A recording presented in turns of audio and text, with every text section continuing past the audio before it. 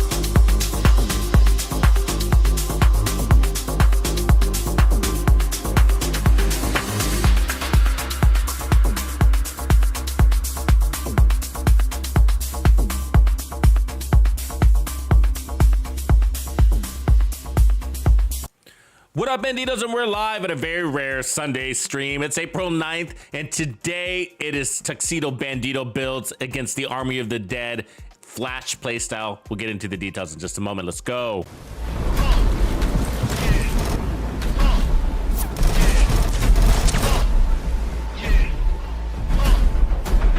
It was all a dream.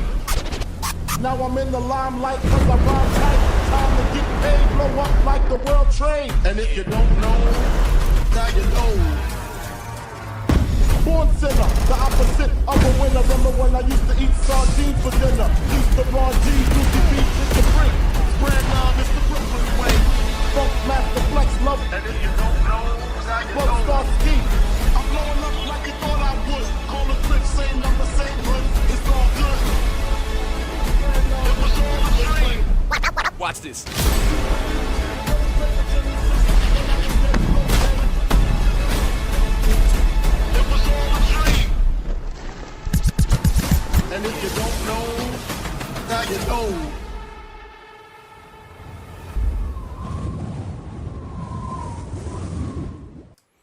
What up, Bandidos? And we're live on this Sunday, April 9th, and we are getting to the end of the reanimated event. Tomorrow evening is basically when this thing ends, and so we want to make sure we get as many red stars as we can and use the best of the best on our way to get there, as well as cash in those red stars before the event ends. So this is a reanimated event. If you don't know, it's sort of like a zombie event. Basically, if you get a headshot kill on the enemies, they won't get back up. If you don't, then they will, sort of like a zombie. That's why we call it a zombie mode, but it's not technically a zombie mode, but it's sort of like a zombie mode. Anyways, if you do get that headshot kill, they will splurt out a green juice, which heals you and hurts them. It's kind of like an oxidizer with two sides to it.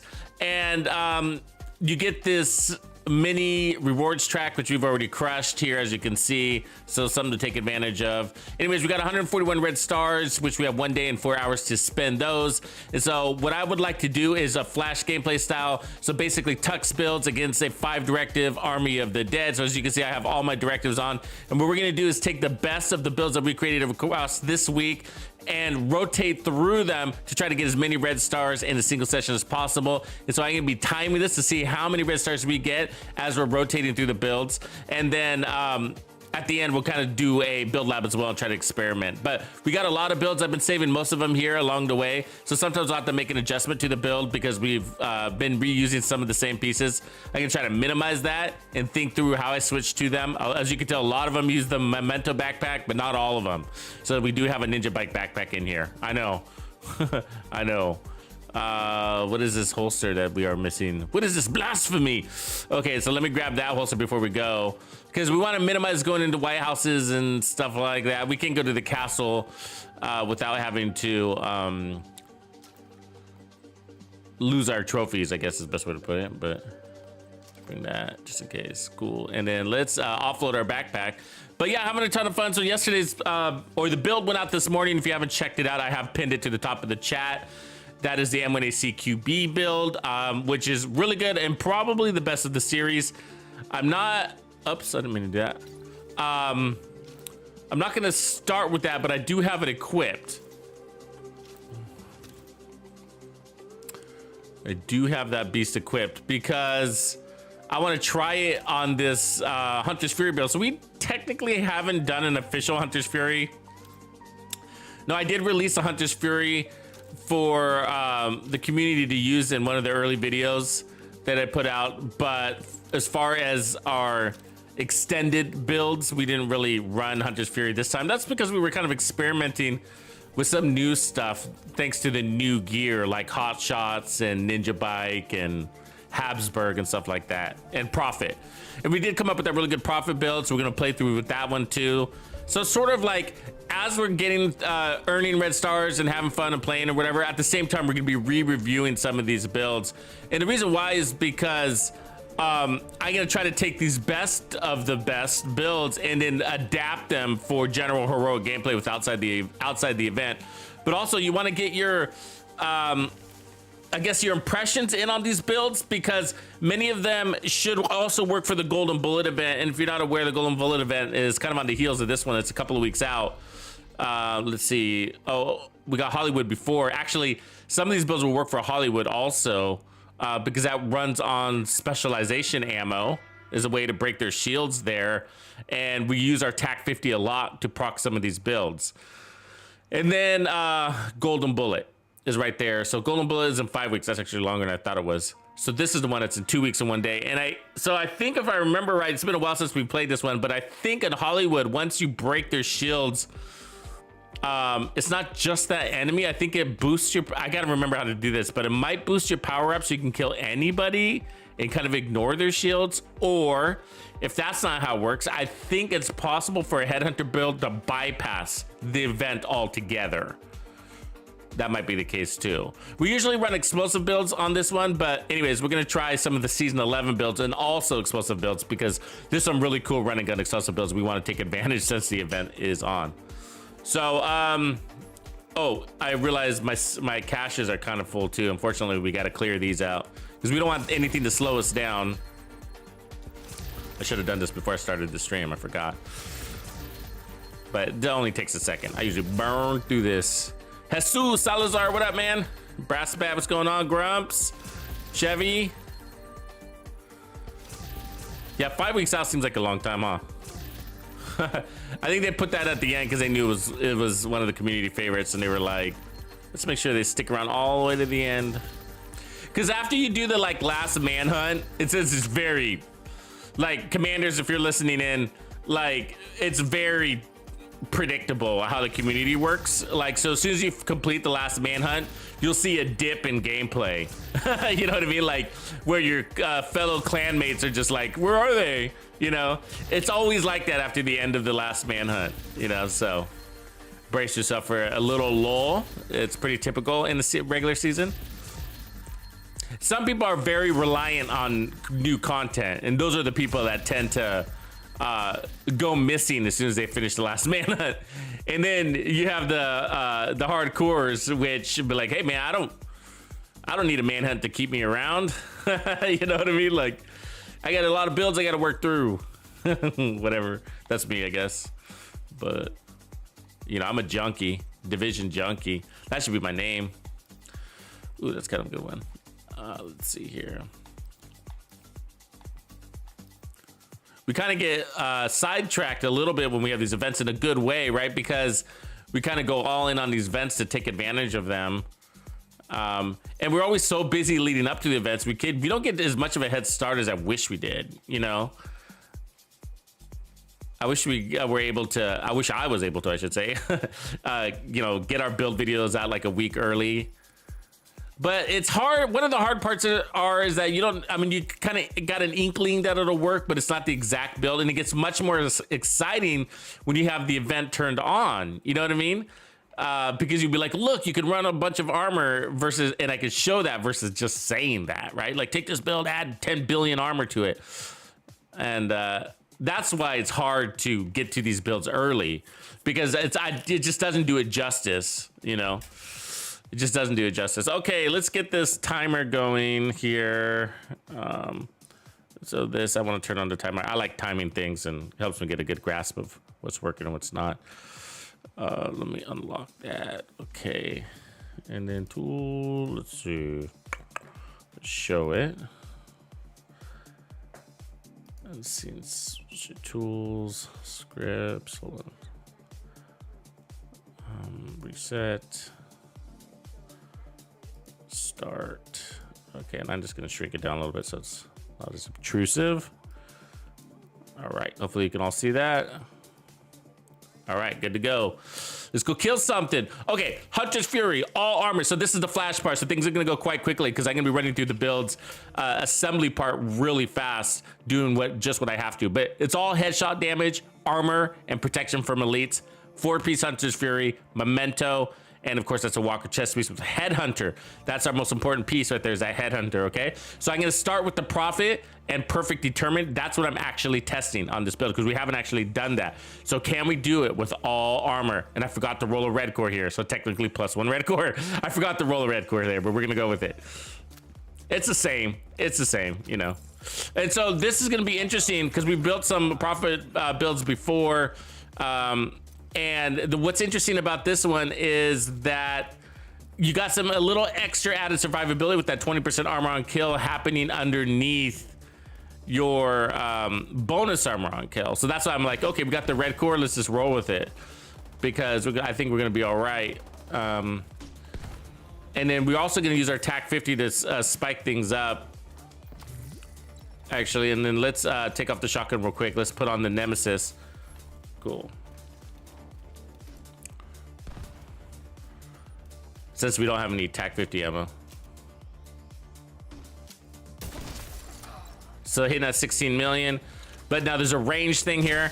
But anyway, so yeah, so you also have your status effect assistance here also. Stand up, buddy.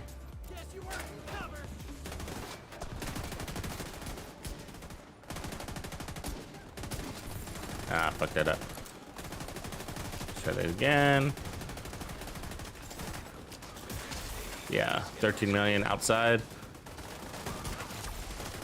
14 million passing over. 15 million, wow. Pretty strong. You know what I mean, at 15 million? That's pretty strong. I mean, that's with no trophies.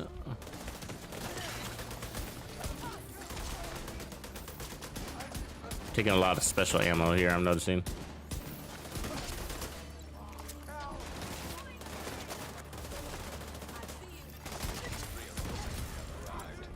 So once you get Headhunter proc, you don't have to worry about that proximity a bit as much. But this thing is a fucking slaughterhouse.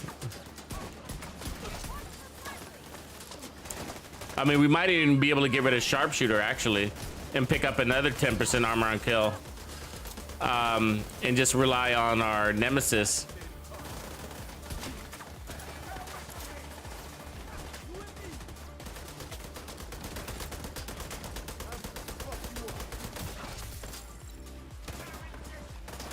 Boss.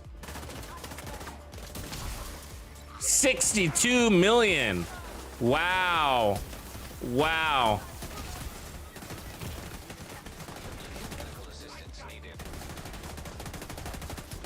The special ammo fucking hurts though, huh? 62 million. I mean, that was a Nemesis, of course, but dang. Not bad for a fully armored build, right? And we still don't have all of our trophies. Yeah, that's that amplified damage and the chain kill. So we probably had maximum amplified damage here from all the chain killing, the fast chain killing. And so you get 5% amplified damage stacking up on itself. And so you get 5 of those stacks. So it ends up being actually more than 25% additional. Oh, damn, dude. Fucking right from. That's a fucking lot of damage you're taking. Okay, there's limitations, I guess, huh? But anyway, so you get 5 stacks of 5% amplified damage, but they stack on top of each other. So the simple math is like, oh, that's 25% more amp damage. It's actually more. And I don't know exactly what the exact damage number is. Come on, dude. Because I don't have it memorized, but it's something like 31% or something like that. Did our guy just die? Do I have to start that over? Oh my God. I think he died. That's annoying. So one of the downsides of running directives is your control point captain just can't handle it.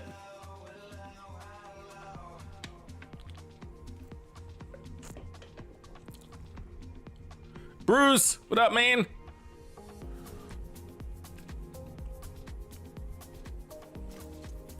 I'll try that again. So, I mean, that's where, like, I'd like that extra blue one, the extra blue core, but, there's nothing I can do about it now. But we got all our protection mods on there, so that's pretty amazing. And if we even wanted more damage, if we felt like we needed more, I'd even run that D&H chest piece if you needed more, the D&H chest piece, but I don't think we do. But the D&H chest piece will give you 20% or 15% more damage to your pistol. We're running Walker, so that's the difference.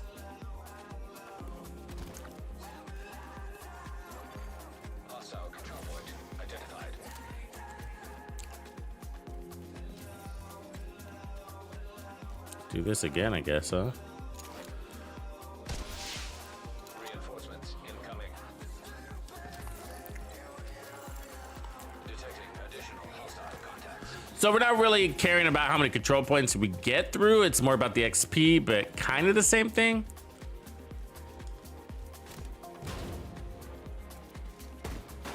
Good attack 50 ammo now.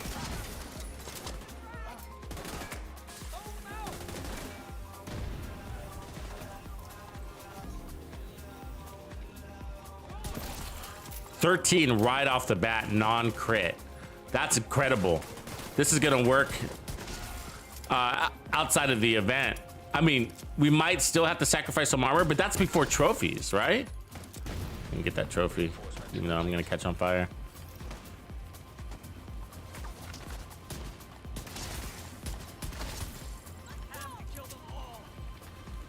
So, maybe we have to sacrifice a core or two, but with the number being that high before mementos, it's a promising for the profit.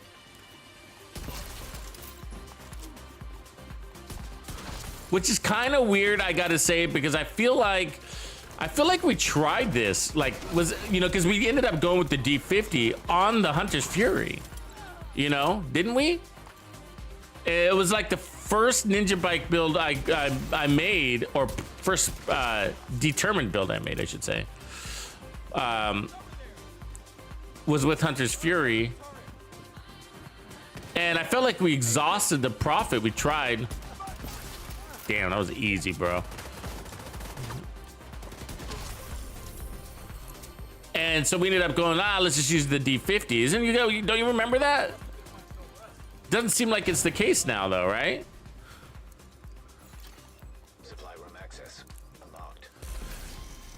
And so obviously the event makes things a little bit more confusing. Ooh, there's a nice classic M1A. I'm gonna pick that up. Might be better than the one I have. I'm not sure. Yeah, but anyways, I swear, I know we tried to profit first. We're like, yeah, you know, let's go for this new pistol. And we're like, oh, we can't get it to work. That sucks. It's too weak. And we were like, well, let's just try the D50. And we got the D50 to work, you know?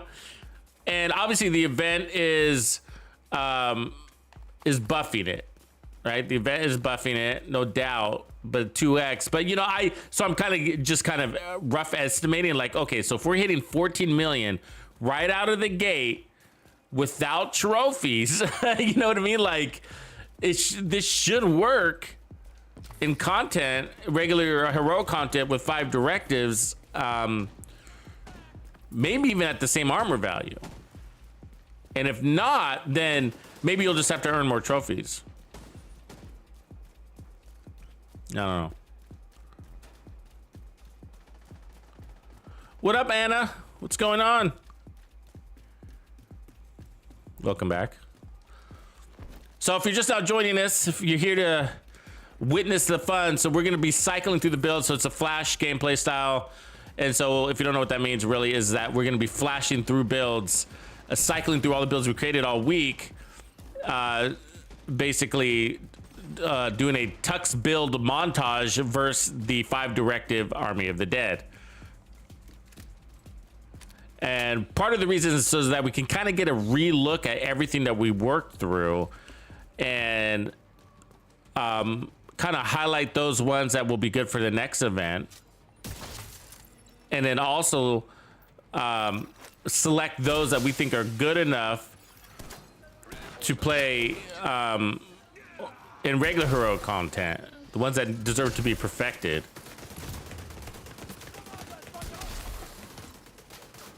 I think this might be one of them, due to its simplicity. Come on, buddy.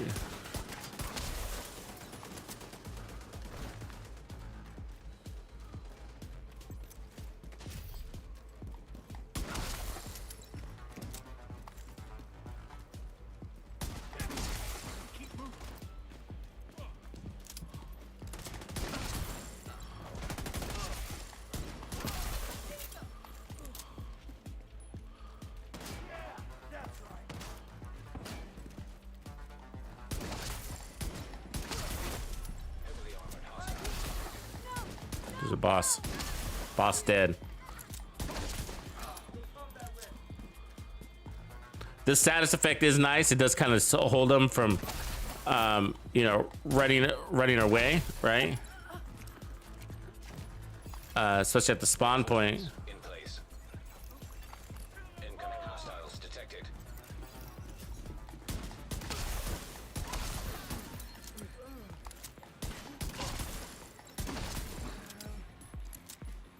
You want more?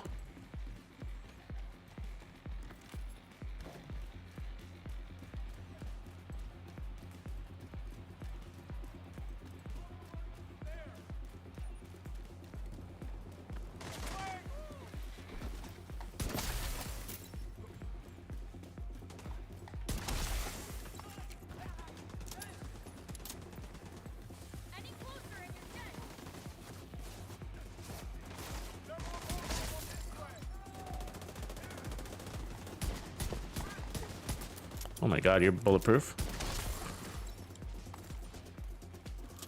Anybody else back here?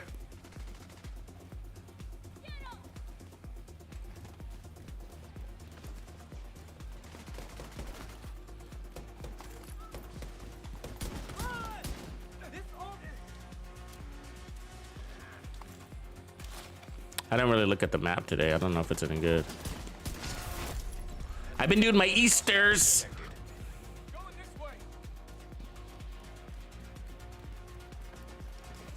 I learned how to say Easters like that from Nacho Libre. You ever watch that? One shot at the boss. Wow. 23 million on that boss with the pistol. I'll take it. I'll take it for sure.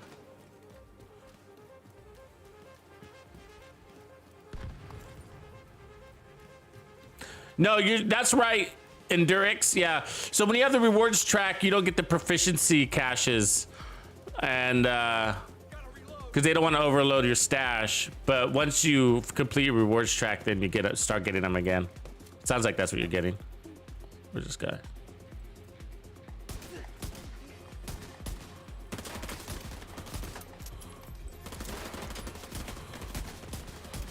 Oh, so always one of them, huh? There it is.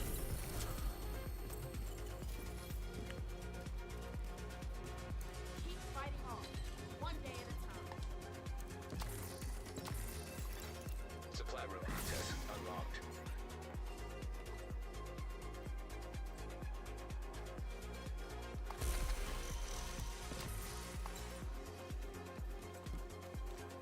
So there's a star. So a quick check on the stars. I believe we started on what was it, 142? That sounds about right.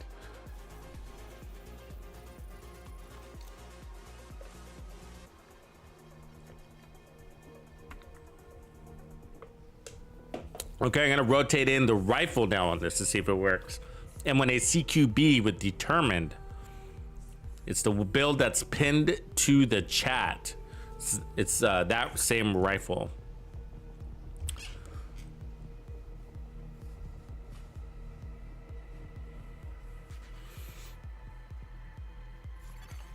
Hostile control point detected. So let's ammo that up. What are we looking at? 389 in ammo? Plenty of ammo.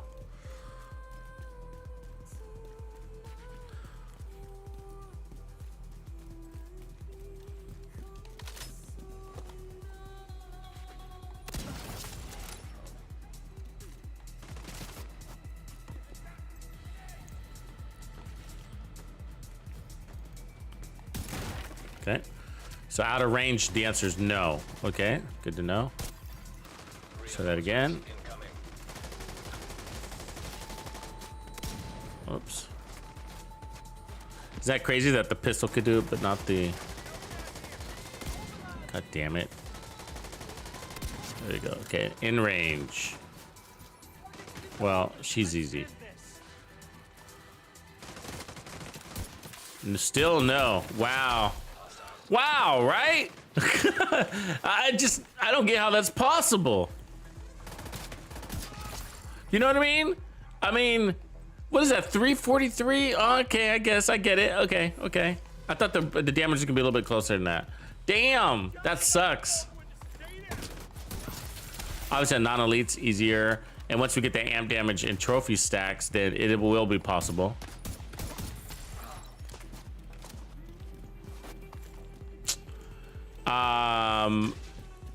So it's not that it won't work all together. It's just that we might have to armor down in the non-event settings.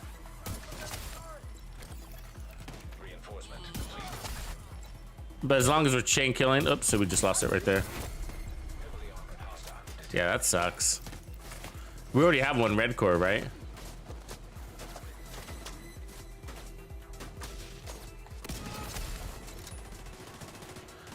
But it's not the end of the world. You can just multi-shot that bad boy.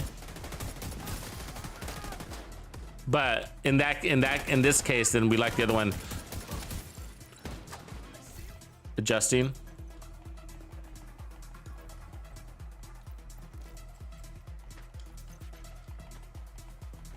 Can add 20% headshot damage. All right.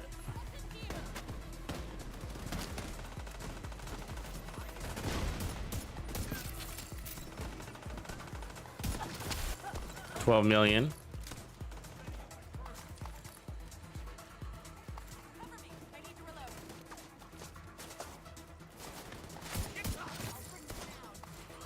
12 million's enough. Let's see if that headshot damage did the job.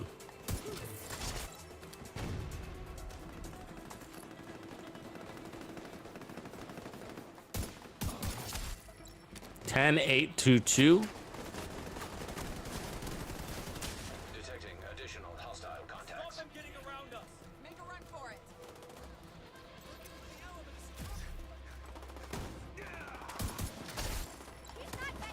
Still doing it. No fresh trophies on that, so that's good.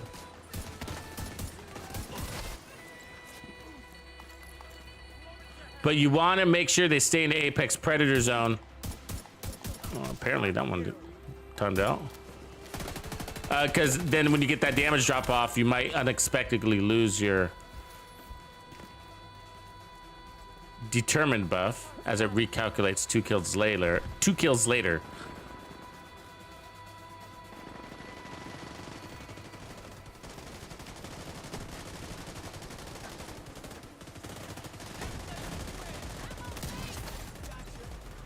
It's 20-something million right there.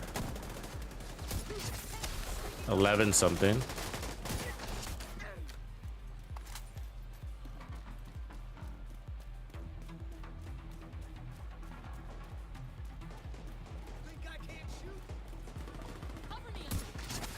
Ten 741. So that shot's risky right there because he's out of that Apex Playtex Apex Predator zone, and so the next kill could be weaker. Let's see if that's the case. If I needed that Apex right there. 12,041, so we're good still. 20 million right there. Wow. It's 20 million with the rifle, same rifle. I don't know how it got so high. 1361, it's all over the place, huh?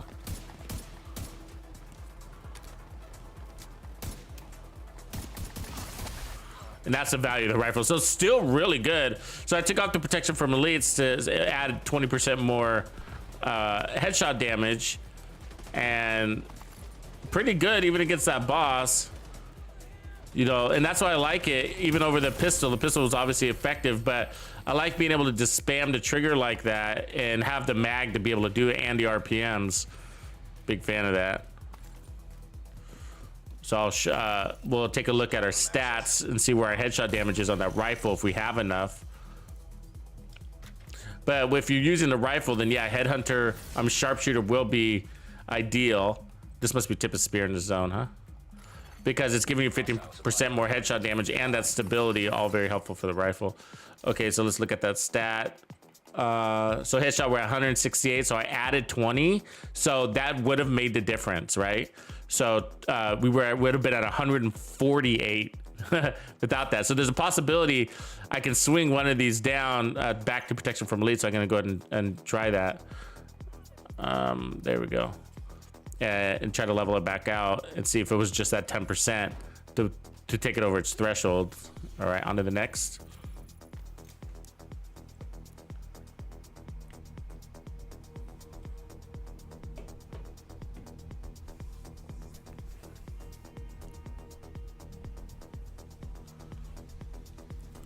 Hope you guys are having a beautiful weekend. Still grinded. We had a nice Easter, but you know, it's been raining all weekend, so it's been kind of crappy. Everything was inside. The food was good though. Lots of good food today. Ammo were pretty good, 300 rounds.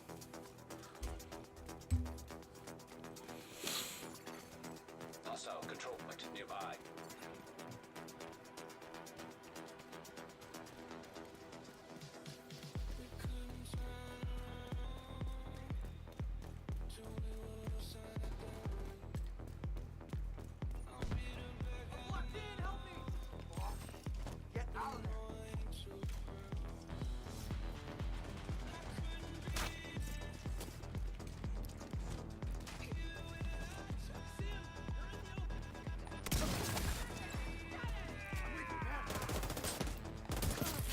Oh, that was a body shot. Fuck.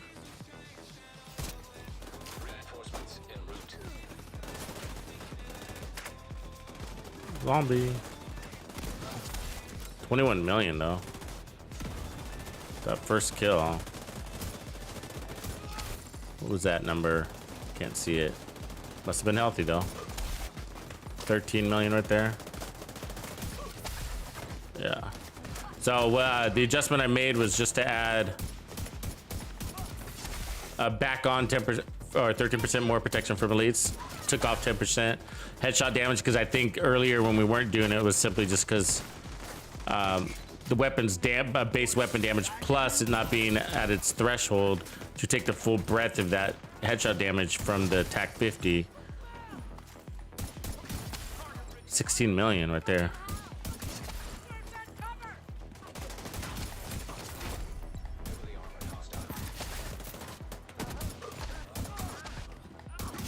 One shot at the boss. 20 million with the rifle. Wow. That's beautiful. We got to clean up a little bit. Keep that. Ditch, ditch, ditch, ditch, ditch, ditch. I don't want to crawl back up here too much.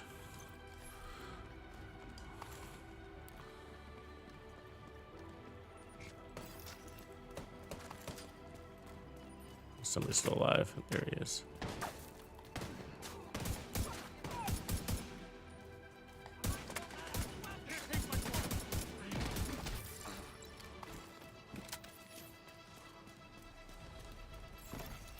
Incoming hostiles detected.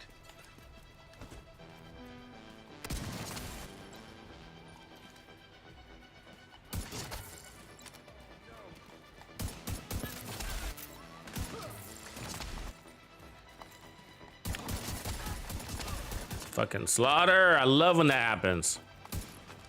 When they start crawling out of a hole right in your clean line of sight, it's best. And again, that not having to reload bought me the time to be able to do all of that. I was very conscious of that. The reloads are only a couple of seconds, but a couple of seconds can be a lifetime in those tight situations.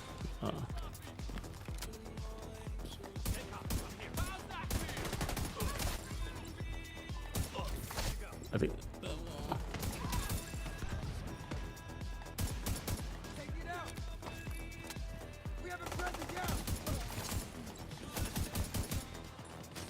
Boss is almost down. There it is.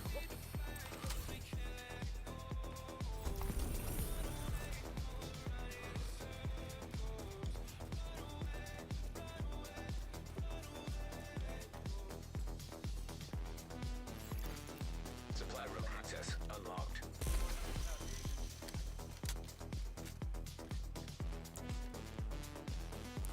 I wonder if we can add another armor core to this. And then, not that we absolutely need it, we're doing okay, but we're about to hit that zone where I can change it. So we're gonna try.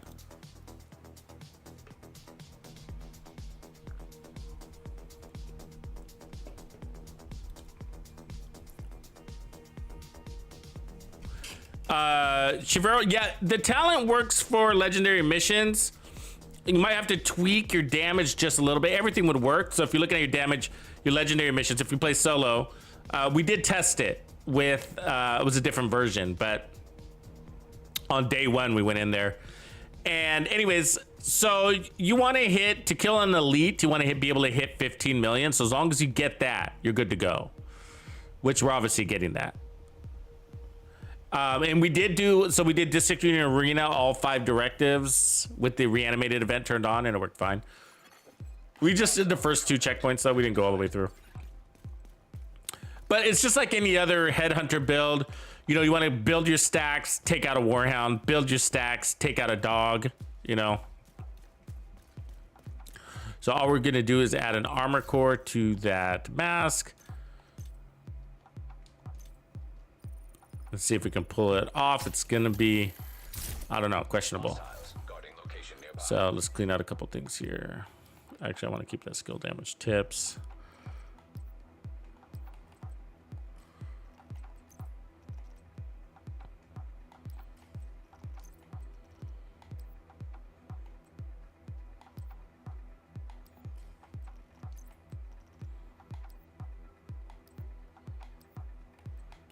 Weapon handling 1, 2.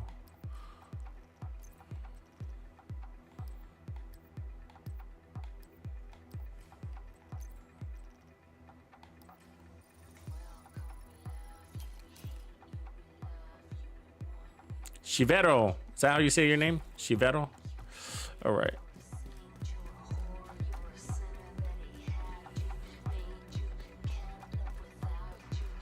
Hopefully we still got our trophies. Also questionable. Yeah, we do. All right.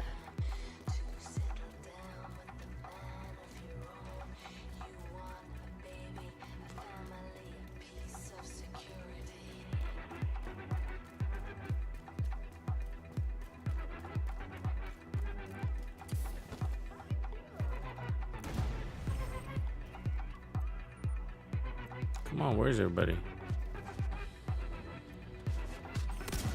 There they are. Reinforcements Gotta go get this another trophy before. There it is, 11-4, right on. Non-crit. That's what we want to see. That's with trophies, but not a fresh trophy. So that's beautiful. So it was simply that 10% missing headshot damage mod.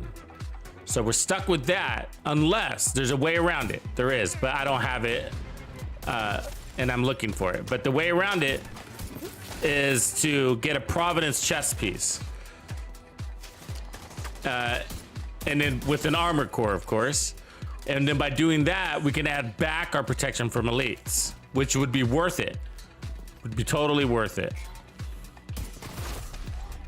So we're in the hunt for that Providence chest piece.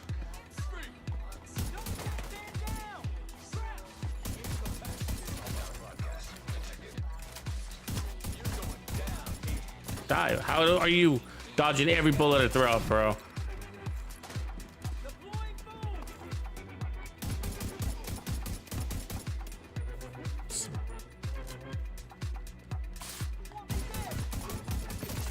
Exotic.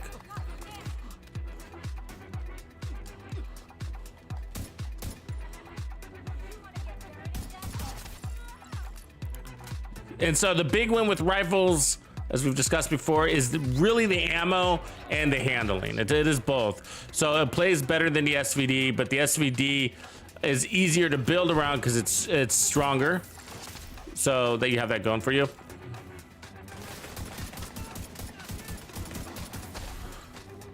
But this handling is top compared to that.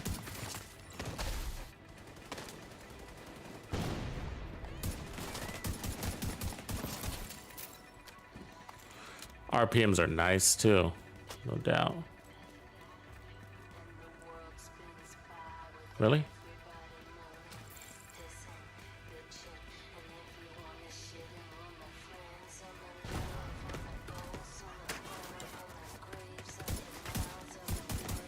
Turret. Where's your master, dude?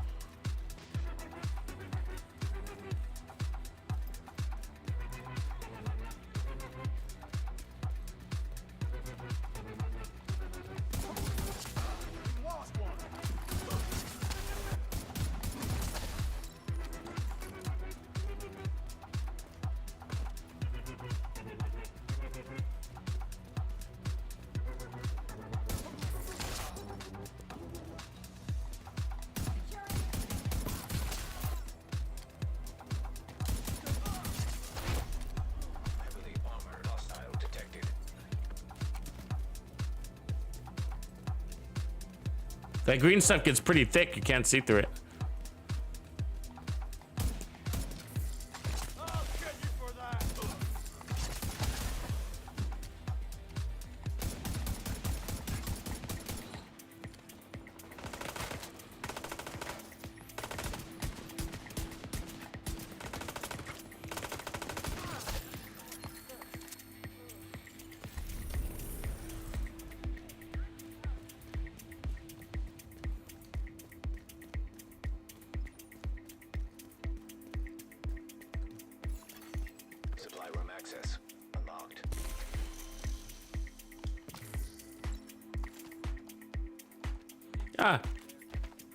Yeah, cool build, easy peasy. Okay, I think we have tested this one to its limit.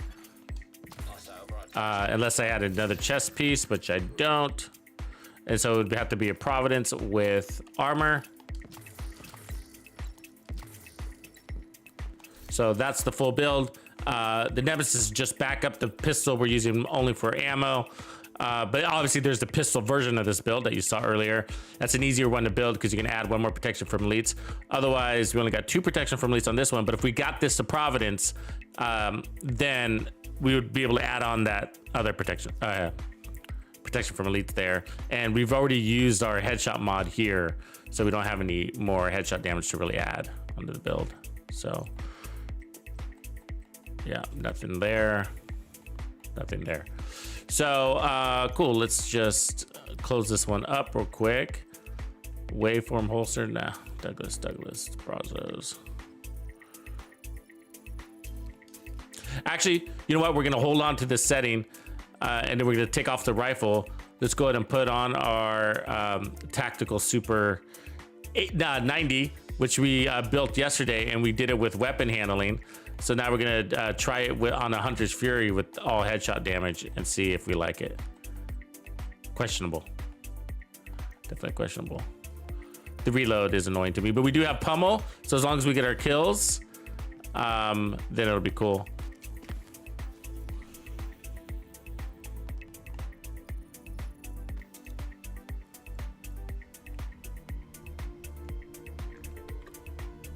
Double mics, what up, man?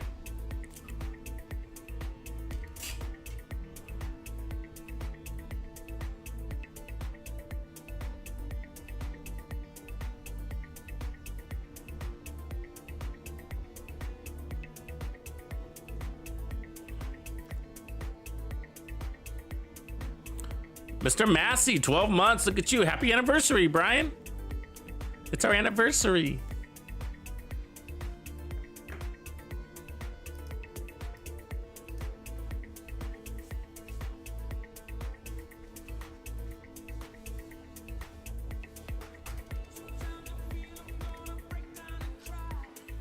All right, so this is a Super 90 headshot shotgun build. So we don't need to change anything. Usually you see this build with the M870. The difference is really the RPMs. The Super 90 is more forgiving on its spread and of course accuracy because you can throw out a consecutive shot. The cost is less damage. I'm running the 8x scope on it, and I find I like it better. You do have to adjust your... Oh, we need ammo for this. Positioning, so kill him on approach. Don't wait till you get all the way over there to keep it.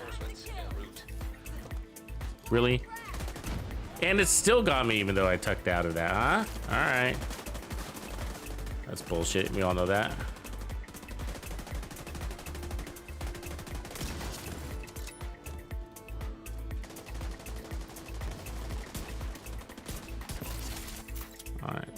We need ammo, so actually let's do it again.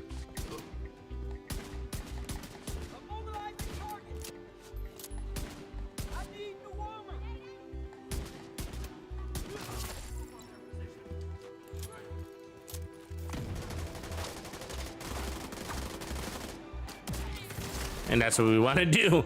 So there's a one shot with the shotgun, plenty of fun to go around for everybody. And you can play from cover, which is also fun if you didn't want to run a gun with it, because you don't have to use a scope, but I find it actually increases my accuracy.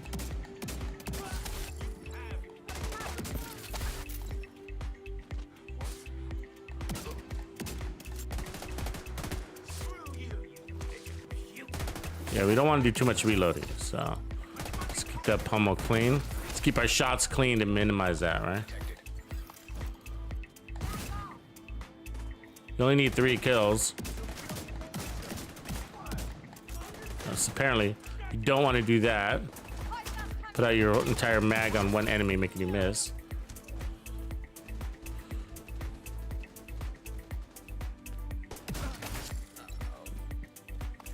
Yeah, really fun, really fun. So you don't have to use a scope. The damage is fine without it. So it's not really about damage that we're going after there with that. It's just that I find that you really want to hit him in the head. Make sure the majority of your pellets hit him on the head. Otherwise, it won't count as a headshot. And so I feel like the scope just helps me do that. And it's kind of funny to be running a shotgun with the scope. So one shot at the boss. That means that's pretty cool, right? And so remember that scope gives you 30% headshot damage. So it's a beast. It's a beast. Incoming hostiles detected. Yeah, we're just waiting for that season or 17.2 to kick in, and then they'll have some of those bugs fixed.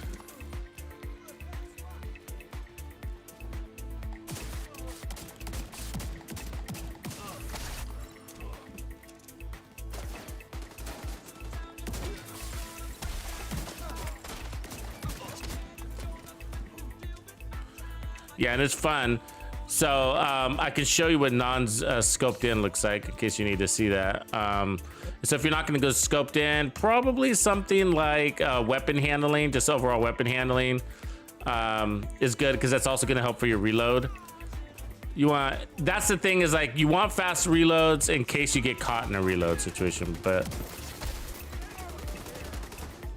as you can see, you don't need the scope for damage. For me, it's more of just a little bit more range. Not really, it's not really applying you more range, but I mean like, it's helping me be more accurate at range.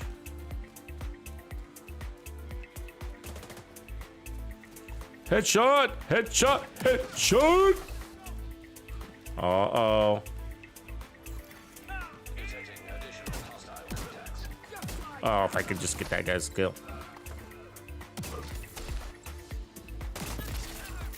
So that was the kill we needed to maintain.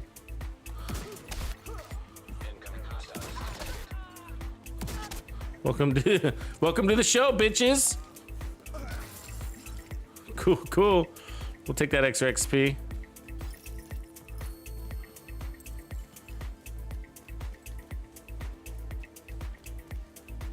You know, so it's pretty easy to accidentally land one on the body. So you see me kind of pausing a little bit just to ensure that head shot is lined up. Like right there. And that's because his arms were pointed up, covering his part of his face. Not the end of the world though. You still got power, but the struggle that's real is really the reload. Okay, so that's the whole reason why you don't want to miss. It's because if you do, it probably means like just like there, it took 2 shots, which means you can be using more ammo, which is going to be more frustrating when you get into that reload, right? Like right there. And so I do take reloads when I can. So I reload in between kills anyways, even if it's only a round or 2, because why not? It doesn't slow me down that much. And then it reduces the risk of a full reload. That's the only time you can get in real trouble, really.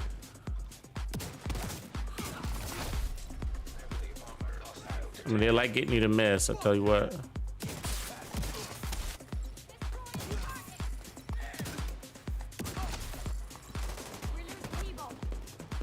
Boss, 1 shot. And that wasn't even on the full stack, so that's good.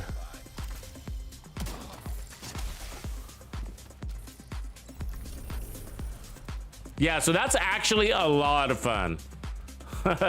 A lot of fun to play that way. There's a little challenge to your timing again, you know, making sure you don't miss a lot of shots to minimize the reload, but we only had to do a full reload once in that whole engagement. And that was in the very beginning. And looks like we're low on ammo, so just make sure you keep an eye on that. Just switch to your pistol.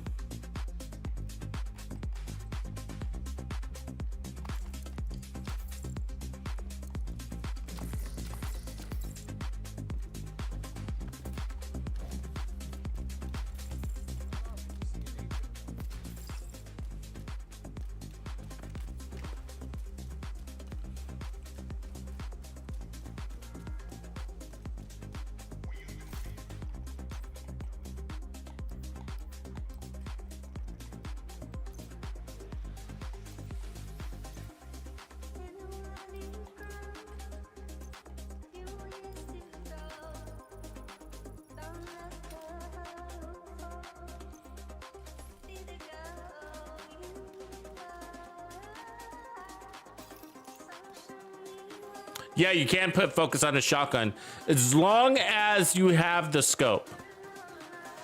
As long as you have the scope. Yeah. But yeah, on the chest, of course. Yeah, and you're right to ask, because some things do say specifically like MMR or shotgun or whatever, such as opportunistic on the backpack. It names the weapons that it'll work with. So yeah, so some things are limited.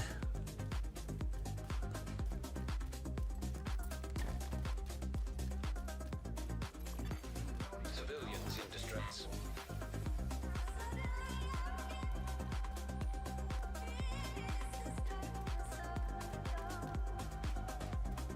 But this is a good build to showcase, because both of them really, right?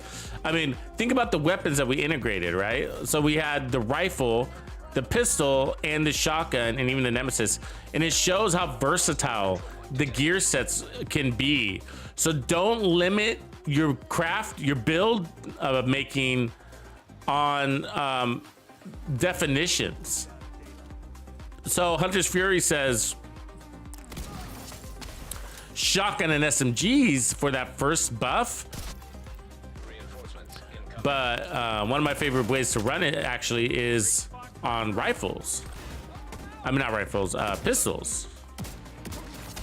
So, and that's because, you know, some of the, it's all really about what you're looking at is the, you're looking at the, I guess, the talent description, the 4-piece talent description. Ooh, there's a convoy down there. And you know, when I was looking at hotshots, I was like, oh, we need ammo. I was like, I hope they adjust that so that it works for rifles, which they didn't. But I really was hoping for that.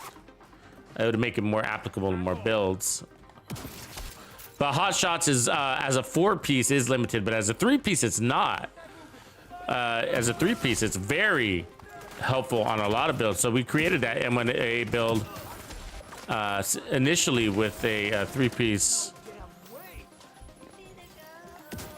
hotshots, and pretty happy with that. Where's this so-called heavy hostile?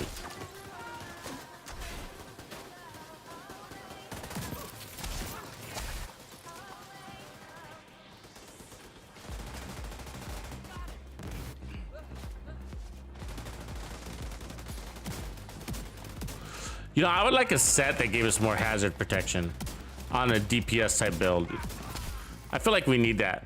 It would be cool. You know, headshots give you a hazard protection immunity or something. I don't know, whatever, but something that conditions that in, that'd be just really nice. Where's that Warhound at? Let's see that. Keep our eye on that. Might want to go take it, but if I don't finish this activity, I'll lose the XP on this one. Where are these guys? Oh, there they are.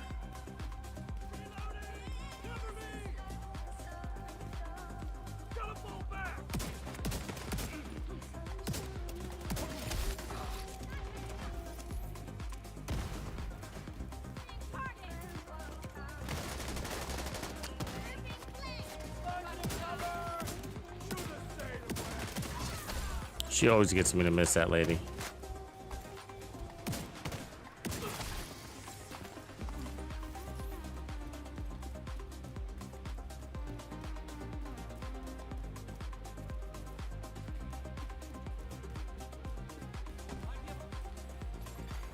Detected.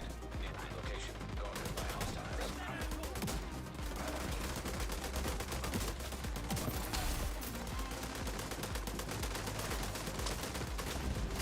Oh, of course that fucking blew him.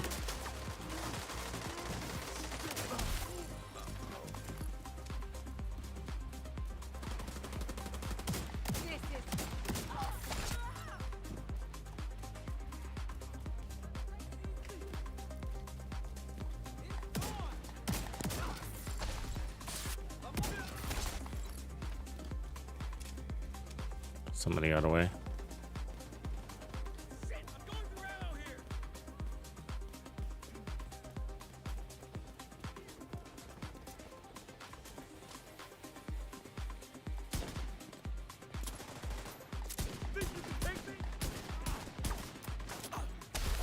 Oh, they just killed my dude.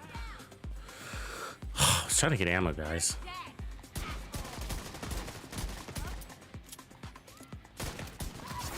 Heavily armored hostile detected. Oh, it didn't give me ammo there.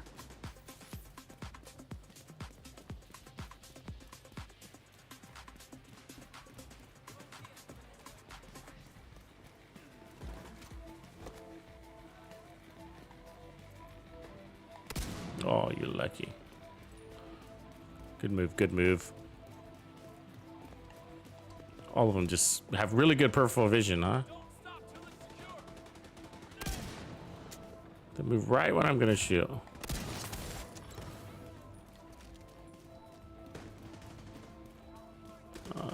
Come on, boss. Can't hit them from here. One shot on bosses is not a hard task with this.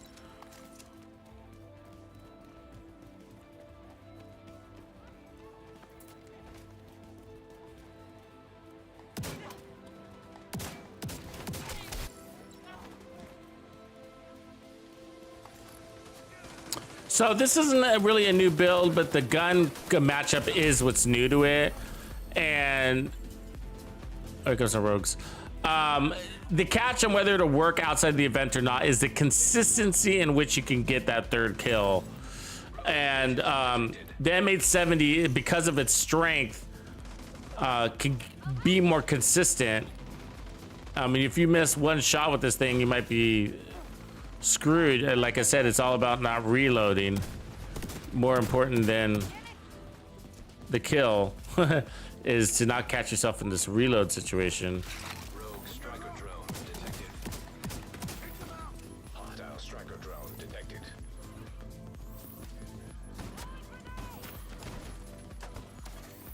Hostile broadcast detected.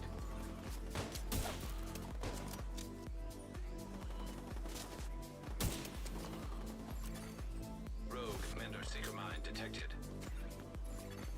Hostile. I like using my nemesis on the road.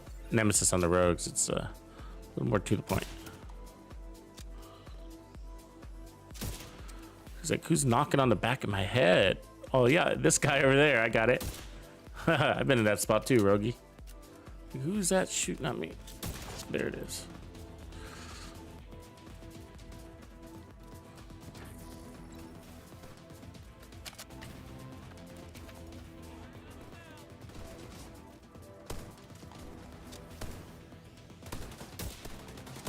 Oh, come on, dude. He's timing me out. He knows what he's doing.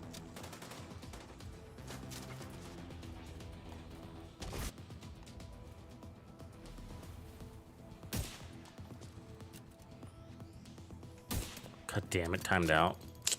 Hate that. Hate that, hate that, hate that. Ah, no.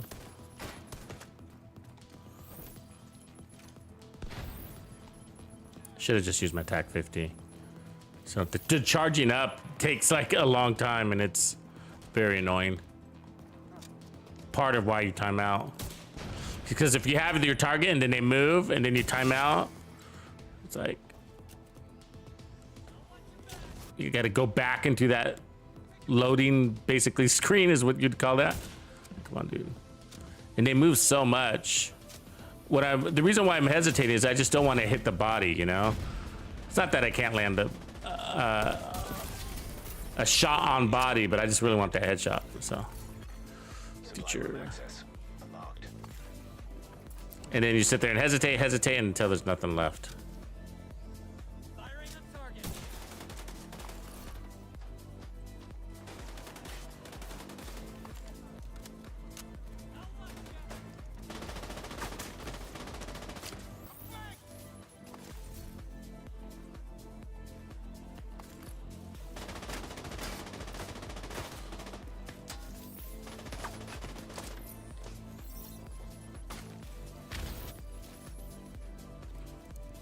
Tony, what's up, man?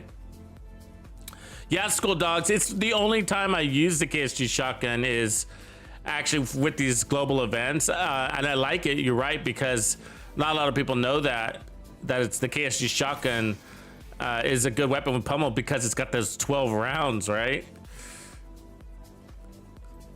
And these other shotguns are small, and that's the big difference. The downside is the KSG shotgun's range is very limiting.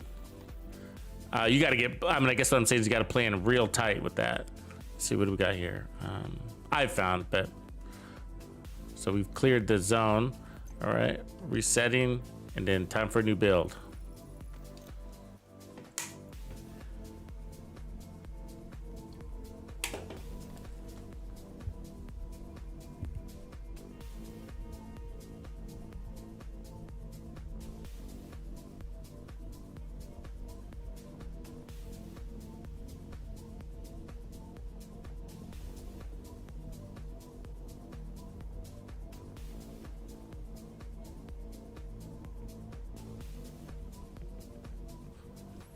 Yeah, so it's I really wish I could use the KSG shotgun more, but it's tough.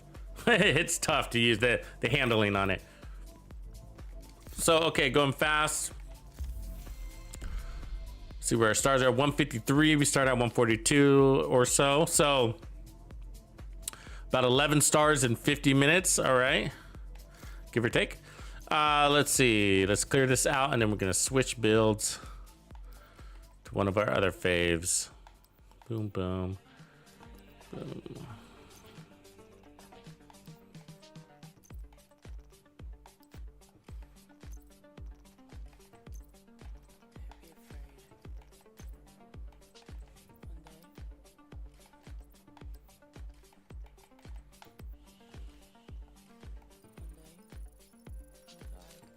So we've, I think we cleared all of our caches. So we've gone up at least 10 SHD levels in that almost hour. Okay, so that's that build. I'm gonna save that somewhere just so I can keep it configured. Yeah, okay, that's a good save right there. We'll take that slot. And then let's see, where shall we go from here? Speed, speed, speed, speed, speed. I really like the Dread Edict. That's fun. We're gonna go PFE time. Full arm. This one's crazy. Okay, we're gonna make some changes though. You guys didn't see some of these changes that I had tested in the background. Okay, so this is crazy. That's 2 million armor. But what I found is that you could actually go higher. Okay, so the rifle's not gonna work for this, but the Nemesis will, and the pistol will, and then we're using this for another 10% protection from elites. That opens up the Murakamis. Look at the armor regen there. And then we got the Bellstone, more armor regen. So that's 5% armor regen right there, not counting the sub attributes. And so what I realized is like, you can run another armor piece here, or you can go Bellstone if you want to. But instead of Habsburg, I can run Uzina Getica. And push our armor up even higher. Now it's not a big increase, but it's mostly like the point of it. To just armor the heck up. So there you go there. And this is a pistol run right here. So that's just a quick look at the PFEs. We are at 75% protection from elites there. So, and you don't have to be all the way at 75 if you don't want to be, but this is a max protection from elites build. So we only have one improvised piece here rolling with us. And I am mostly running the healer skills here, but the armor regen seems to be enough. So the base armor regen on this thing is 60,000. And then this pushes, so you know, this pushes to 180,000 armor per second when you include your heals. But we're not really using the heals a ton, mostly because of that green shit. Kind of keeps breaking them down, and you can keep popping them up because you keep creating yourself some scavenged components, but it just kind of gets annoying to just keep when you don't really need them. So I'm just relying just on the armor regen here on this build. Mechanics are the same. That's why I got them Nemesis. Again, you can run sharpshooter. We just don't need it. So we need ammo for our Nemesis. And so we're going to go earn that. We should have a little convoy hanging out here. Yeah, they look like they want to give us some ammo. So who do we got? A bunch of reds. So we don't have any trophies yet either, too, by the way. Keep that in mind.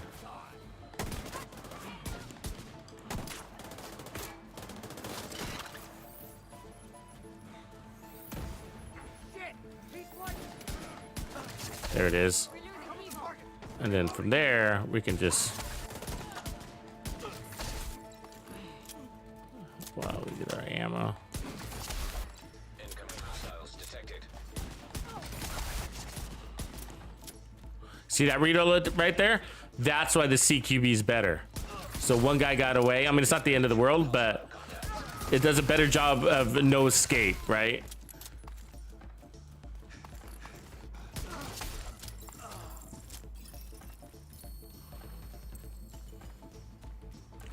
So I can load up our weapons.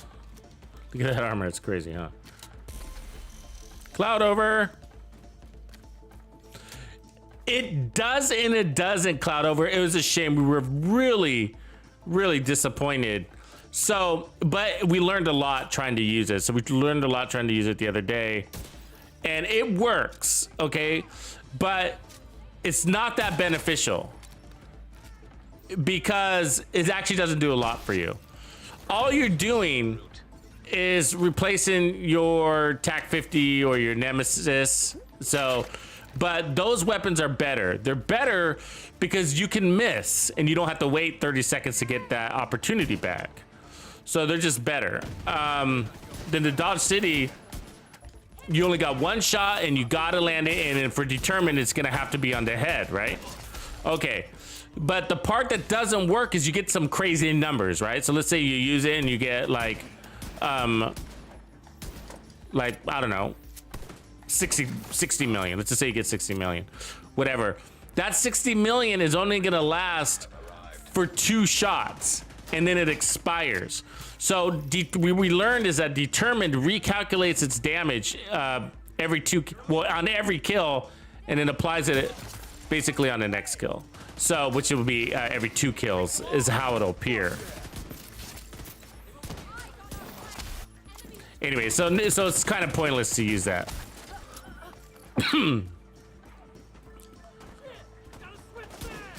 Especially because you're using your pistol as a main. I mean, if you want to use your pistol as a main, it's even more pointless. And I've seen quite a few builds using that as a primary, and now I can't figure out why they did that. You know, like, why did you do that? Like, so, or the first, if you look at the early builds, so we just lost our buff right there, I don't know why. If you look at the early profit builds, they all copied each other. All these guys copied each other, I don't know why, but,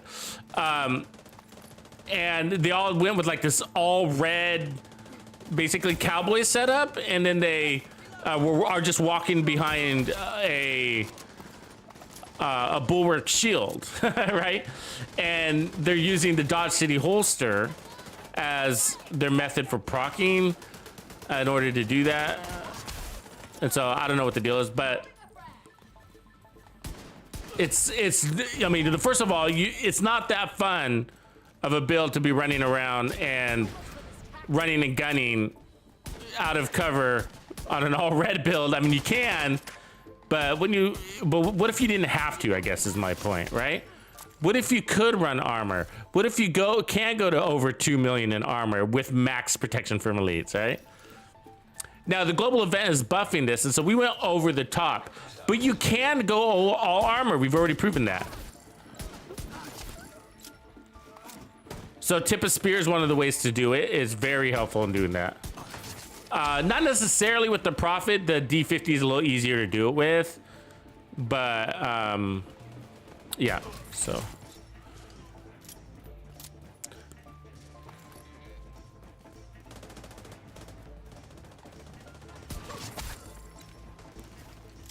And Hunter's Fury also powers you up more.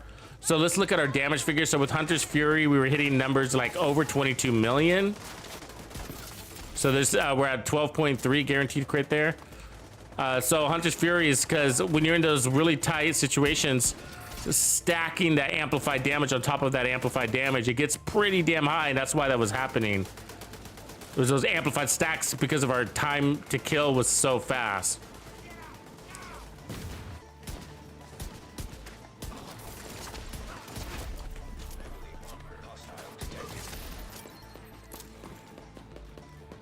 Yeah, so this is one of our favorite builds, I think, for this event. And it's still one of my favorites, but I do think the M1A CQB is better. Because also with the M1A CQB, you don't have ammo issues, you got more range, and then you can do a little better job at spawn killing.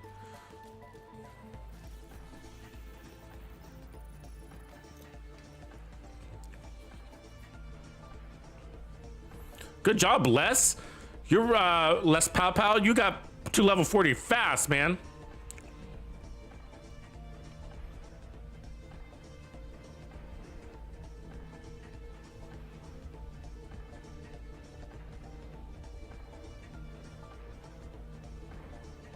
An all-around build. There's not really, I mean, I guess there is. It would be the traditional meta is like the safety build if you don't know what you're getting into.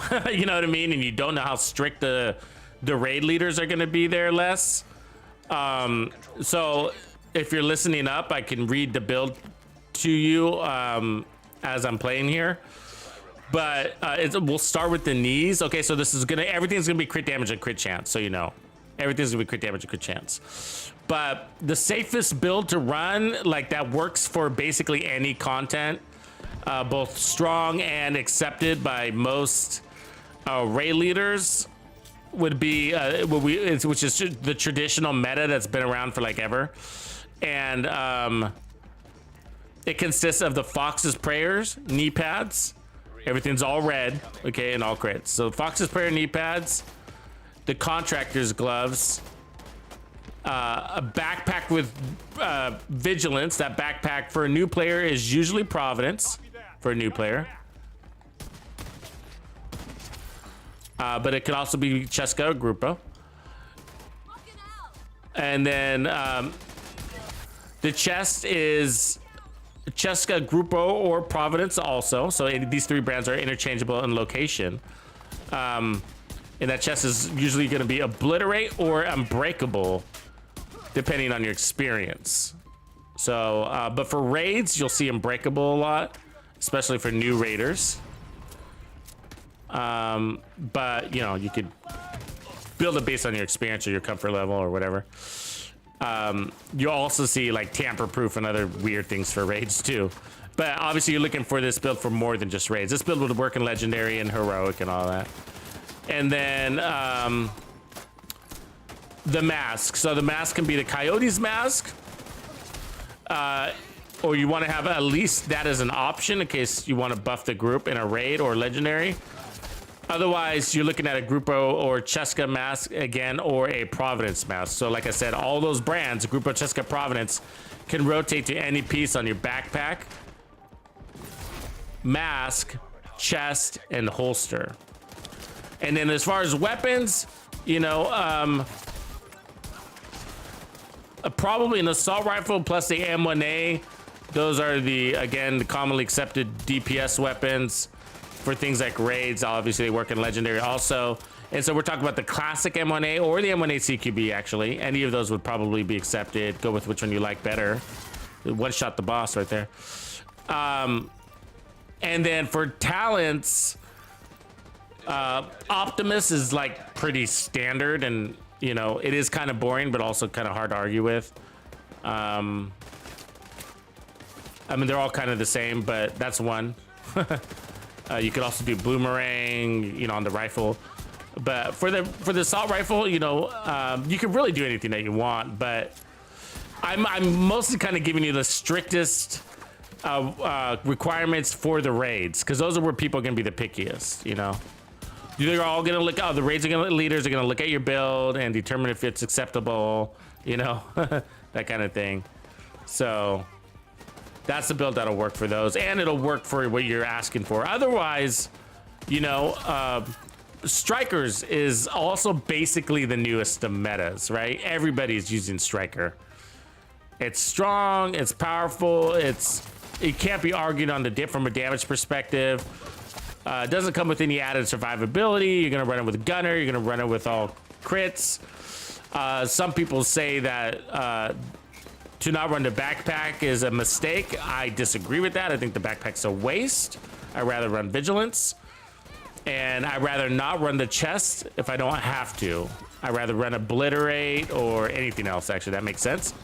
But Obliterate's good. Usually you're gonna be running an assault rifle. So just keep it simple, go Obliterate. But so your Striker's usually gonna be your mask, your holster, your knees, and your gloves, all red with crits. And then your backpack is gonna be, well, it's up to you on whether you want to run that Striker backpack. But if it was me, I'd be running probably a Grupo backpack and a Cheska chest piece, because Striker builds, Striker assault rifle builds struggle with crits. So yes, I would choose Cheska over Fenris for those that are asking, so I can get my crits up. Because the build's already given you a bunch of, how do you say, total weapon damage. So I want to up my multiplicative damage. It's usually on the lower end for assault rifles, Striker builds, the crit side. But if you decide to run the backpack, then you know you can run Contractor's Gloves and Fox's Prayers. So that's the other way.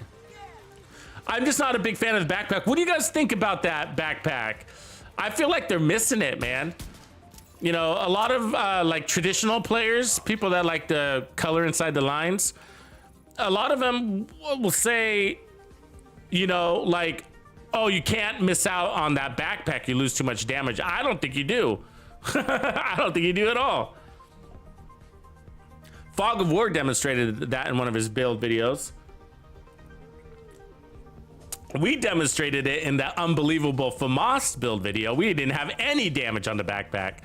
But either way, if you look at your crit numbers and stuff like that, you should get greater values out of your memento with a full trophy than you do the Vigilance. The Striker backpack. Because the Striker backpack is adding more damage to a bucket of damage you already have, where the memento would be a larger quantity of damage also in a bucket that you already have, but it's a larger quantity. And then if you decide to go Vigilance, then you're opening up a new bucket.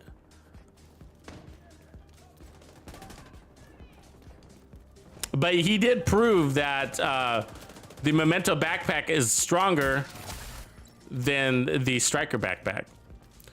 And not just because I love the memento, but I do. Of course, you get all the other benefits too, right? Like additional variable damage, damage that can't be taken away from you. Armor regen, bonus armor, or whatever. But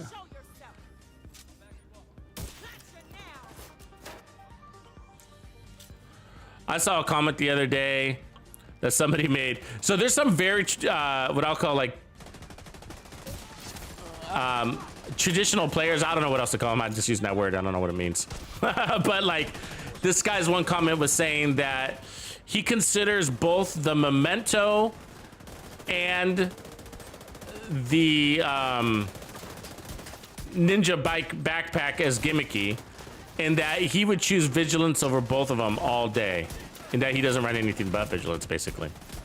I'm like, ooh, you need to get to know, I mean, you know, it's just like, I get it. Like some people don't take the time to explore like the ninja bike. Like some people, you know, and so this always happens in Division 2. It's very predictable. People are gonna come around, but it'll take them like 6 months to a year, you know. And eventually you're gonna start seeing the ninja bike in the raids and shit like that. It's like that on everything. It's just like, you know, but like the memento is crazy good, right? And it's, I feel like it's like, man, You must have dismissed that really early on, you know? Because it's undeniable. Can you imagine running like this with vigilance? I mean, it'd be disabled so much. I mean, like, obviously I'm killing really well, but right there, like, they can't take away my momentum, but the bonus armor, like, is so valuable. It must trip them out when they see our builds where we're running like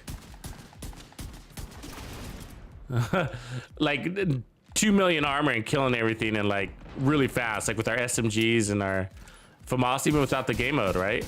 It must trip them out.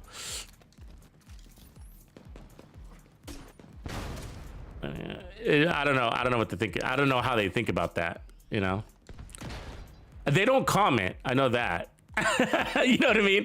It's just like, I think it silences them a little bit. But I notice how many comments, like, you know, it's just like, because you can't argue it. It's just like, fuck, that time to kill is so fast. So I think they, like, don't believe their eyes? Is that fair? Maybe that's what I want to say. It's like they do whatever they can to just not accept it. I'm just not accepting that the memento is going to be better than a vigilance for, especially for out of cover build.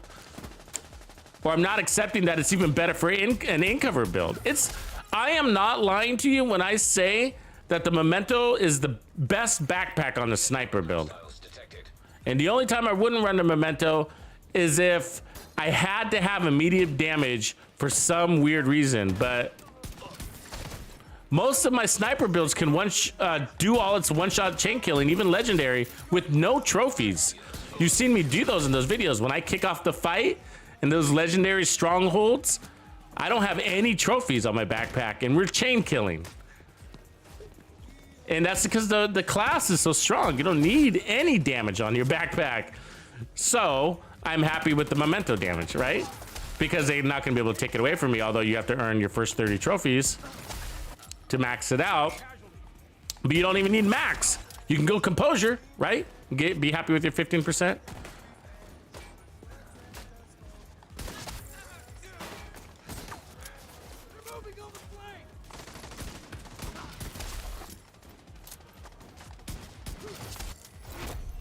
Heavily armored hostile detected.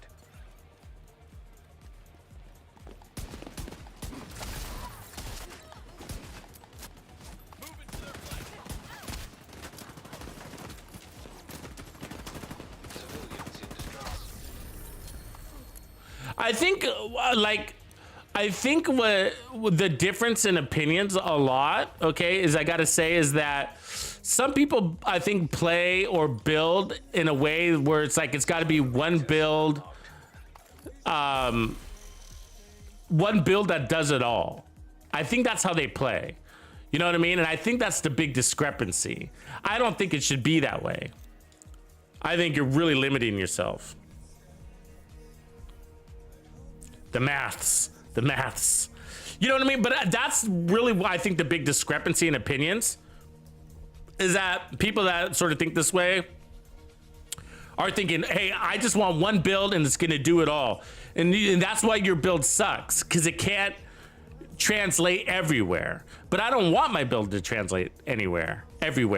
Like, I'm not gonna run this build in a legendary that I'm running right now, no way. You know what I mean? Like, I mean, for the event, okay, but I mean, like, for regular content,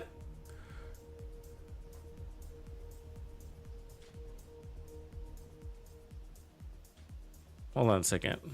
You know what I mean? So, like, I'm not gonna run this all. I mean, Xena, Gila Guard, you know what I mean? Like, 2 million armor in a group setting. I mean, for legendary, you know, not even in a solo legendary, I wouldn't do that. You know, it's just probably not enough power. I'm pretty sure it's not enough power. You know what I mean? So this is my solo heroic build and for this event, and that's what it's created for. And will it work with this event off? Probably. I don't know. We'd have to check. Probably not. Probably. Let's see. So that would be about a 7 million hit right there. So no, we'd have to add on some Providence or Habsburg. You know what I mean? But can we get it to work? Absolutely. Absolutely. and we will. Not necessarily with the Prophet though. The Prophet's weak, so there's that. So I mean, like maybe with like the D50 or whatever.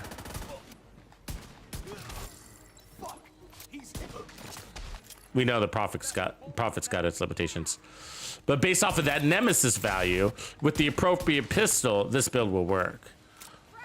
Like a Regulus, a Liberty, a D50. But we know the Prophet is a struggle for real.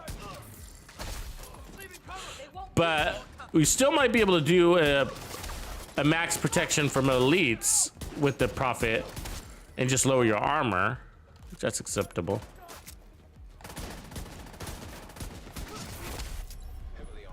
Anyways. And so that's why we create many builds, you know what I mean? But some people don't play that way. So some people, and I get that. I think that's where a lot of difference of opinions exist. They're like, oh, well, that build won't work in group. Well, thank God, because I'm playing solo. You know what I mean? Like, you know? And a lot of us do, and a lot of us are, and it.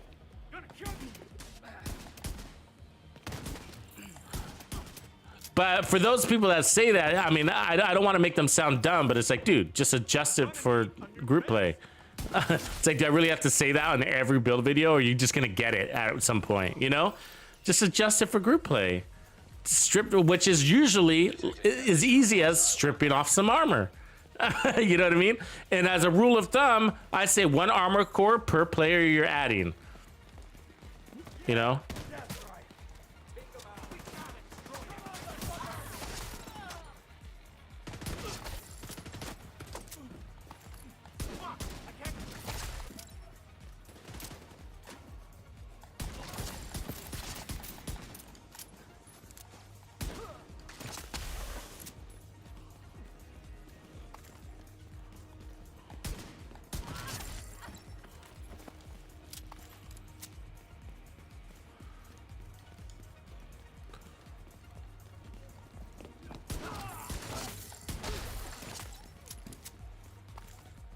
But it's not a competition either, you know what I mean? It's sort of like, you know, we can't do everything for you on a video. You get those videos, oh, take that build load to New York and see how it does. You know, it's like, all right, dude.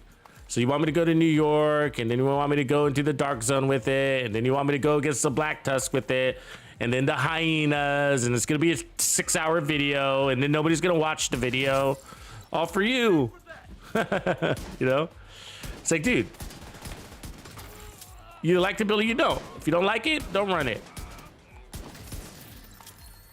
If you really like playing against the hyenas, then go test it against the hyenas or whatever, you know? Play how you want to play.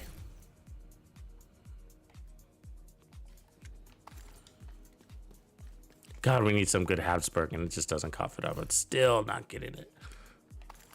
Okay, you gotta delete this. So really easy build here. Oh, it's not bad. Not sure I have to run another control point with this one. Oops, I missed one. Huh, that's kind of nice. I'll hold on to that.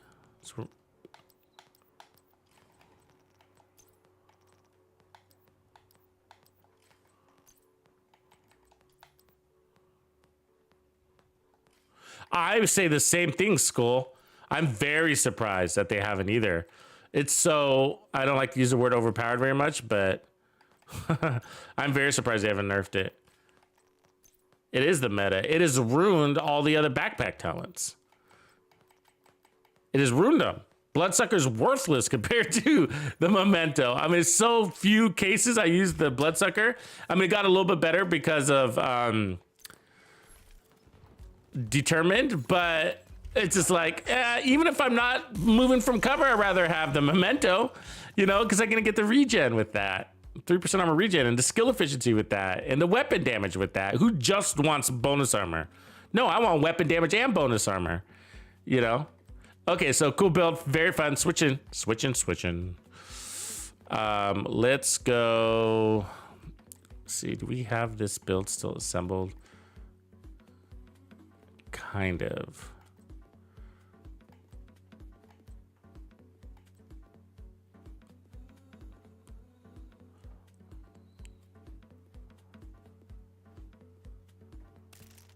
Tip of spear, 1886. So I'm down in armor core, but that's cool. We'll just roll with it.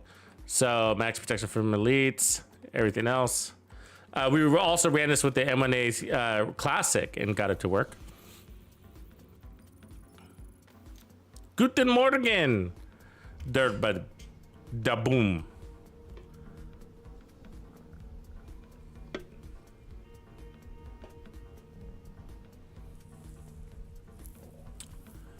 Yeah, EK, let me show you a really good build that's gonna blow your mind. All right. No,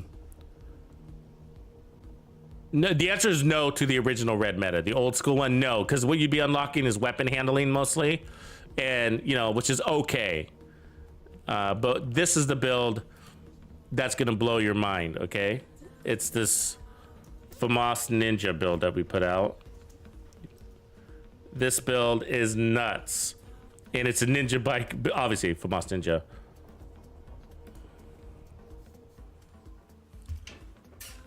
Check that one out. It's a trip. It's a trip. And it's just like, and I do a side by side against a traditional striker build and show you the time to kill difference. And it's just like, yeah, the ninja bike isn't as weak as you thought it was, you know?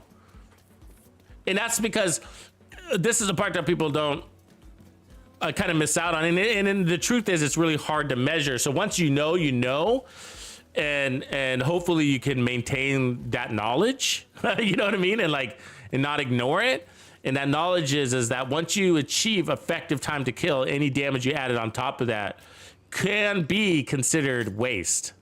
What do you call it? Diminished returns. And that's what that ninja bike is demonstrating for you, is how much diminished returns is on a striker build, you know? And so that's why I really argue, like, you don't need that backpack. Plus there's better backpack damage options for you, I think. But I get why people say that backpack is one that can't be missed. Like, if you're gonna compare it against vigilance, I mean, the good thing about the backpack is that the striker backpack is that the damage can't be taken away from you either. So, and it's almost like vigilance.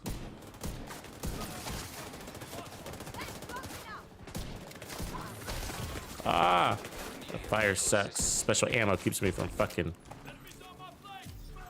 shooting. You can't shoot when you're on fire. It sucks.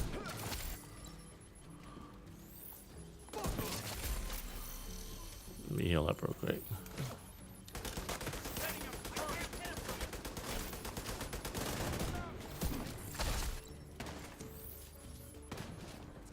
Many clouds of smoke.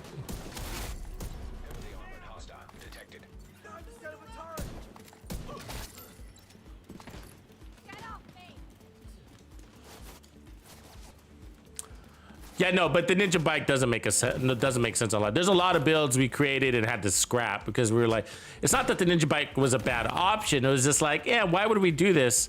And usually it is if you're going for damage, I gotta say, most of the time. If you're trying to make the strongest damage version of something, then the ninja bike usually isn't the way to go.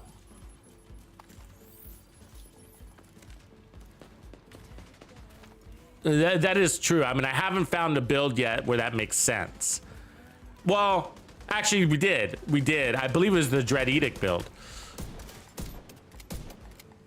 I think it was, because we realized that it opened up aces and a hotshot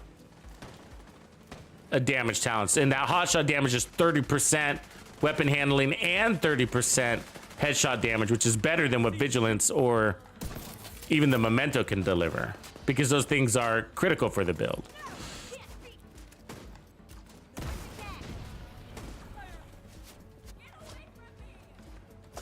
God damn it. All right, where's the circus? Where's the fucking circus? There it is. There's the circus.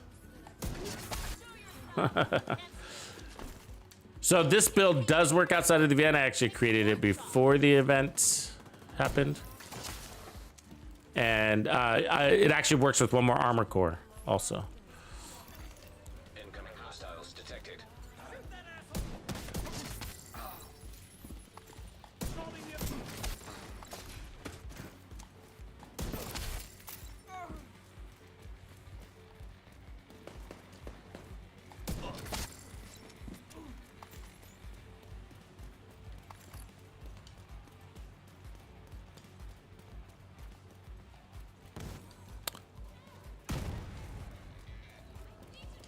Crim, oh yeah. I love Tom Clancy. Not right now though, but yeah, no, yeah, I almost grew up on Tom Clancy games. Going all the way back to Splinter Cell, I think was probably the first I played. I think that must have been on the 360, was that right? And then the Ghosts, oh man, the Ghosts were awesome. Ghost Recon, those games were awesome. I stopped playing those at some point. I can't remember which one I stopped at, but that's been a while since I played a Ghost game. Let's see, what other Tom Clancy? Oh, Rainbows. Yeah, I did all the Rainbows. Not the Alien one though.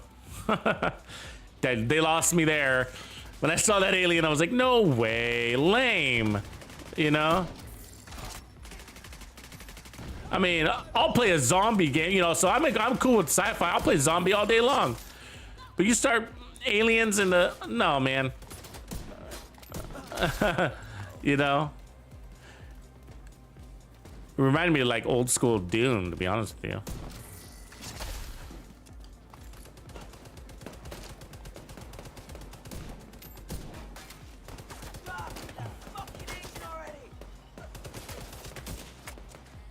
Give me that head.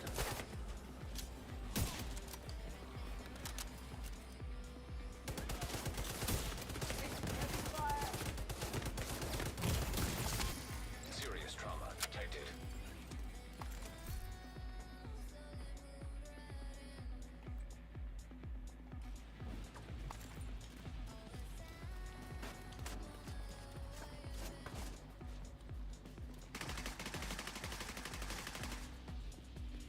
Yeah, I mean, I hear you, EK. I hear you. I mean, you open up a little bit of crits on the Providence, but on your Cheska, you'd be opening up Hasbro, which is a little helpful. On Grupo, you'd be opening up explosive resistance or explosive damage, which is not helpful. You know, you know, I mean, of course, you can work around that a little bit. On the Fox's Prayers, you'd be, you know, with the Ninja, you'd be opening up some accuracy, and then weapon handling would be good off of the gloves, the contractors, but none of those stuff would be like game changing, you know? It would be like, do I really want to lose vigilance or whatever your backpack talent is, composure, or even the memento, you know, for those things? That's the question you want to ask. And the answer can be yes for you. So there's no wrong answer. The thing is though, is that with every build, as long as you have an objective, then it'll make sense. And when you meet that objective for you, you know, so my objective is to be able to play out of cover full time and one shot kill the enemy. That's my objective, right? So that I can clear content faster, which is my ultimate objectivity. And the objective of that, why do I want to clear content faster? So I can get more XP. So that's a level up objective. And one level up above that is, well, why do you want all that XP? For resources, okay, maybe that's a side shoot, but mostly for the best gear in the game. Isn't that what we're all after? For the loot? For the little loot. Red stars, right? And then we can buy name down caches or whatever. So that's really what we want.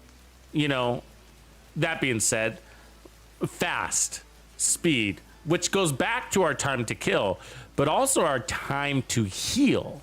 So people that say that, oh, it's got to be an all red build, that's the only thing that makes sense, they're fooling themselves. You know what I mean? Because it's like, time to heal is absolutely a factor. You know what I mean? It's absolutely a factor in a good build. You know what I mean? And I can tell you, like, you know, if you can't get out of cover because you're pinned down all the time, you take one bullet and you're already using an armor kit. I mean, you're just not an effective fighter, you know?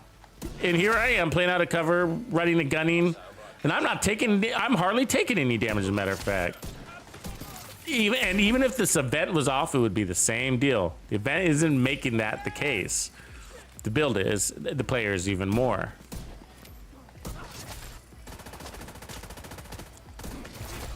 I'm not saying you can't run and gun with an all red build, because you can, but that's going to be on the player, I promise you.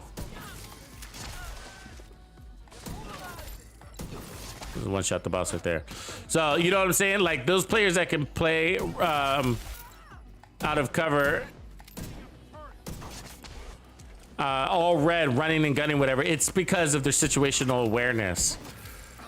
They know which enemies to hide from, which enemies to take on face to face, when to back off. They have good flanking patterns, that kind of thing. That's what I mean, you know.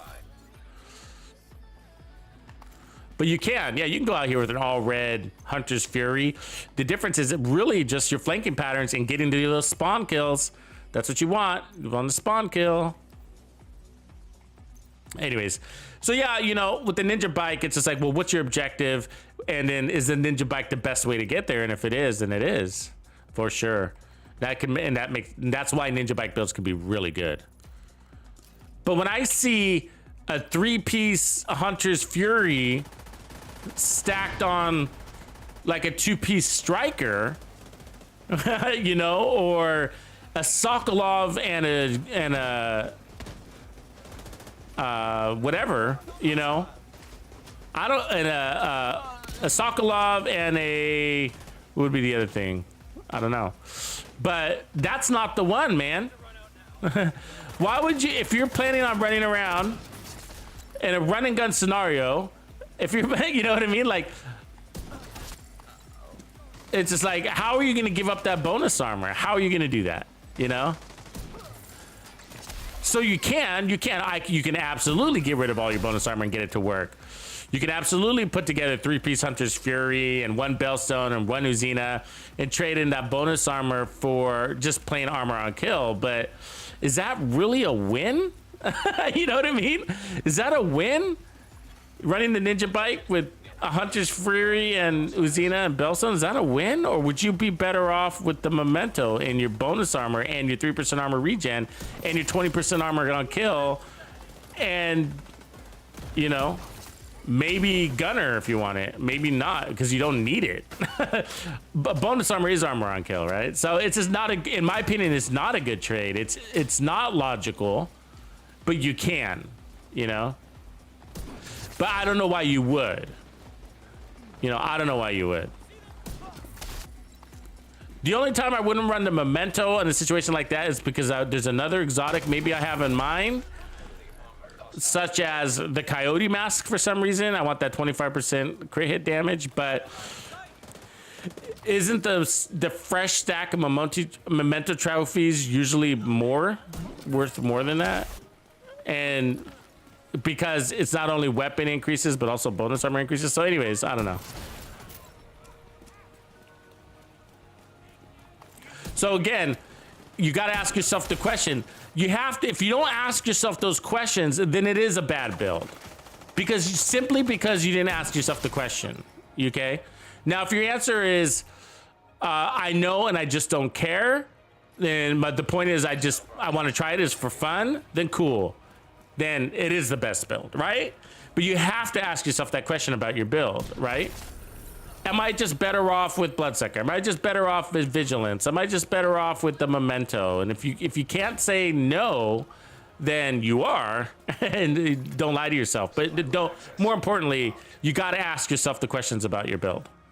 That's the most important part. And so that goes all the way back to having a purpose for your build. Say it out loud. Know what you want to do or how you want to be. I want to be a better player. These are all simple things you can do. These are things, if you don't know what to do, or if you're a relaxed player and you can't get out and you don't get out of cover very much, then, you know, the way I play is not going to necessarily align with the way you play, but I do have those kind of builds that'll help you. Anyways, my point is that you could just say, hey, in a 4-man group, I want to be a kill leader. You know, on that stat board, I want to have the most kills. How do I do that? The question is it all damage? The answer is no. So it's usually player skill, okay? Player skill always trumps the build. So the player's impact on the build is always going to override the difference between any two builds. So it's not that his build is better. He's usually just a better player. if it's just one person, obviously. So, and the more experienced players know who to shoot first. They know where the best cover is so that they can continuously fire and take less damage. We got those advantages because we've been playing the game for a long time. That's what a big watch potentially tells you, but there's no guarantee. We're not better players per se because we got more skill. We're better players because we got more experience, but not always. So if you want to build that enhances your gameplay, the way you play, to make you a more competitive player, state that objective and then figure out the most efficient route to get there, right? And reloads, weapon handling, it's not all damage, I guarantee you. It's not all damage. But I'm Dan the Two Man, appreciate the dono, bro. Most efficient way to get the blue screen in Doctor's Home. Yeah, there's the blue screen. There's not going to be a shortcut to that one. It's going to be, I'll give you a couple of routes here. So one is targeted loot. Targeted loot is always the most efficient way to get any weapon. So what you're looking for is if you go to your map and you toggle up open, you will see the targeted loot. And so what you're looking for is targeted loot that is set to LMGs. And today we don't have that here in the open world, but if you can get in one of these prime districts like these two here, then you can what you do is you just play it over and over. You don't need directives. Okay, you just play it over and over, reset the map, play the zones again. If pretending this was LMGs, that's my favorite way to farm. The other thing you want to not miss out on are your projects. Because the weapons you're looking for are both exotics, you need to complete these weekly projects every week. There's 3 of them and they're easy to do. The summit you can do on any level. Okay, it's 30 floors, any level, and you're gonna get an exotic cache. And when you're in there, set your targeted loot to LMGs so you have the potential to get that blue screen to also drop. And you can do that with your Doctor's Home also. Sort of, I'll get more into that in a second. And then you got this one, which is just donating random crap. So that's easy. That's gonna exotic cache. Now again, that's all RNG right there. These are all technically RNG when you get the cache. Okay, so but the summit is the other way. So go to summit, set your targeted loot, and then another really easy way is going to countdown here. And when you get in, when the mission starts, when you're about to run, set your targeted loot to LMGs and just keep playing over and over until you get LMG drops. Now to get your first, somebody correct me if this is wrong, but I'm pretty sure it's still right. But I know it's kind of been buggy here and buggy there. But to the Doctor's Home, you got to play the Anderson mission. So that's this mission here. Okay, so you got to play the General Anderson mission, and you got to play all the way to the end, and that's how you get your first drop to unlock the Doctor's Home. And once you unlock it, you can then farm it if you needed to. So. And if that, okay, thanks Skeletor. So he's saying that's still correct. Appreciate you, bro. So yeah, so if that's it, and there's been bugs around that in the past, but now they're saying that I believe the latest news is that the Doctor's Home will go to your stash if your bag is full. So either way, go in there with your not a full backpack. And so otherwise any exotic, that has been unlocked, you could just do the targeted loot route. And so if you see it on the map, in a good zone, that's my preference. Otherwise, countdown is probably the best. And then from there, the summit. So good luck on your journey there, Dan. I like both those weapons. I think the Doctor Home is more useful than the blue screen, but I do have a really good blue screen build. I don't know if you've seen that one yet, but I think it's probably the best blue screen build, not toot my own horn, but it's the only way I would run the blue screen. I'm grabbing you the link. Where's this blue screen thing? Here it is. Okay. So at Dan the Toon Man. So blue screen. This is my favorite way to run it. So check this one out. And for everybody else, there's on Twitch, here's a blue screen build. It's actually a bleed build, and I use the blue screen to trigger it. So a really fun way to run it. One bullet kills, literally, no joke. One bullet kills a red guy and a purple guy, and a couple of bullets kills an elite. It's from the bleed. from the bleed. Okay, so changing our build, we cleaned this up. Now we're gonna go, let's see, let's try the Mantis. Is this the one? Mantis, which one is this? Mantis, we got the skill tiers with, that one we can't run because we need a different weapon. We need, I don't know, that's explosive resistance. That's the SVD. That one was pretty fun too, actually. Yeah, let's do that one. Okay. This one was cool. So this is the run and gun SVD build that we're thinking is going to persist beyond the event. And that's because the SVD is a lot stronger than the rifle. And it's got more headshot damage. And so, and you got more gear slot options like Habsburg, Providence, and stuff like that. So all armor, we got 20%. Oh, wait, what is this? 10% armor on kill. Sorry. 10% armor on kill. And then we got 2 Habsburg, 3% armor regen on the backpack, 1% armor regen on the chest. So that's 4% total armor regen. And then we're running determined and no scope SVD. So just so you see this, the mods are important. No scope SVD. We're max on stability here. So that's really important. And so if you look at the stability of the build, it's got 122% stability, 67% weapon handling. Let's go.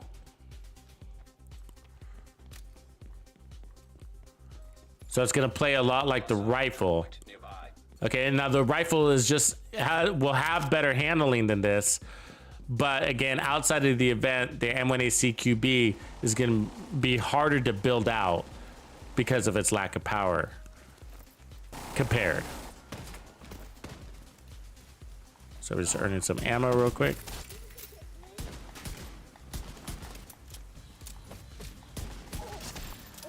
Thank you, sir.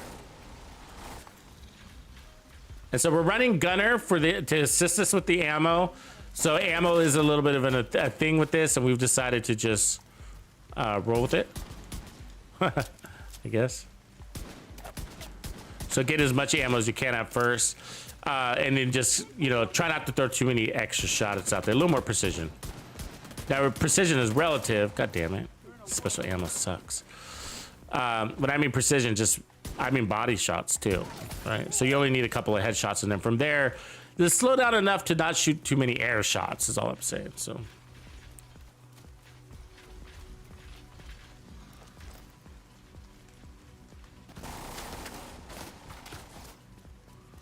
So Tupac, if you want to face tank people, the biggest thing is weapon choice is really helpful. Can your weapon stagger? Can you stagger your enemy? That prevents them from shooting back and buys you more time. Oh wait, we don't want to do that. And then bonus armor is gonna be really helpful in that scenario, I think.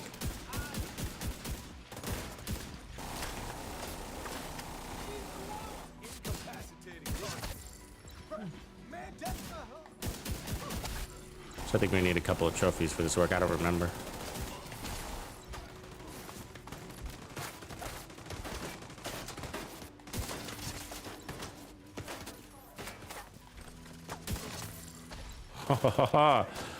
That's a hip fire right there. All right.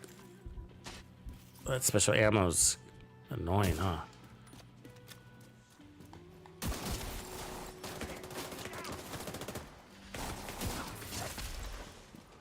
So if we're doing good on ammo, but that's because we got ammo regen coming. But the other build I would try is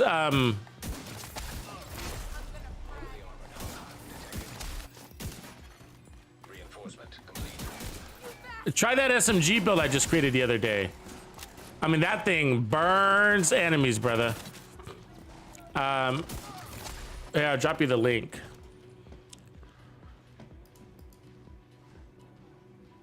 It's definitely a face tank one. Let me grab you this link. Yeah. Face tank build. That'll help you. That'll help you, Tupac. No doubt. But it's up to you, okay? So don't be fooled. That's the part, okay? So us YouTubers, I get this all the time, right? You're like, you guys make it look so easy, and then I use the build and I just get smashed. The build doesn't work. It's not the build. That's a 2 million armor build. You know what I mean? With the time to kill so fast, that's actually more than a 2 million armor build. That's like a 7 million armor build. Watch that video. That gameplay is legit, and I took it to all of the factions, and to show you how good it is. But it's not the build, it is the player, and it's not because I'm like God King of anything. It is because I have good flanking patterns. That's what I'm trying to tell you. That flanking patterns matter a lot.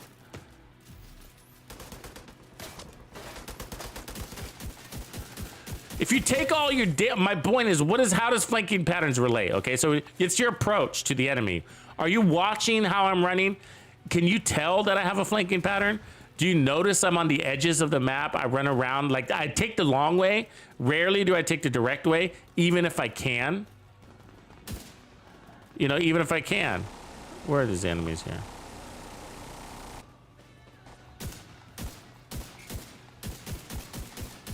I timed out. And so my point is that if you take all your damage before you even get to the enemy, you know what I mean? You're gonna be in bad shape and you're not gonna be able to face tank. That's my point. And so that's why that matters the most, and why a lot of people fail with face tank builds, even if they're the strongest build in the game.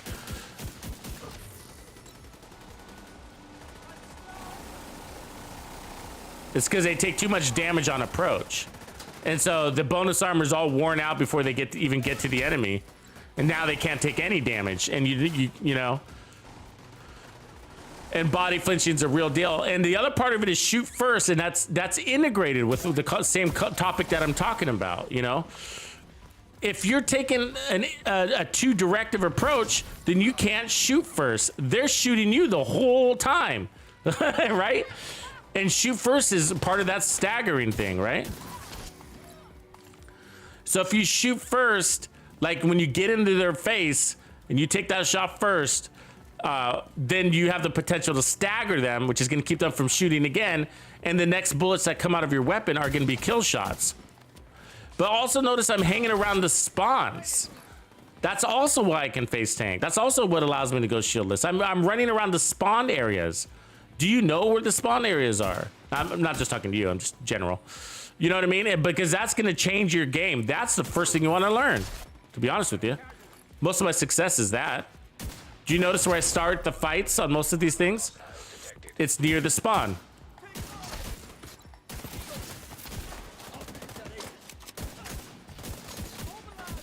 Oh, you little guy. Switch it to pistol. I want that ammo. I don't know if it gave it to me, though. It did. I should have the Nemesis as a backup.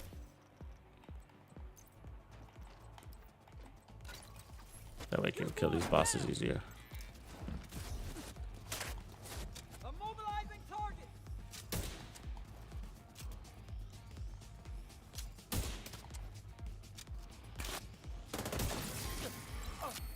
Anyways, and then the build will, so then from there, the build can complement you, right? So that's the build is there to complement you.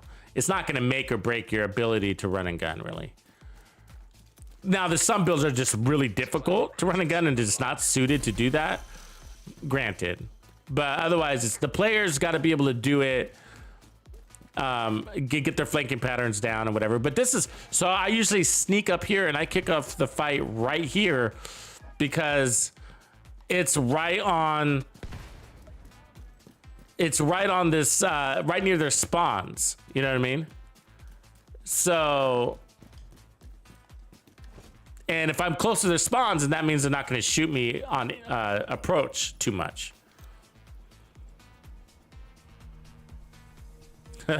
Element of Leroy.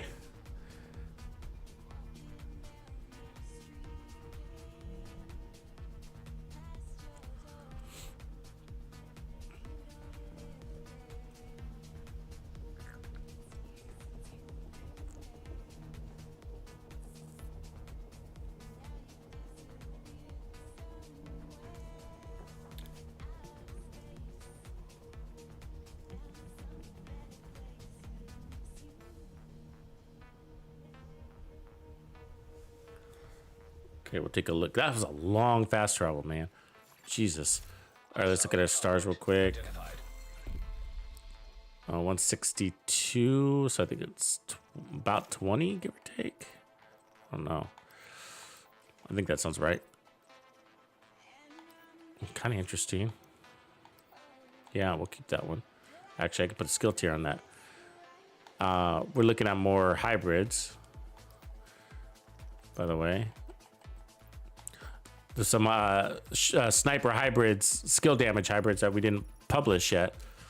So there'll be a couple more I put out next week. I decided not to do too many of them, so I did create one around the decoy. But that green stuff is just ruining skills too much. So I decided not to do a hybrid.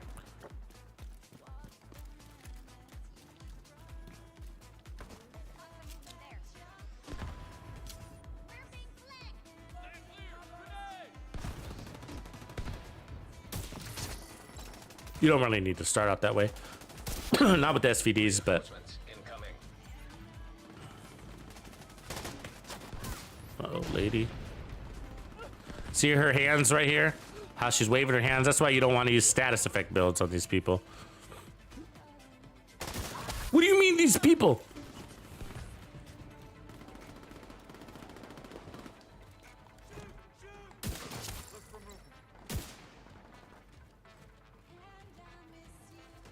Track your target.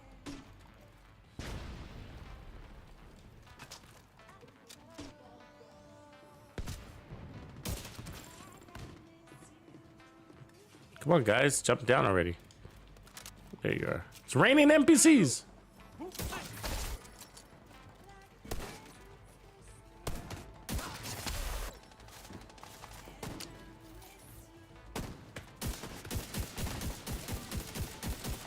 This guy just uses way too much ammo.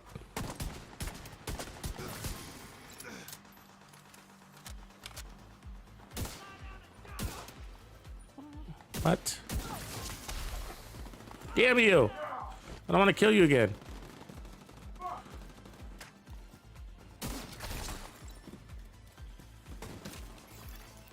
Reinforcements in place.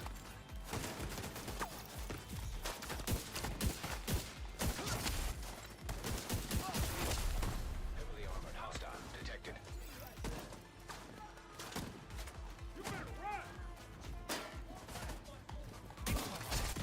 What up? Another one? Actually, let's keep him alive. These other dudes. Over there.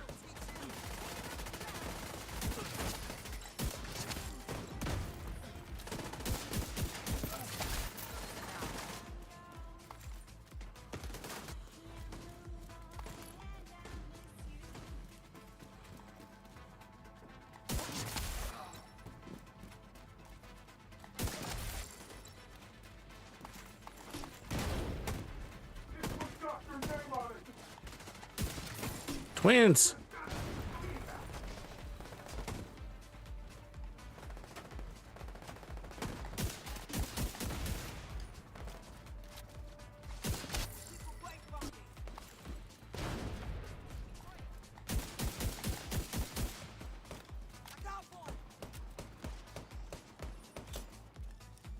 Ah.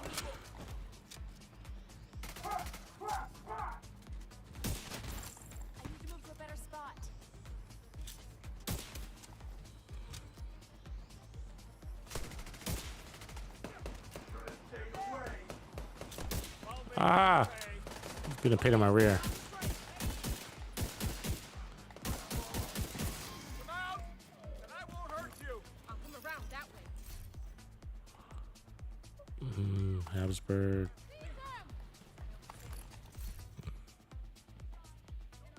Nice repair skills mod. Detecting additional hostile contacts. I get good mods in this one. For some reason. I got 13% protection from leads off of this crash site. My final one, actually.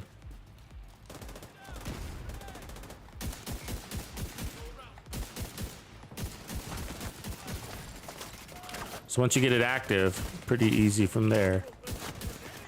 Or not. What is that? Sometimes it's not being.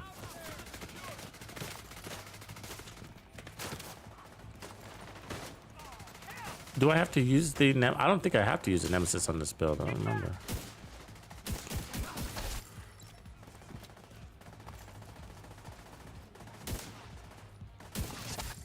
Yeah, now we're one-shotting.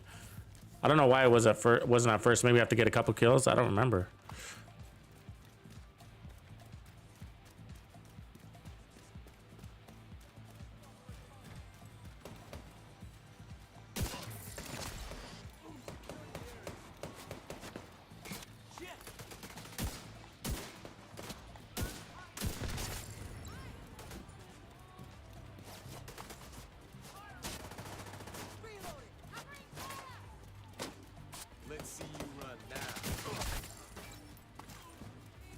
I feel like there's a medic running around in the shadows.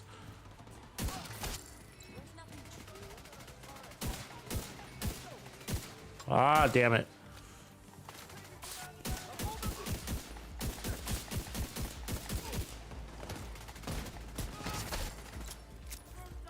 No ammo? Heavily armored hostile detected. Give me the fuck.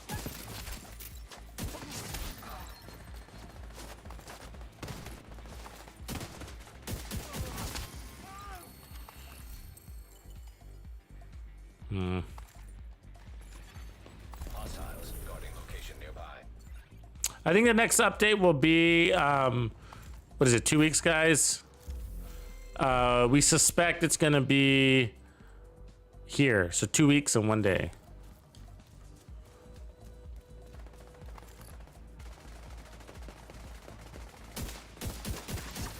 Supply room access unlocked.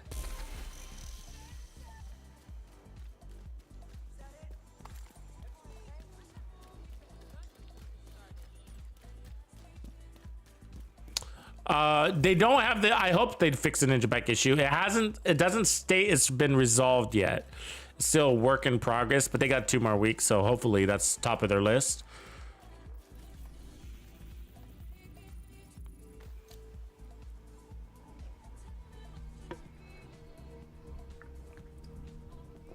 EK, you could totally do that SMG build with the Lady Death. I didn't because I was actually focusing on that vector on purpose, and I like speed. I like speed on my SMGs, you know?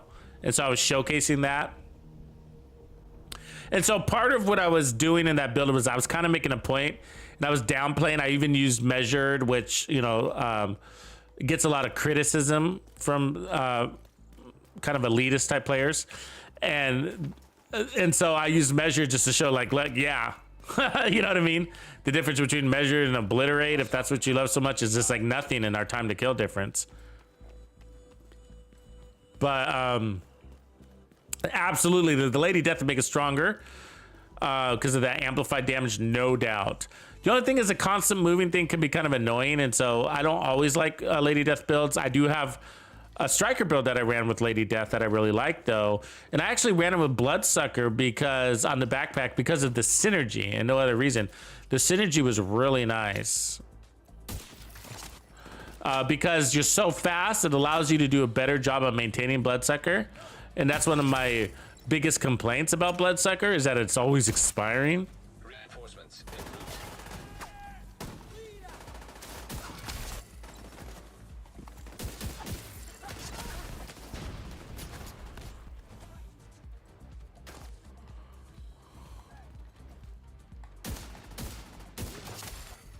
Detected. Nearby location guarded by hostiles.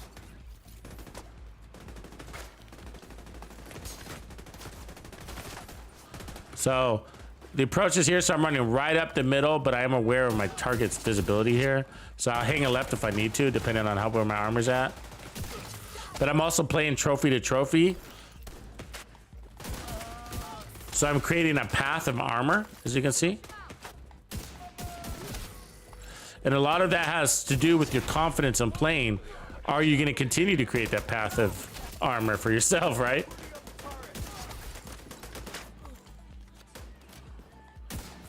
Do you have the time to kill to be able to do that? Do you have the accuracy to continue to do that?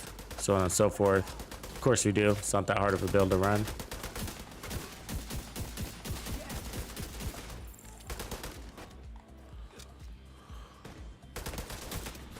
Oh, that's special ammo. Charge.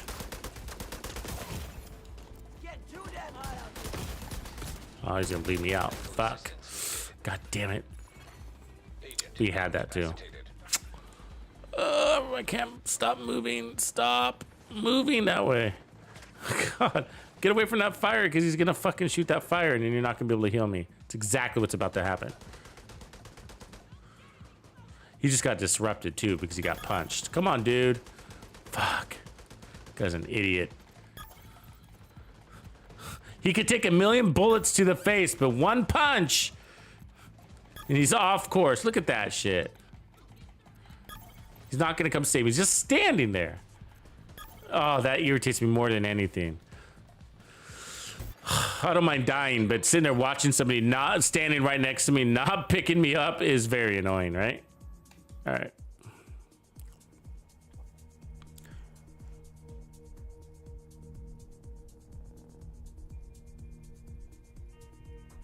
So basically about minus 13 minutes. Okay.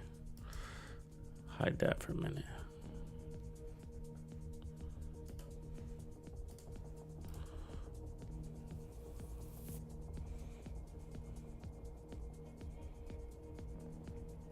It's so annoying.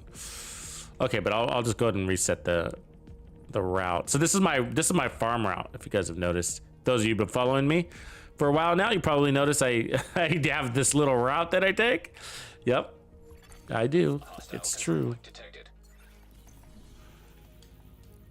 So it starts. I usually start here at the ring, and then I use my fast travel jump point so that I don't have to run a lot.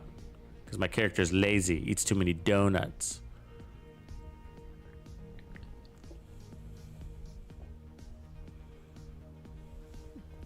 They won't res you.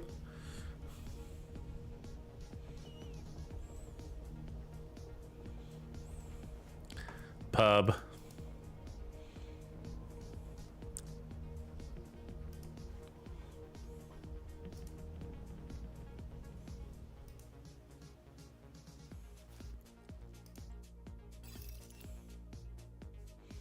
All right, let's try that again. Fun build, really fun build. Sometimes we're not one-shotting them, and I can't figure out why that's the case. It's usually at the beginning, but once we activate it, then we're okay. I don't know why. I don't remember when we were creating this build of why, if that was a decision that we made. We added a bunch of weapon handling. It's really loaded up high there. Okay, good to know.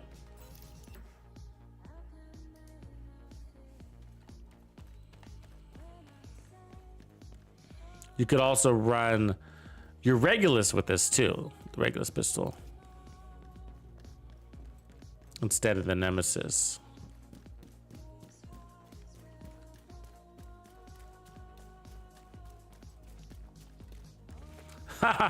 Jealous hobo, you're funny, man.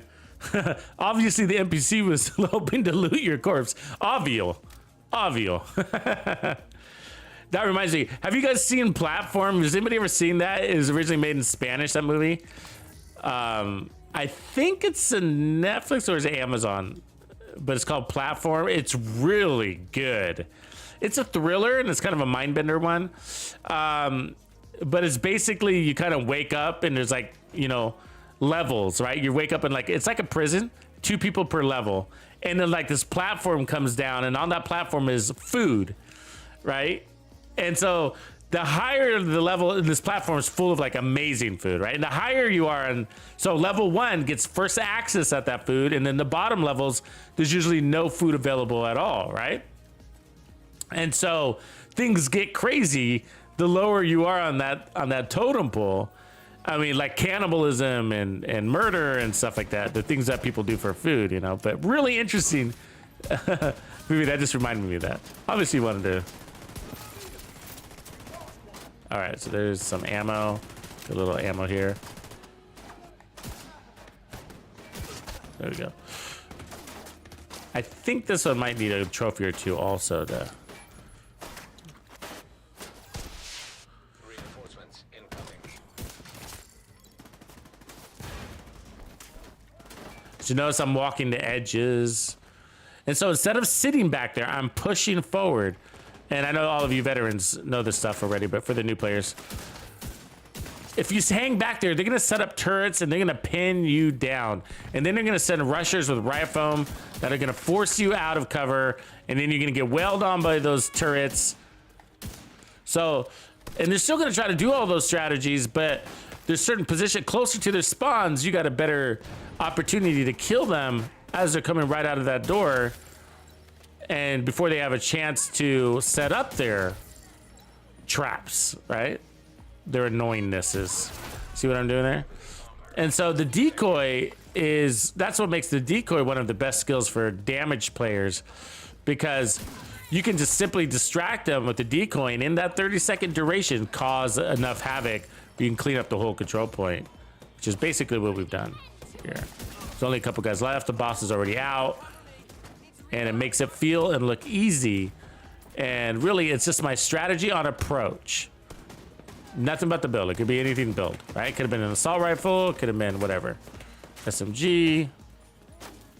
And so now what I'm doing is I'm gonna work my way to the back because I'm gonna prepare myself for the next spawn, right? So I could hang out back here and hold it down, and maybe your build would prefer to do that depending on what your build is. But for me, I wanna kill the final guy as close to the last spawn as possible, which is in the back here, right? Or the next wave is what I mean. So I want to kill this last guy close enough to where I can run to these guys. He's a pain in my ass. I'm gonna let him be. What do we got? What do we got? What do we got? There they are. Apparently we lost our buff. Really?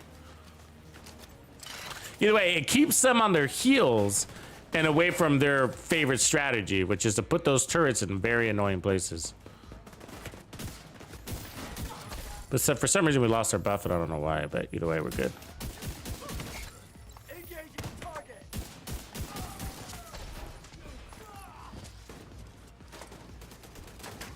Letting that guy live.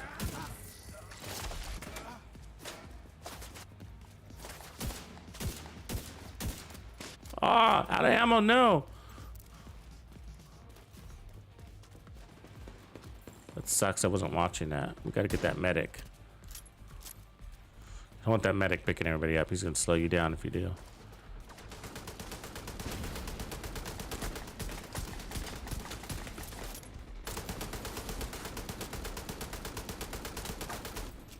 Got you, Agent.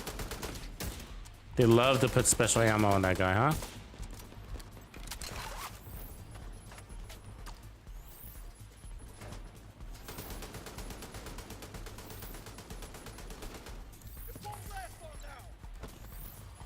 Where'd that medic go?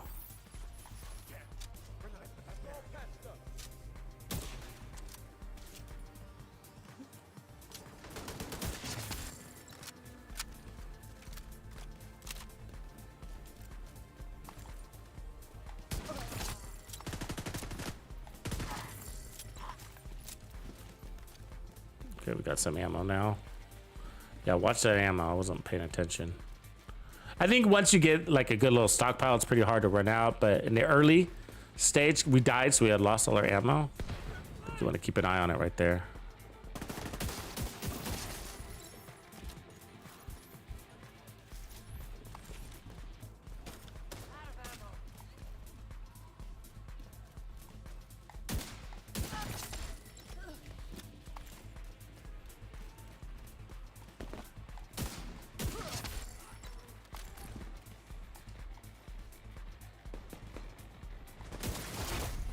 Heavily armored hostile detected.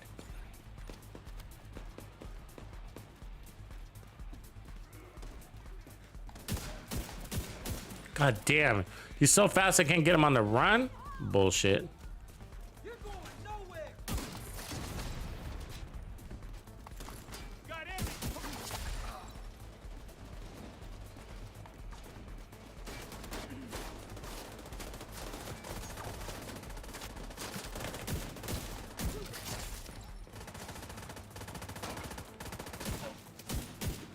Pistol for ammo. Okay, just get out of that foam.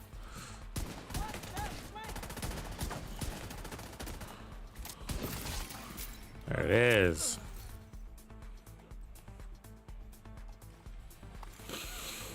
Maybe? I think there's still a guy around here.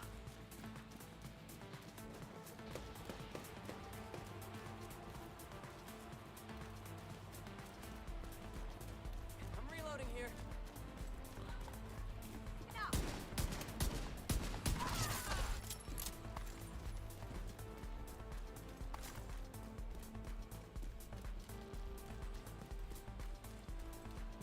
Really?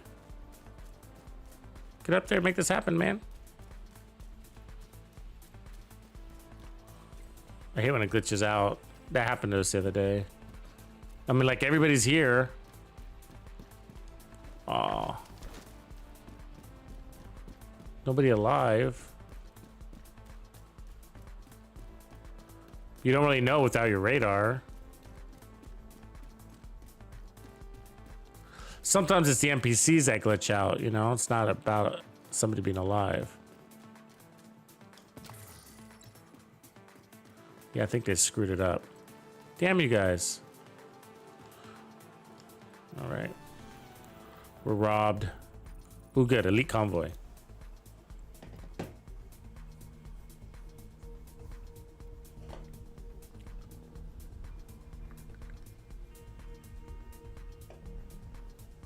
Yeah, the ending of that movie was cool, huh? Yeah, it tripped you out, that movie, though, Skull. Yeah. Just like, what would you do? Those lower levels are crazy.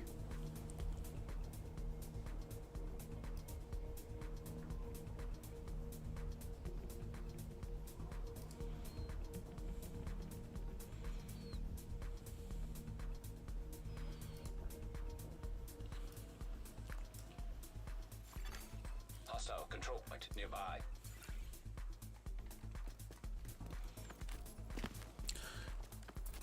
Okay, so just play a little, maybe this last control point on this build and we'll swap it again.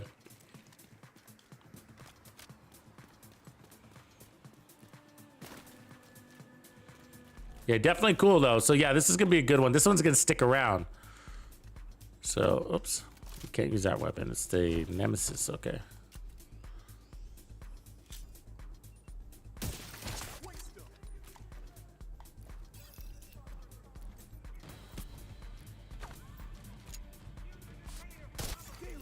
Reinforcements en route. So 11 million right off the bat. So that should be enough to kill everybody.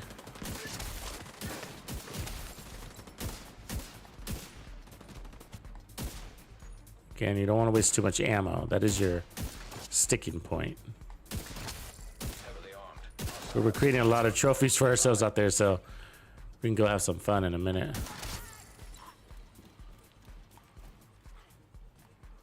Target's hurt. Setting up turret.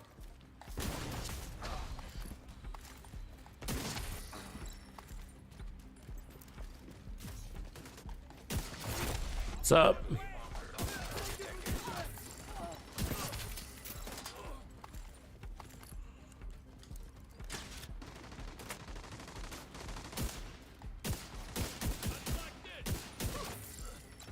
Keep your head down next. Incoming hostiles detected.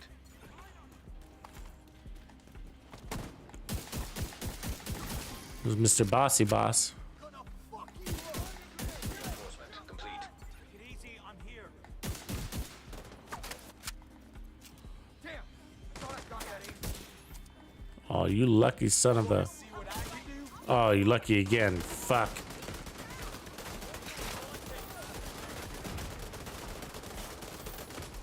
That's close enough. Hold still, dude. Come here.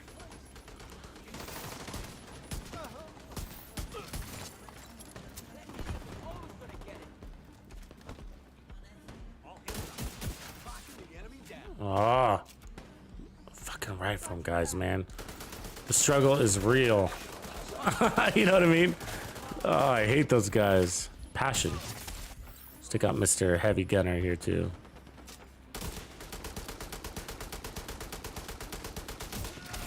47 million. I'll take it. Transfer. Active.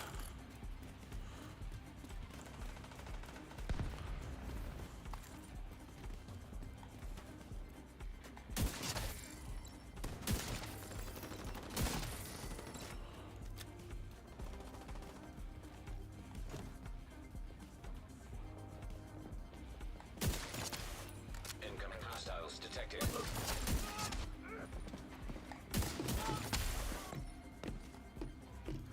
Somebody escape?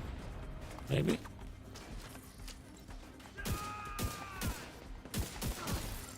Detecting additional hostile contacts.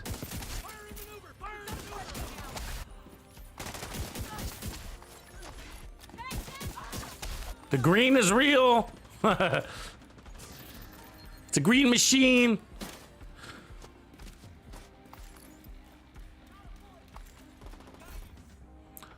Military MK17 with stability.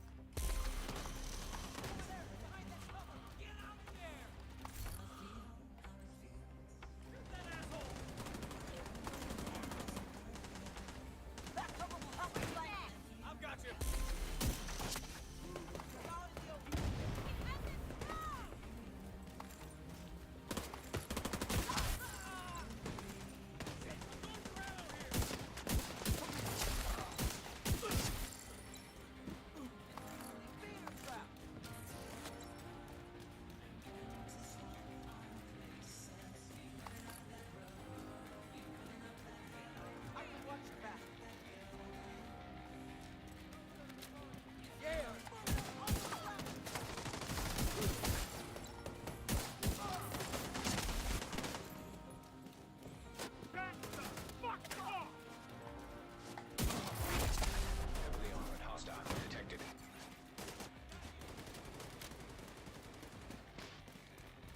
Oh, this is gonna be fun.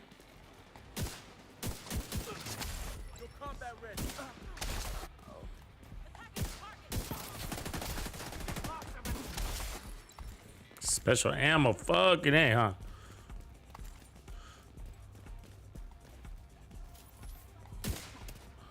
Good, we don't want to kill her because we want to use her for ammo.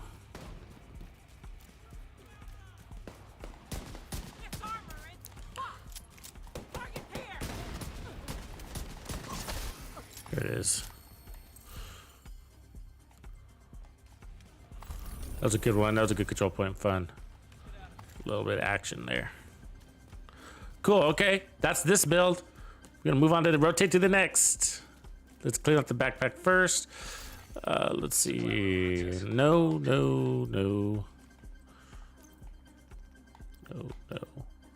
Yes.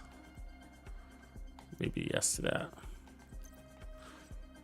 Nope. Not good enough.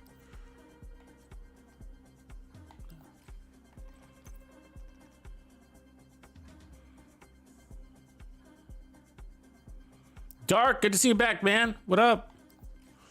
What are you rocking? You playing? Dark, are you on the West Coast?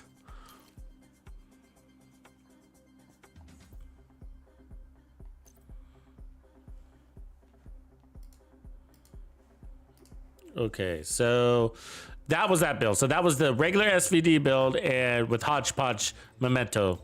Okay, so I mean hodgepodge, like it's got random pieces that all work together. So let's look at Z-Day 1. This is a Mantis one with maximum regen. I like that idea.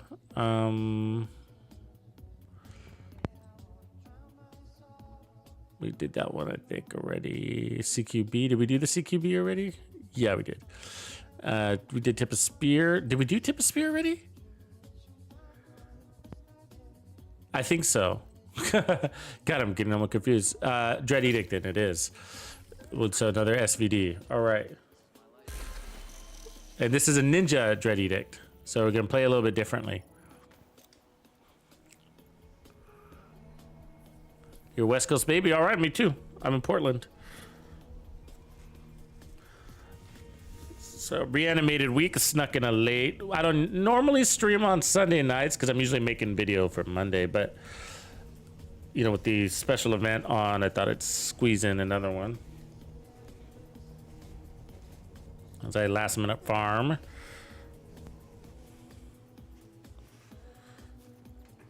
And then the latest build videos pinned at the top of the chat for those looking for the final build to close out your week. That will help you farm fast, and it should be easy to make. 3-piece hot shots is on that rifle build, and then a Fox's Prayer. So with the memento, that should be pretty easy to make. Most of you can have that. You might not have all the armor, but don't let that hold you back. So this is a ninja bike build. So this one we're gonna not be running and gunning. We're gonna be playing into the Dread Edict's magic. And so notice we got 1 piece, which is really 2-piece hot shot. We got the marksman, 30% weapon handling. And that's better than vigilance could give you, really. And then we're running 3-piece aces. And normally I'd be running more armor on this, but I don't want to fast travel right now. So this should run with all armor, by the way. But this build is already configured. So this build was already configured for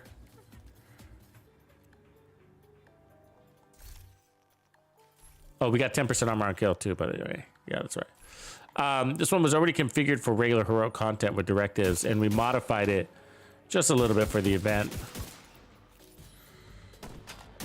And so the idea here is to get yourself into a negative reload, a no reload position, and to chain kill also. So that's what we're gonna be doing here. Reinforcements incoming. As long as I don't get foamed. Hold on a second.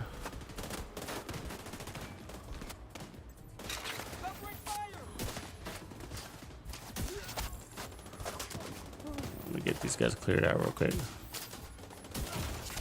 There we go. All right.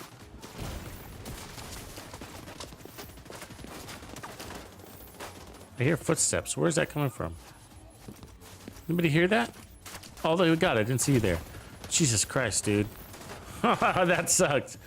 It's like, I hear footsteps. Where is this guy? All right, let's get back up. And so the magic of this is that you don't have to worry about ammo, but we do have Gunner helping us with that ammo anyways. You could also run Sharpshooter if you want to on this, since you're playing from cover. The Sharpshooter will help with that ammo.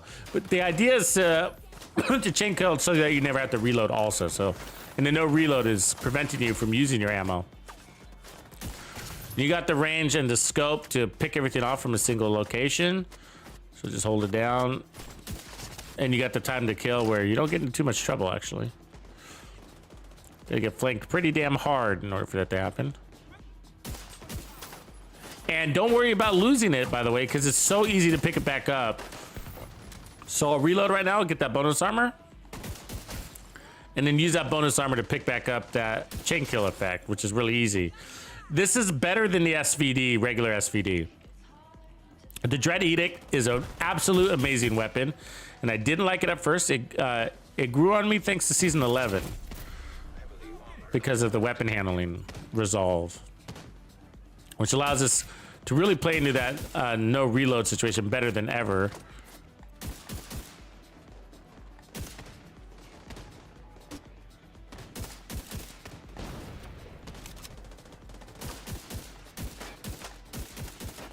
Trying to break his backpack there. Go, but there it is.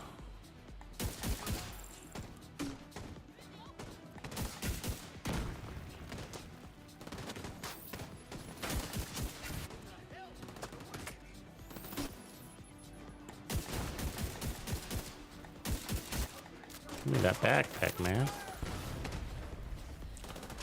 Oh, this guy's still alive. How is he still alive? He was there like an hour ago. The NPCs were supposed to kill him. Civilians in danger. So the handling is tight enough where you can move a little bit, by the way.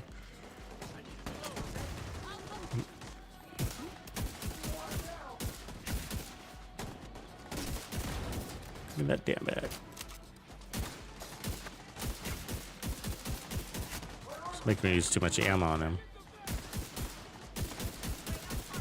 There it is. Boss down. He's always a pain in the ass. And they love to give us that guy. They love to give us him and the heavy ammo, a heavy armor dude.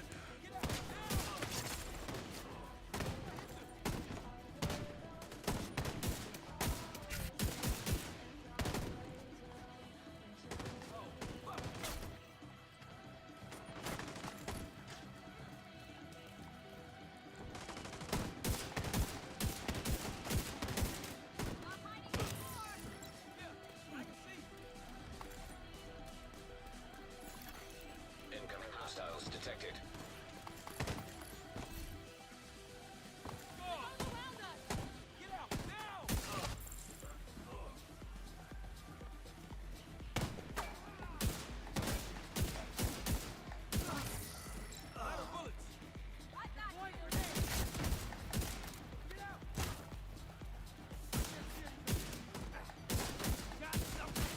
So my aim is horrible right now. I gotta get my bearings.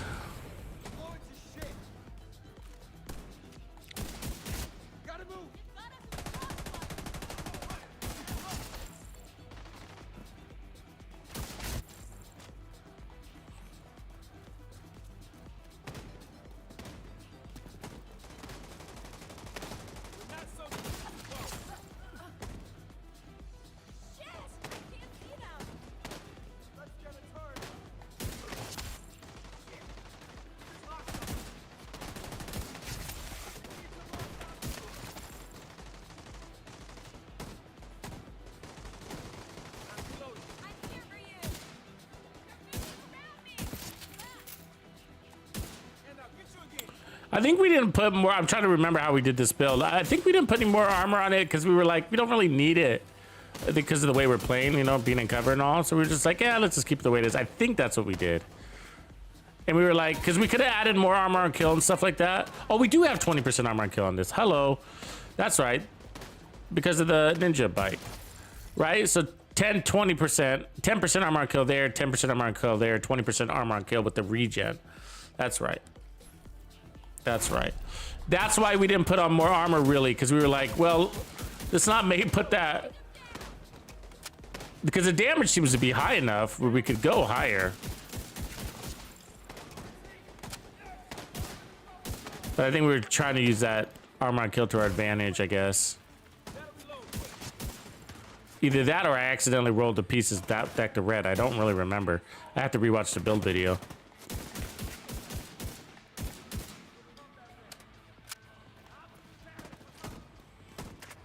Let's get this mofo.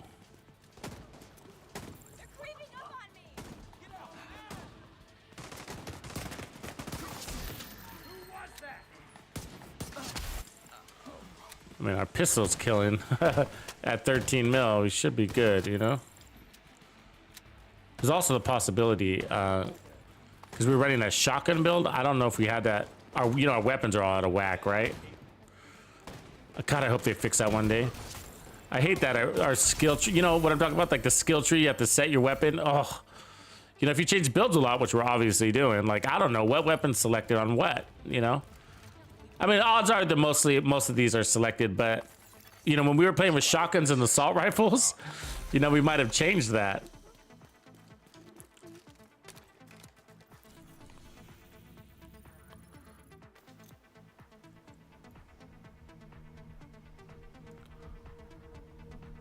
Oh, really, Dark?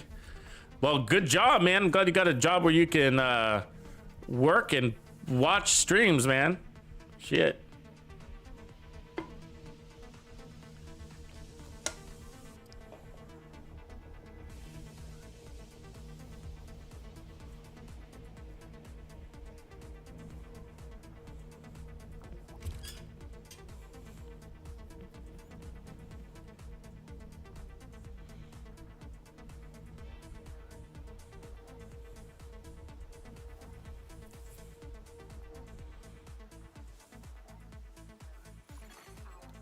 Control point nearby. I personally don't, Dark. I personally don't, but the clans do. The Discord does.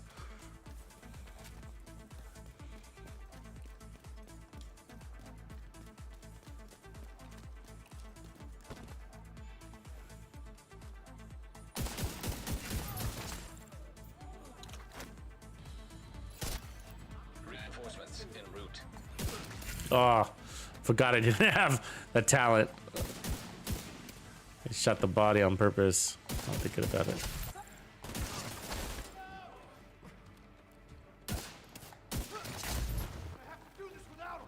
So, if you're not familiar with the Dread Edict, so it's got basically 11. You got 11 rounds in the mag, right?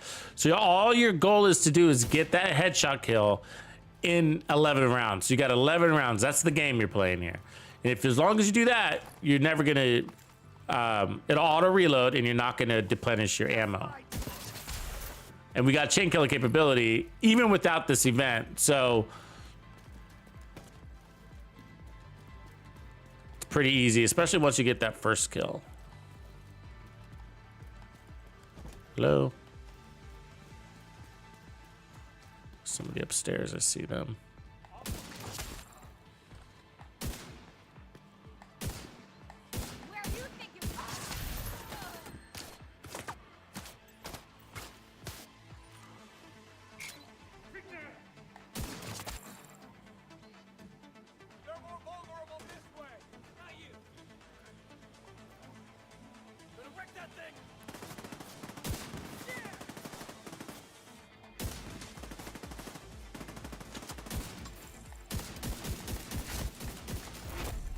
Heavily armored hostile detected.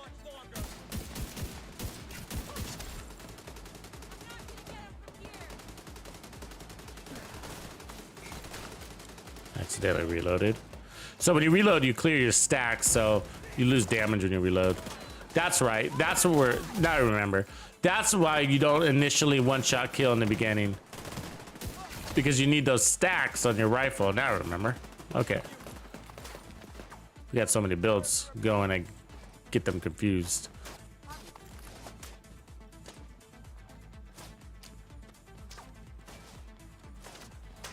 Can't shoot if I can't see. Move it.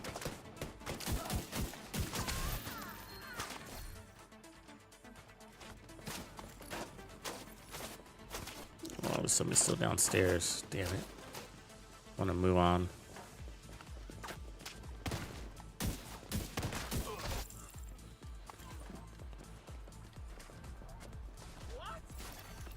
Detecting additional hostile contacts.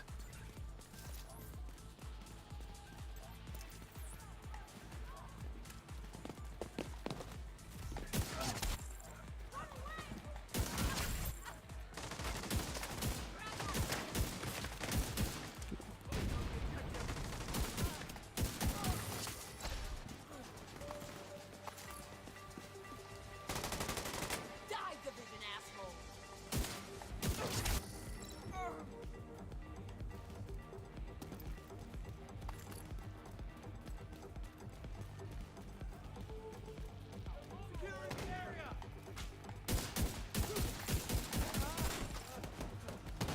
Party.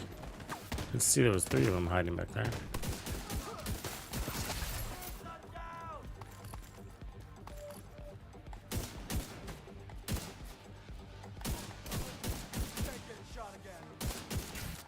Dude.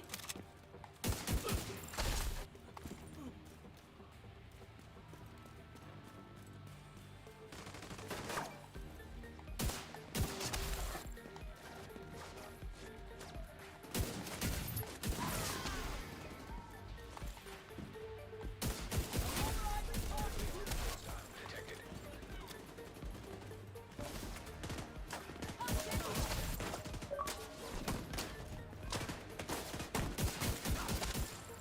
That's one of ours gone. RPG.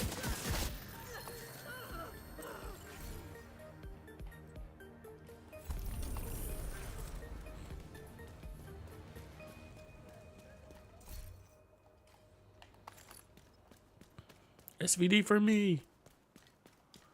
Ammo's looking good. 114. Access unlocked.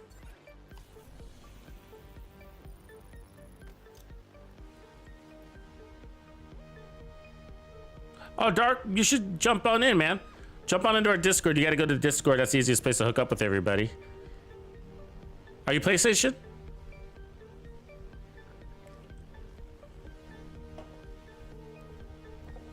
Two weeks to Resident Evil and patch 17.2. Yeah, PlayStation raids a lot, man. You should head on over there.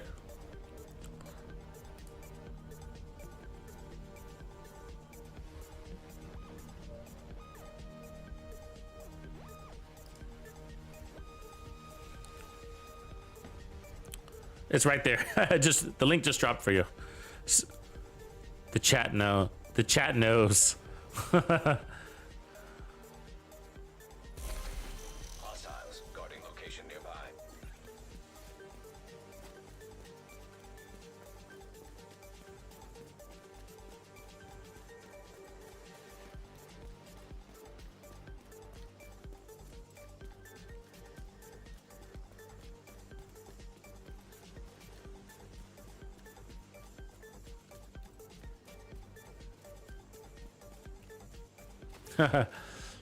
The Dread Edict is scopeless. You didn't know? It's official. Sometimes the other scope works. Dude.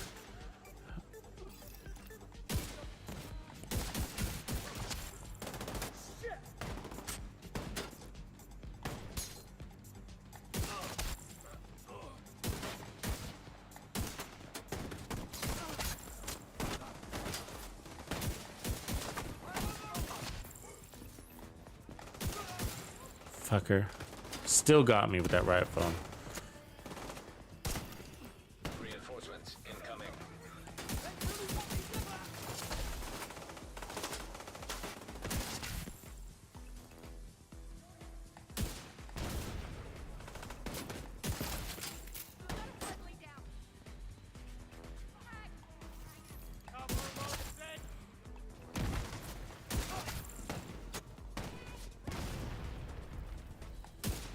Oh, you little fuck.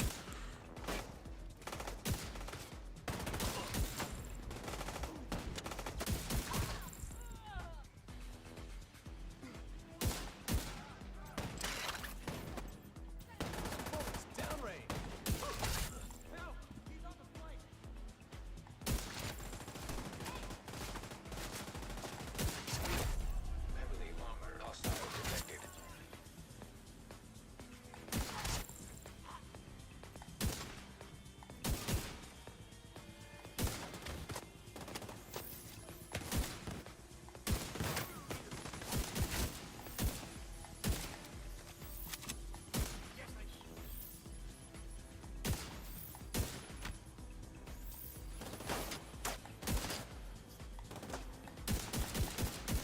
Oh, don't go back there. I hate when you go back there. Oh, come on, man. This is done for you. There we go. You're with the program.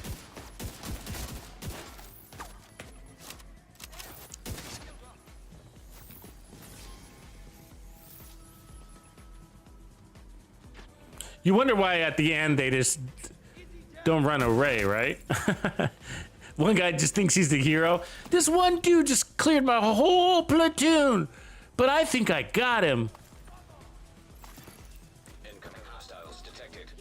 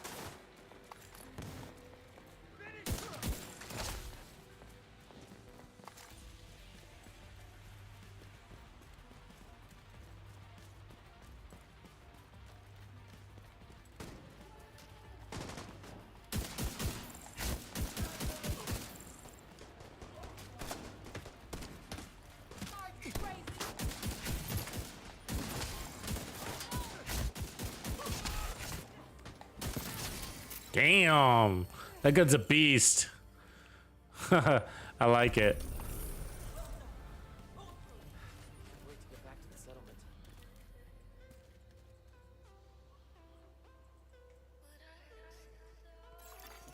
Supply room access unlocked.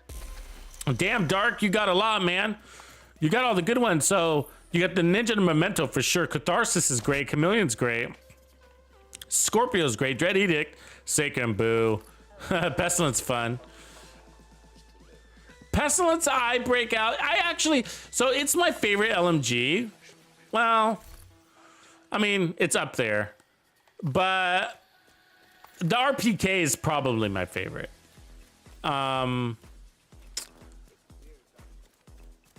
Yeah, I'd probably say that. Because the Pestilence is just so specific on how you would want to build around it, you know? It's kind of limited. I mean, you can go way off meta with it, but it's kind of limited. I'm not really into an underpowered Pestilence. You know what I mean? Like, it's close to around 1 million ticks is good for me. Too much pesty ticks is kind of annoying because you can't take damage or heal from it very well. So, I like that balanced pesty around 1 million tick. And so, I feel like it's kind of limited, that pesty, but I pull it out about once per season and make a build for it. Enjoy it, because it is really good talent. Very good talent. But the reality is of the Pestilence is that there's a lot of you getting suppressed. That happens a lot. It's got a very low RPM. What is it? 500 RPMs. Very slow reload. All those are opportunities for you to get suppressed and or outflanked and or grenaded. So when you're reloading, there comes those drones. 5 minutes worth of reloading. Jesus. And so the reality is, it's not like, I feel like it's not an overpowered gun, but because of that. People always pretend they never get suppressed with that thing, but I think you get suppressed too much with it. But it's definitely fun to use, and those ticks, when you do get them rolling, it's very effective. But sort of depends on what you're playing, who you're playing with, like I think a Riot Phone build is really good with that one or whatever. As far as the Chameleon, start with an Umbra and a Striker build. Those are the best Chameleon builds. It's very simple, and definitely with the Memento backpack. So here's the deal about the Chameleon. Not very accurate at all. Actually, the accuracy is pretty poor on it. And I love the gun. I do, but it's an SMG. It really is. Don't be fooled by it saying assault rifle. That is an SMG. Everything about it is SMG, including how much crit chance it gives you. But great gun, nonetheless. Just play it like an SMG. And you will make the most out of it, I feel like. So that's why it pairs well with the Memento, because you're going to get nice and close with it. I'm trying to get that. There it is.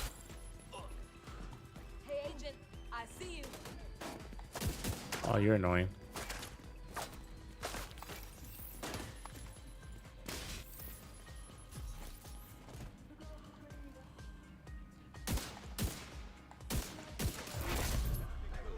Hostile detected. Where? They're there. Oh, screwed that up. Please don't phone me. This could have gone better. This could have totally gone better. Damn you.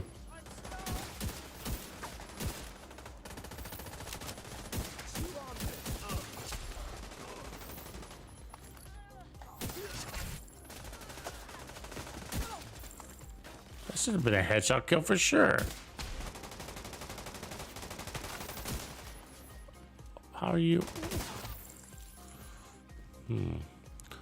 Oh, looks like another Grenadier boss. Of course it is.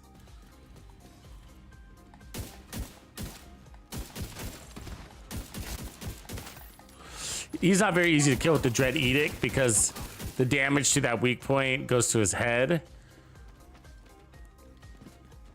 And he's got a pretty strong helmet.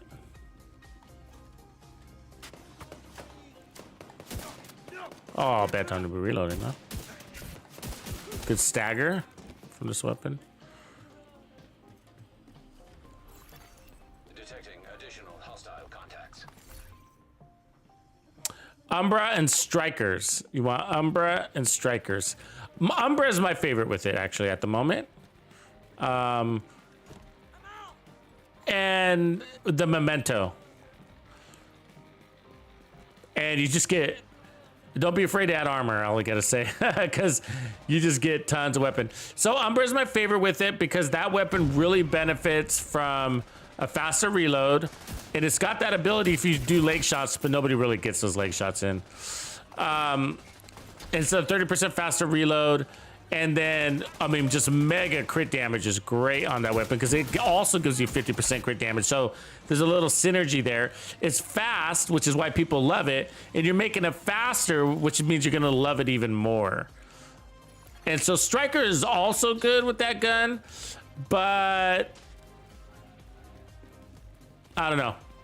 I think the 30% weapon handling is another level with it. I think that's why I like it. But either or. Not weapon handling. 30% RPM is what I meant. 30% RPM is another level.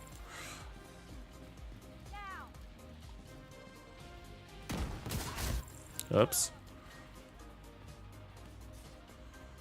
And then you also get the extra healing. And the chest piece is one of my favorite pieces. So that's the thing. Okay, I think that's what I remember now. So one of the things about one of the downsides about Strikers is it's another gear set that stacks, right? You get it? Get it? But it's easy, it's hits, but they're stacks and they degrade. And the Chameleon is also a weapon that stacks, right? Hits, stack.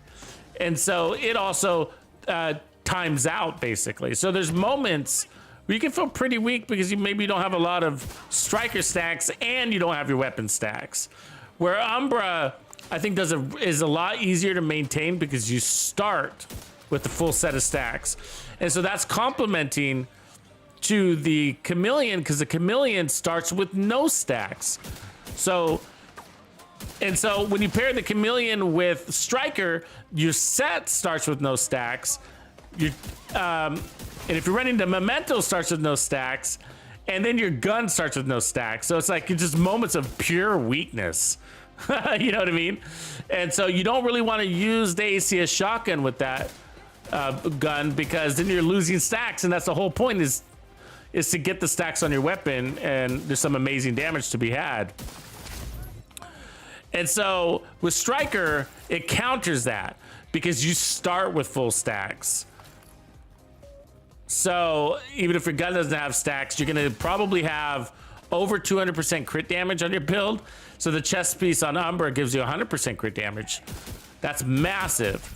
And then it's gonna give you crit chance, and it's gonna be amazing. You're gonna easily get to 60% crit chance. You'll be over 60%. So you're always running with crits. And then you're getting extra RPMs, which means you're stacking faster because you got the 30% RPMs. You got the extra heals, so you got that heals before your armor regen kicks in from the Memento. And so, yeah, I just feel like there's a better synergy there, even though Strikers is great. I love the Striker Chameleon build, but there's more synergy with the Umbra. Maybe the best weapon for the Umbra, to tell you the truth. That's kind of nice, huh? I'm not going to take it, because usually if you're going to run armor on your chest, it ends up being Uzina. So... it looks nice. Cool, so I think we did that build. We did 3 control points with that. I don't think I need to carry it on because it's just, we showed it off. I'm trying to get through all of these builds that we created, and there's a couple more. We cleaned these out. And we filled our dealio here. So I think it's time for probably the Mantis one, I'm guessing. Let's see. Not that one. It's gonna be Z-Day 1 maybe. Yeah, I think it's that one. This is a pretty cool build. So as you can see, it's got 5% armor regen here. This one's about a long duration on your decoy, okay? So it's a 30% skill efficiency there, 20% duration there. And then it's a play from cover, but you can move with this. We got the weapon handling off of this. And then this is giving us, why are we running this? Just for the armor, maybe? I don't remember why I'm running that. Free armor. You can easily run a third piece of hot shot here, though. And then pick up 30% headshot damage. And then also pull off the armor core. So you can also do that. Oh, the skill, but then we decided, I think the skill haste is helpful. Yeah, I don't know. I don't remember why we're running this one. I mean, you can go either way. Let's try this. Let's try this. Okay, and then I think let's try to armor it up a little bit more than we usually do. And then let's go and put weapon handling here. So the reason why I'm changing it is because when I originally created it, the event hadn't started. And so I couldn't officially test its limits on armor. So I made it effective for a regular heroic content without the event. So, you know, it works there. So let's go ahead and, yeah, let's go and do that. I like the weapon handling, but let's go do that. All right, cool. And so I loaded up more armor is what I did. Actually, you know what? Let's go weapon handling down here too.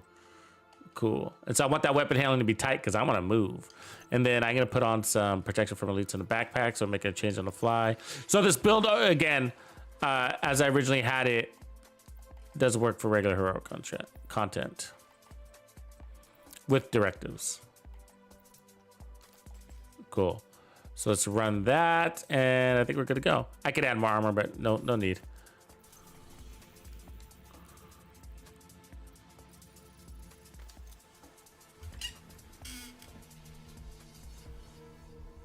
Oh, Dark is asking.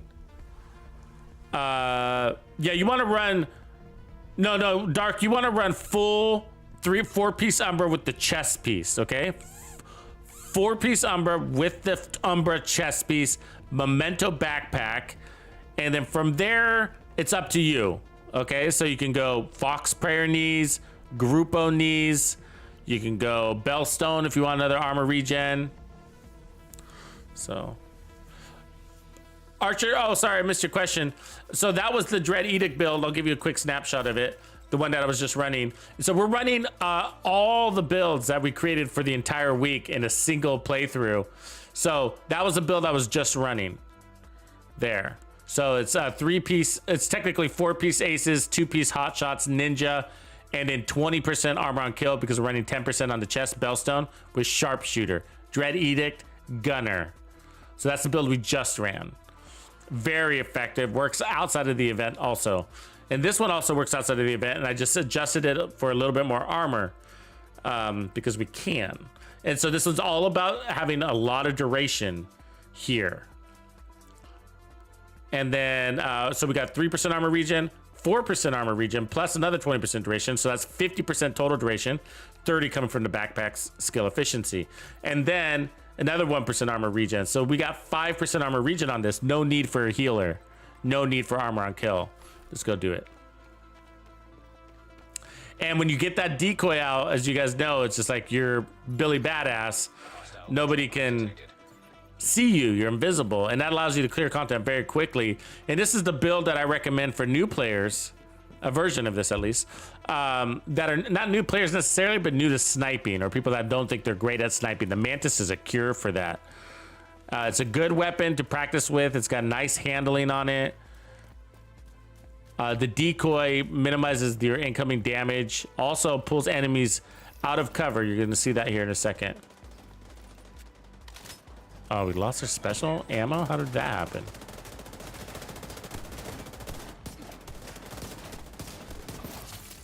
So we don't have any ammo, so that's all I'm doing is collecting ammo here.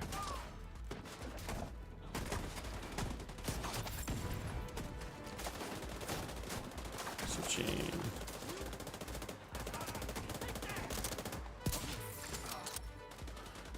Very easy to handle. And so with hot shots, it becomes even better. You'll notice that I'll start to move with it, which I originally didn't used to be able to do that, but with hot shots, you can now move with this thing. So I could throw out my decoy.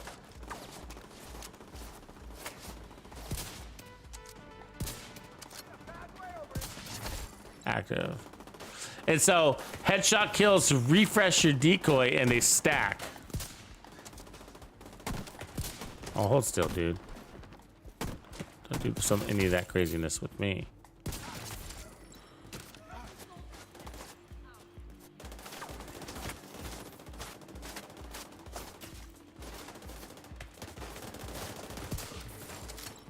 Oh, that body flinch, man.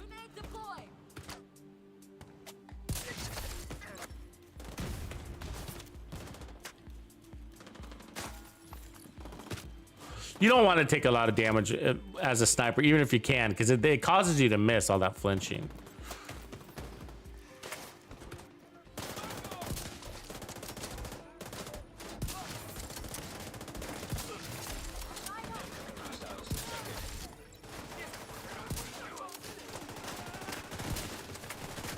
Oh, don't. Annoying. Reinforcements incoming. Fucker. How's my ammo? Need more.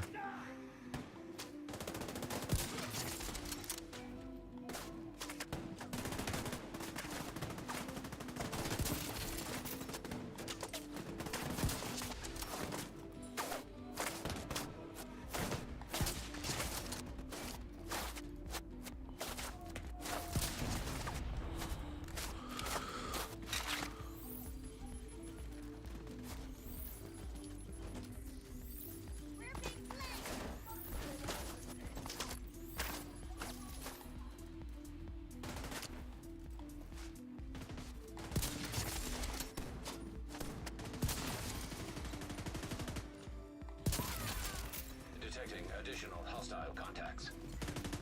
Oh shit. They're right there. Came out of that door. There's a convoy here, huh?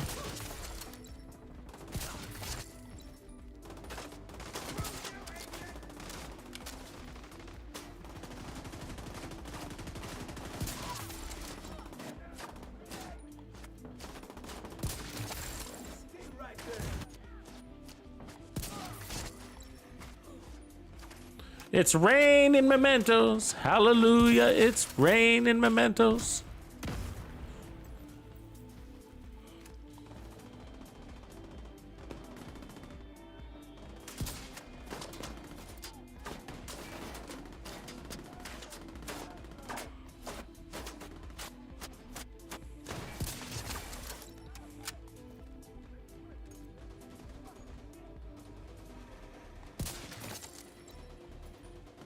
Yeah, we're hitting hard. Hard enough. You could take this thing way higher if you wanted to, but we loaded up with a lot of defense just because you can. So as we get those mementos, the duration starts to become kind of ridiculous on this thing, on that decoy.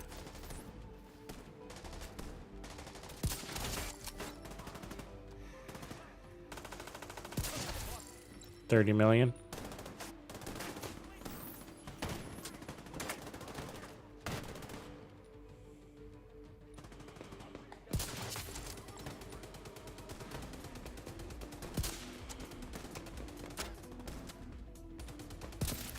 Oh, that was a body shot. God damn it.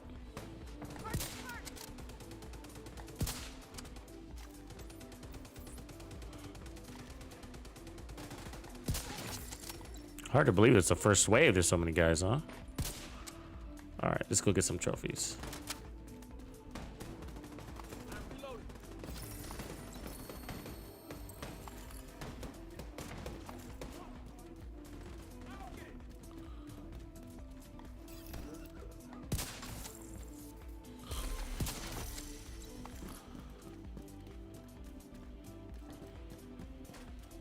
And overboard.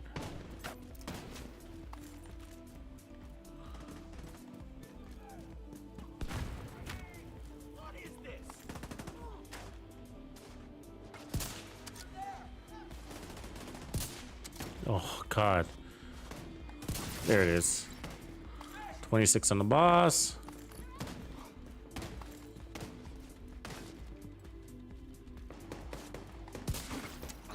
Whoops. Incoming hostiles detected. So yeah, the decoy bypasses scavenge skills, if you didn't know that, which is the win with the Mantis, and why it might be one of the best weapons for scavenge skills. Or, I'm sorry, for directives, really, because it doesn't need much ammo. You're killing everything with a single shot, and you're bypassing the condition of the skills, scavenge skills. You're just bypassing it. You got unlimited skills. And you got all the power you need to one-shot a boss, even without the event. And so I feel like the Mantis is one of the best weapons, even for legendary content. It's got more utility than the Nemesis does. And faster speed. Remember, or not a lot of people know this, but I try to explain that when it comes to time to kill, there's no faster time to kill than a single shot, right? But with sniper builds, that's not the definition really of time to kill, you know? When you're trying to improve your time to kill with a sniper, you're not trying to improve your one-shot kill. That's instant. You know, it's instant. What you're trying to improve is what's happening. Your time to kill is really measured by your time to acquire that target or to land that shot. So what's happening between kills, technically. And so how many misses, so that's your, you know, like accuracy, stability, reload time, but actual target acquisition, like scoping it in and out. How many consecutive shots can you put out? Look at that bullshit. Fucking ice skater. How many consecutive shots can you put out? How many enemies can you pull out of cover? And the decoy does that. You know, it actually pulls enemies out of cover, because when you scope in on enemies with the Nemesis, they hide. In the White Death and all other snipers, that's their behavior. But with the decoy, they come out freely and they start even going towards the decoy, and that improves your time to kill dramatically. Just one shot the boss again.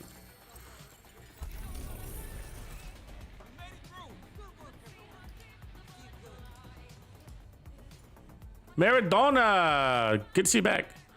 Yeah, here's the build. It's a 3-piece. I changed it, so I added a 3rd piece. It's the same thing, but earlier we were running. You could also run the Picaro's holster for more skill haste, but I didn't really need that or the extra weapon damage. So I chose the 30% headshot damage with the armor core, and it's about the same thing. And then I'm loaded up on weapon handling. Because I like to move around a lot, but you don't really need that. It's not a requirement. So, yeah, so you can keep headshot damage. I like protection from elites. Especially for the event, but again, it's not required. So 3%, it's a 5% armor regen build, and so you don't need armor on kill, and you don't need healers or anything like that. So it allows you to reallocate your skills, one being the decoy, of course, and the other one you can use the tactician drone or whatever else you want that makes sense for you. I just don't use the tactician drone because if its targeting system gets in my way of sniping, so I avoid it because of that. But it's a great thing to have. So not many other skills make sense. If anything, I would just run a fixer just to keep it simple, even though I don't really need it. But faster heals is faster heals. So you can. I always look at fixers like as a way of enhancing your armor regen. So if you're basing an armor regen, if you're trying to create a really strong armor regen build, the best skill to run is a fixer, right? Because what you're looking for is not armor regen per second. What you're looking for is armor per second. And so, you know, add your heals from your repair skills to your armor regen. Add them together, and that's your total armor per second back. I think that's the smarter way to play it. Anyways, so you can just run a fixer and make your armor regen even stronger, because that fixer is getting 30% repair skill buff coming from the backpack, plus his duration. And so that's what we're running. We're running the fixer by default, as you can see, armor repair and whatever, and that's 32,000 in heals. Look at our regen, Let's look at our regen here. That's 66,000. So we're basically 100,000 armor per second. Not counting the bonus armor. We got a 32-second duration on the little dealio there, the decoy, but we got unlimited decoys, no cooldowns basically. Bypassing the cooldown, so. Sorry, I gotta clear a few of these out. We got full. Wyvern, Snub-Nose. Snub-Nose is a great pistol. If you haven't used it, I actually use it a lot. I actually use it for these events. I forgot about that. Oh, tomorrow we got to use a Snub-Nose. I got a good one in my stash. I got to go get it for tomorrow. Snub-Nose is fun. It's the smallest gun in the game. I call it the Noisy Cricket. Actually, I have a build for it.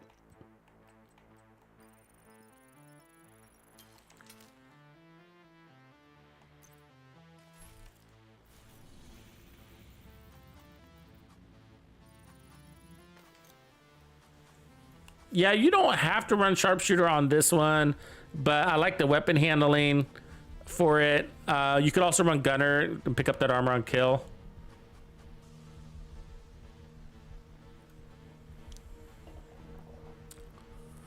But I mostly want to keep that breathe control because it doesn't require you to stay in cover and you can move.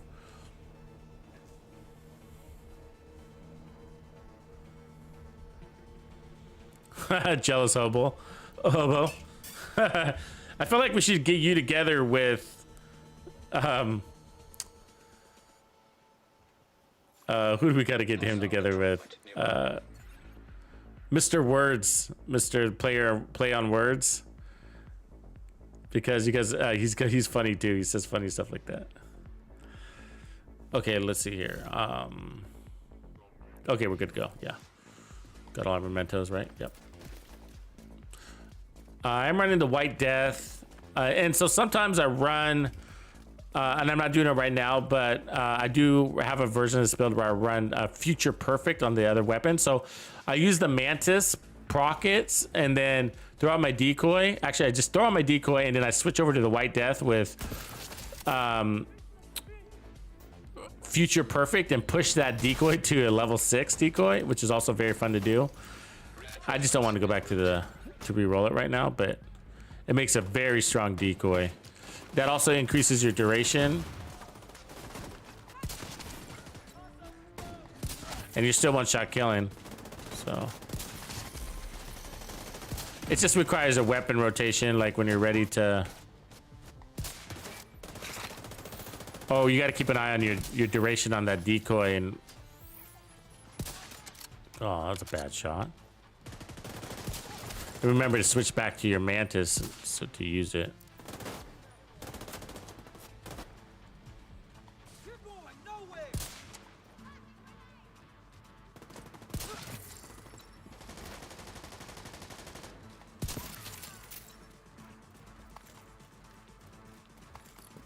Hey, there's a decoy symbol. Did they just add that? Do you see the decoy symbol? That's never been there, as far as I know. It's showing the reserve decoy. I mean, that's new for me. See that? So I just used it. Am I? When did, or did anybody else notice if they added that before? See that little decoy symbol? I know it wasn't originally there.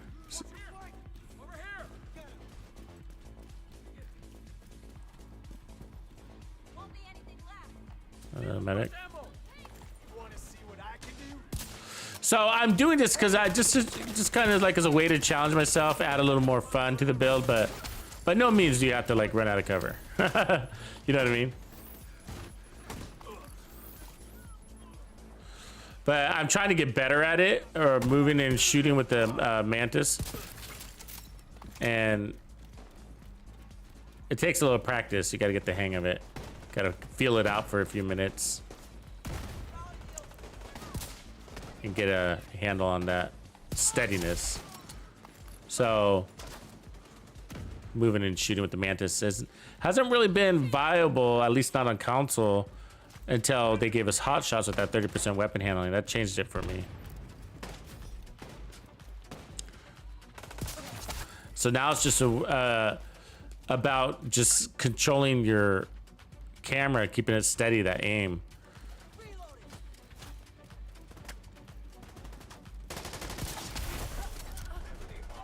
And now that allows you to play into your bonus armor a little bit.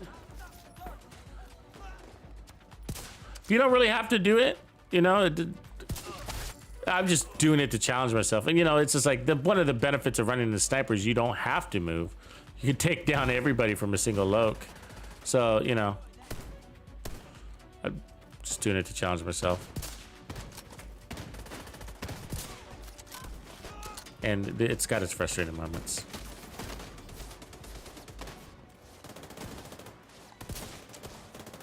Because you can miss by a millimeter, right? So being able to take a little bit of damage along with that is very helpful. Oh, dude.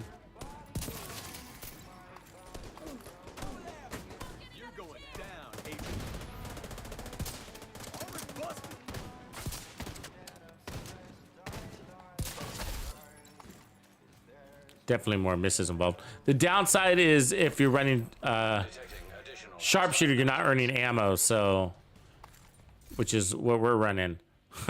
So watch out for that. If you get low on ammo, you either need to switch to your pistol or stick back to cover.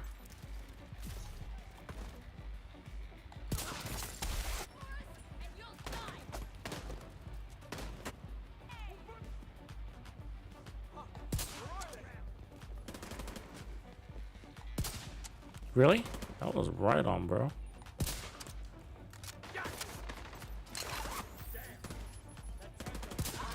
Got it.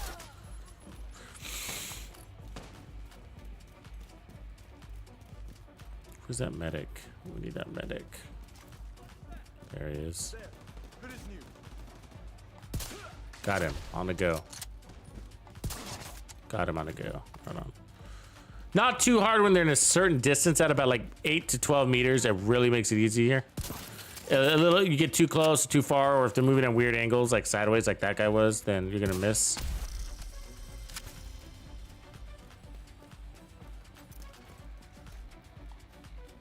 Oops, I thought that was the NPCs.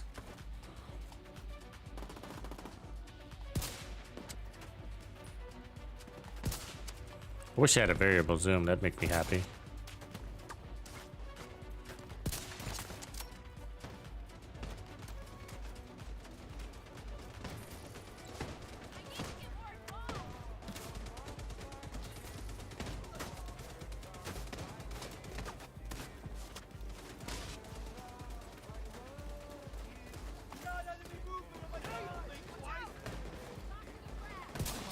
Oh, lame.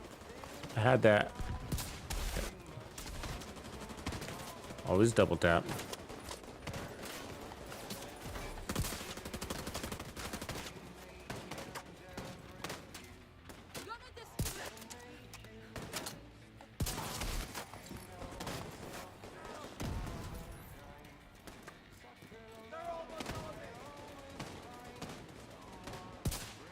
Damn.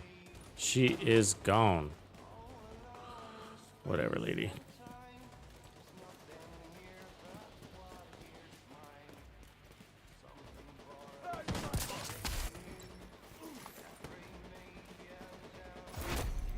Heavily armored hostile detected.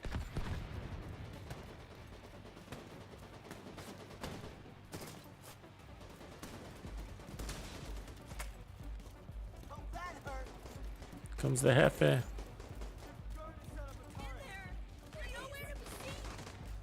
Stay right there.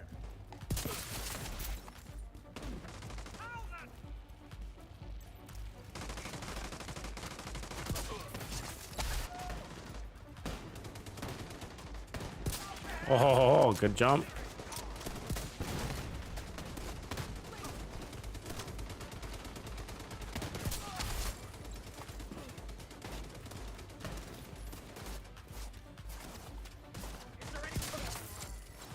$30 million.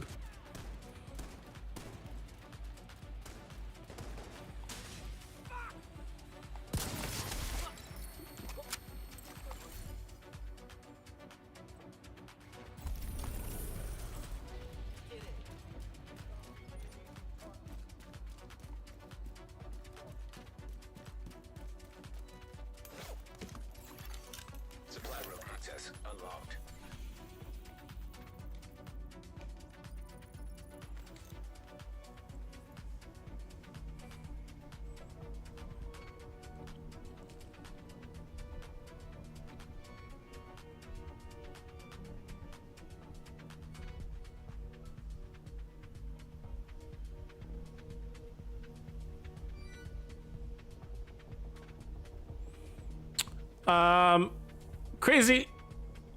It's better to have a scope overall. I mean, if you just want to call it for what it is, you know. But I like running no scopes, especially with the determined talent. But the deal is with the scope, you don't have that crosshairs slowing down issue. You see that? I mean, it's there, but it's much faster. And then if I switch rifles here for a second, let me take off my scope. Okay, that's no scope. Another different weapon, so keep that in mind. But see the crosshairs, the snap of the crosshairs now when you're moving. See how they stay open. If you're with your scope, you don't have that crosshairs open situation. I mean, there is. You see the black little bars there, but it's a little less difficult to to approximate your shot. So when I'm running and gunning no scope, I can play this no scope for a minute because I actually really like it with this weapon. But when I'm running and gunning with no scope, I'm approximating my shot because I don't have that crosshair. You see that? And that can lead to a miss, of course. And so here, depending on your situation, you got to estimate where that shot is. Now, if you switch over to your scope, which I can do now, you actually got a true crosshair there to help you. You're no longer estimating your shot. So you know where your head is in relation to the center of your reticule. So besides the zoomed in part, obviously it's super zoomed in, scopes are better because you don't have to approximate. But I do love this no scoping, and we'll do that. I use the White Death to do it way before season 11. Now I have determined on this, so that's going to give me a little bit of forgiveness with it. But as you can see, I'll aim for the head the whole time. So as we're doing it, just to show you how it works. Reinforcements incoming.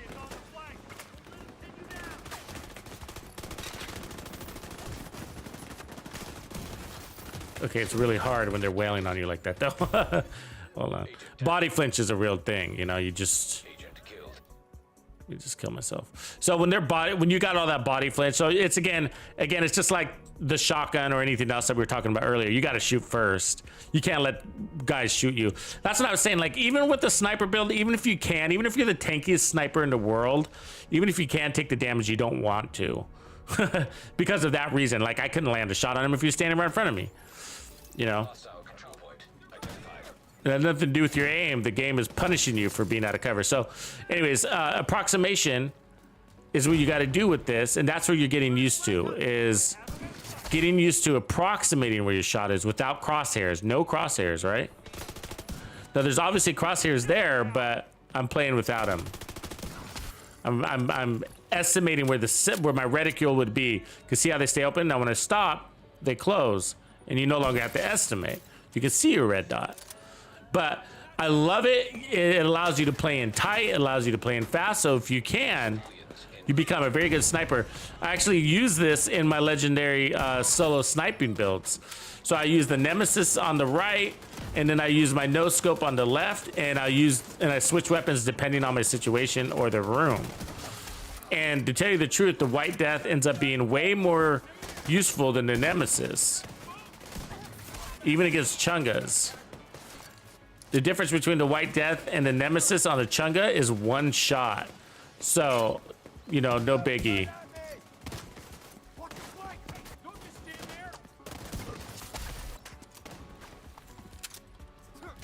Really?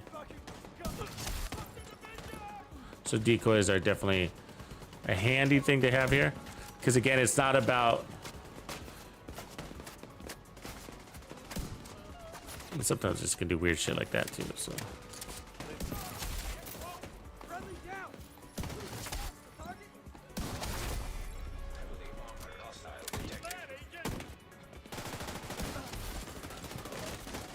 Ugh.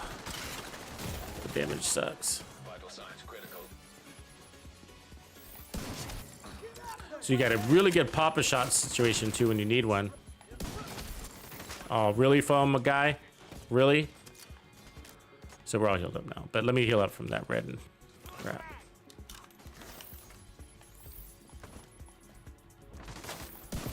So flexible, right? So flexible, and that's what's good. That's what makes it a really good thing. If you're into sniping, this is one thing you got to master, because the flexibility is really going to up your game. I'm short distance, I'm long distance. So yeah, it works at long distances too. So all you're looking for is that red dot to light up. White, red, white, red. So even at very far distances, I'm not going to back up now, I'll show you in another kill. But even at very far distances, all you're looking for is a red dot. And then you're going to take your shot. So we landed it on the head, but I timed out my buff. But ammo's an issue at the moment. Hold on, let me get this kill with our pistol. Please don't steal my kill, guys.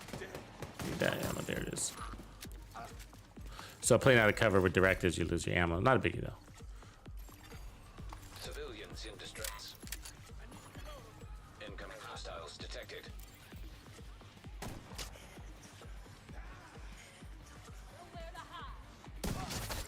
So still lethal at range and accurate too. You're just looking for that red dot. Obviously in the head area. It's not going to be a guarantee, of course, but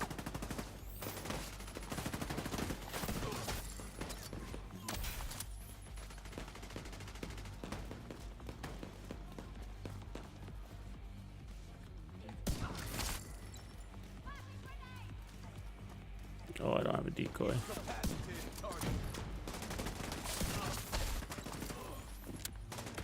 No! Get back!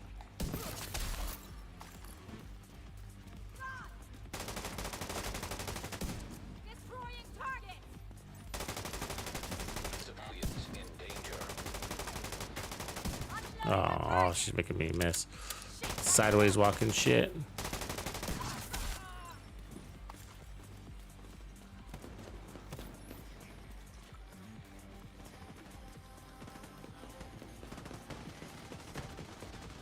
Pistol.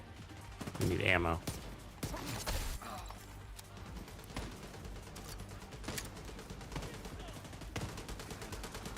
Can you guys do this, or are you gonna need me? What's going on? Beware of NPCs shooting your target. They're gonna make it harder for you because they get the enemy to flinch. Hostile detected.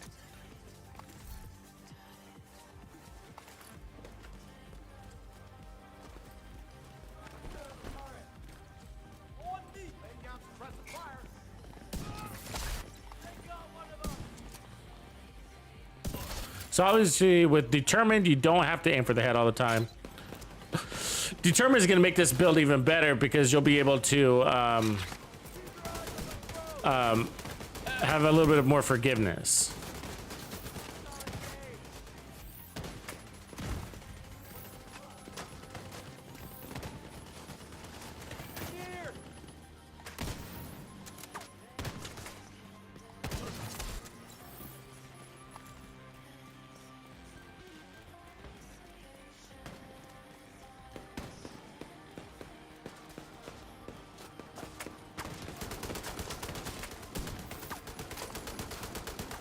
Don't bother coming back. Damn you, dude. There it is. I don't want him wailing on my body. It would have made it worse. Rogues! Distress.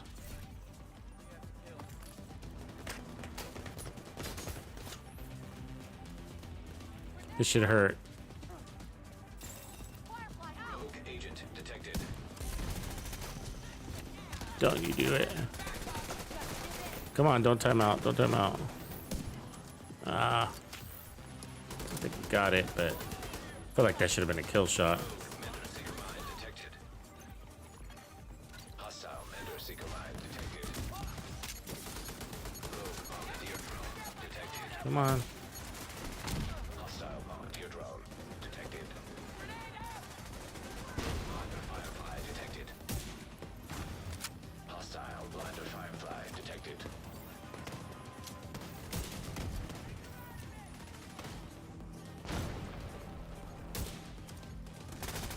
I get the charging up.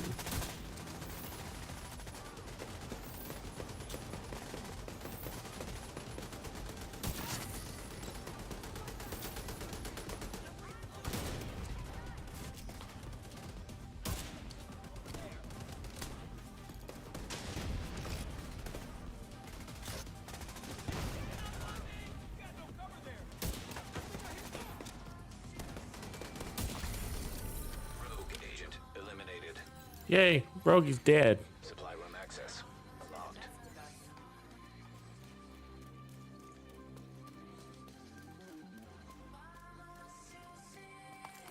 Yeah, Luke, there's a very good possibility.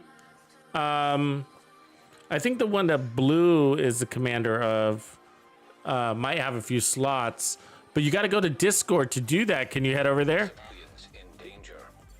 Oh, it looks like Squad's got you. But yeah.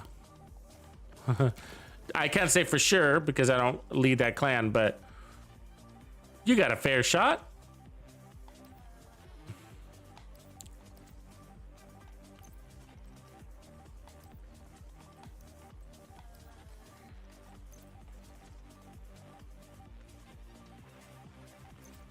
I use tip of spear so much right now, I'm actually keeping a few extra of these pieces just to complicate my life when it comes to my stash. It's kind of a nice trauma there, actually. Is that the downward pose, downward dog, baby pose? Hostiles guarding location nearby.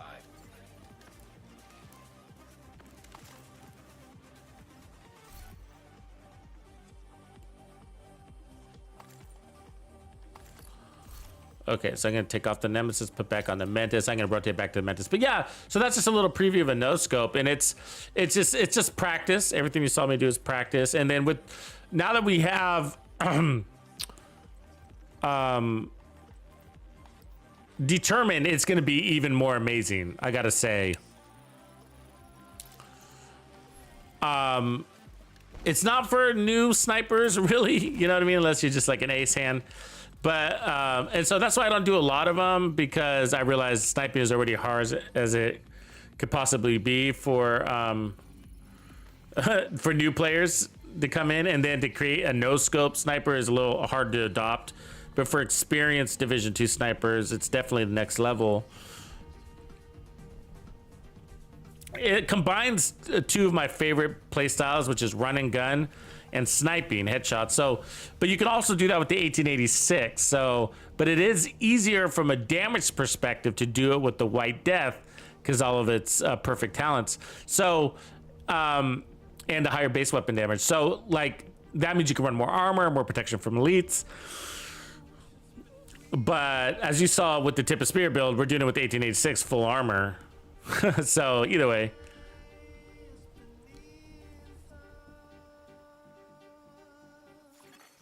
Hostile control point nearby.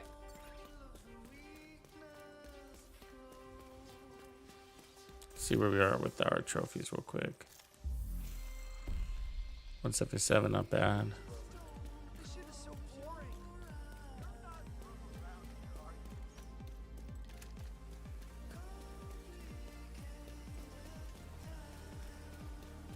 So yeah, with Determined, I'm really excited. So I was gonna say that,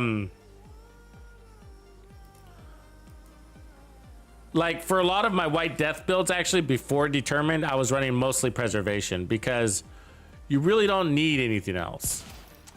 You know, you don't need power on your snipers. So Preservation, I was like, yeah, I might as well pick up 20% armor and kill. But now Determined, even with the adjustment in title update 17.2, it's gonna be it's still gonna be amazing, especially on that build. It'll be the most useful way to, or the best way to utilize that talent, the no scope White Death. I had to take that body, it was in my face.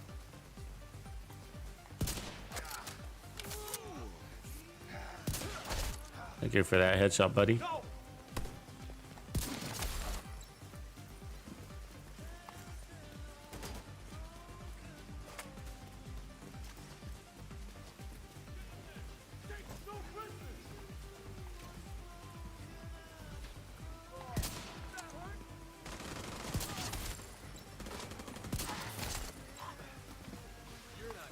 Oh, foam guy.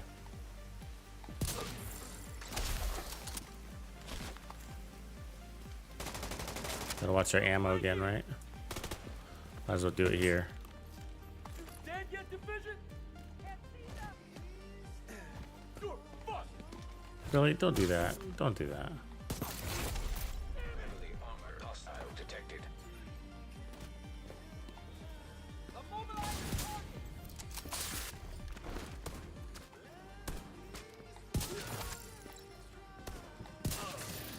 Oh, was that a body shot?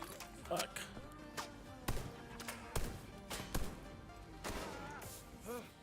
Yeah, it was. Thank you. I'm getting back up. Yeah, I don't mind him getting back up at all. You know, more XP, another kill. Second chance of getting that headshot. Oh, come on, dude. Oh, he's gonna be like that.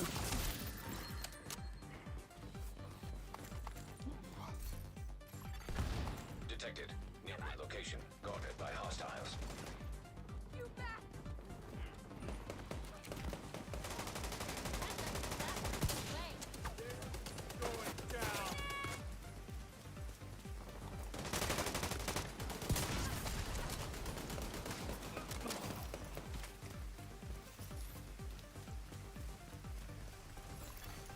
Detecting additional hostile contacts.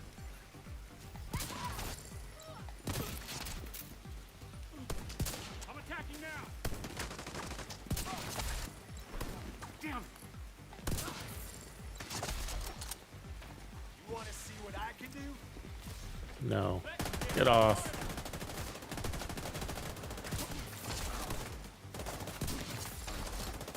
I'm gonna kill you.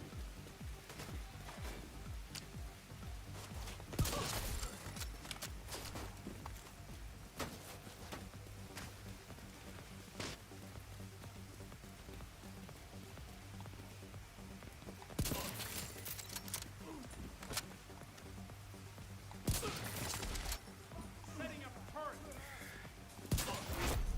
Heavily armored hostile detected.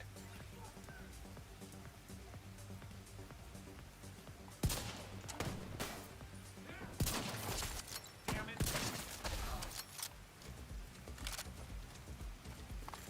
New targets on the move. Whoa.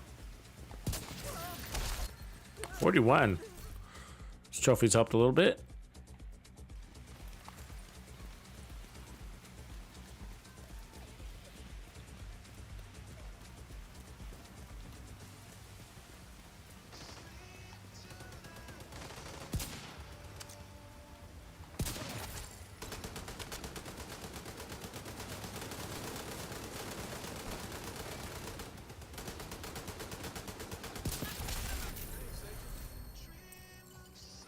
We weathered the storm.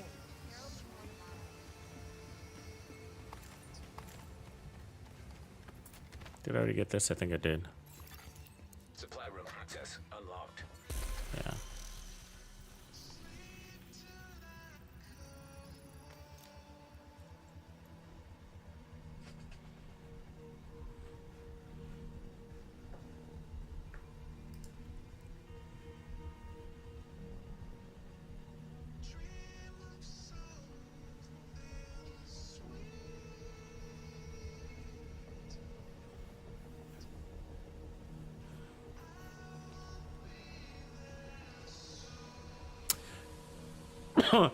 They real crazy when the events turned off, but when the events turned on, none of the headshots count.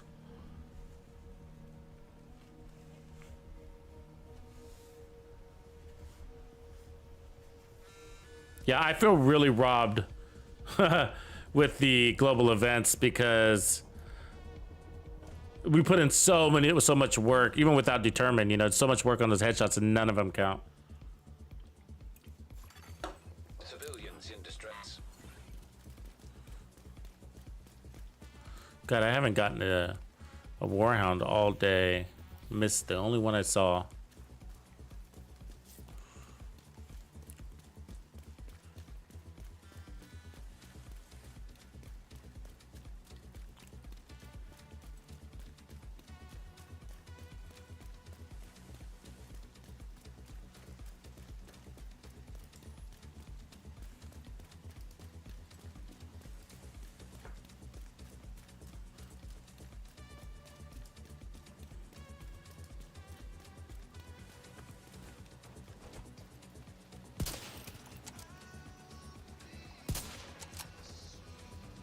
I should probably use my TAC 50 in the beginning, but it's fine.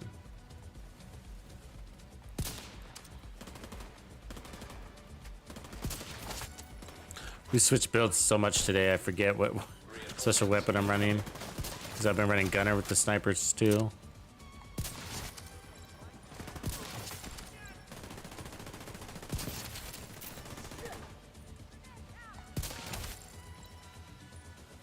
That grenade hits me, I swear. Okay, lucky.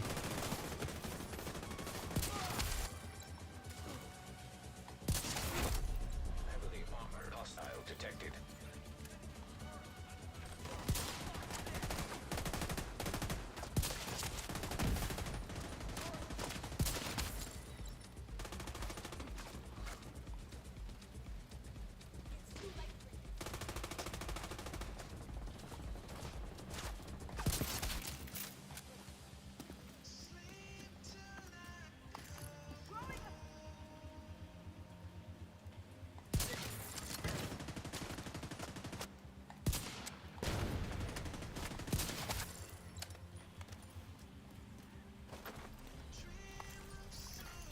Incoming hostiles detected.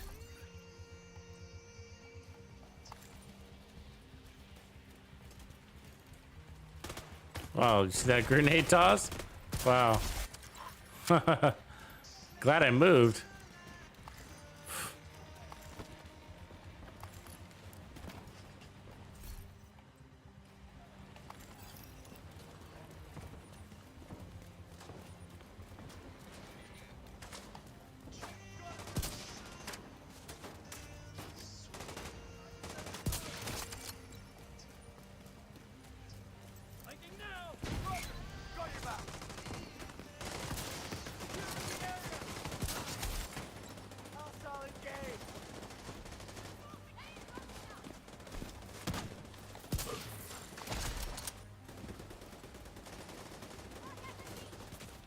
Securing the position now.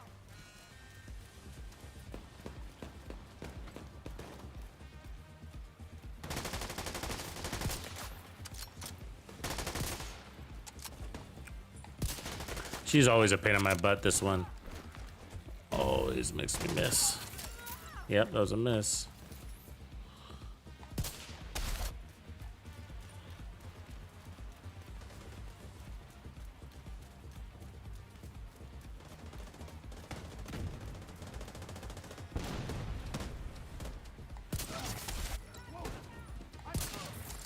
Damn it.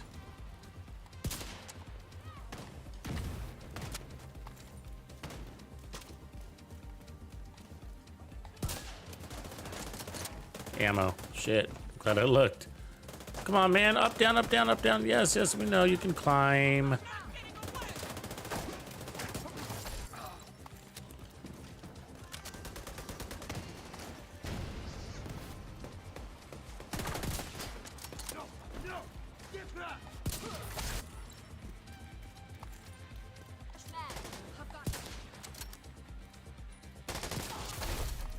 Heavily armored hostile detected.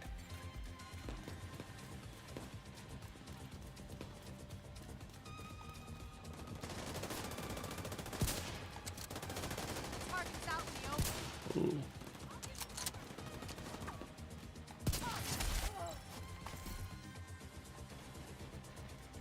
And they're dishing out that future down here.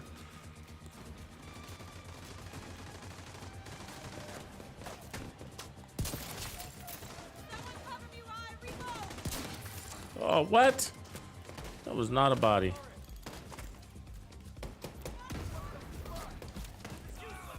Next one's a duck.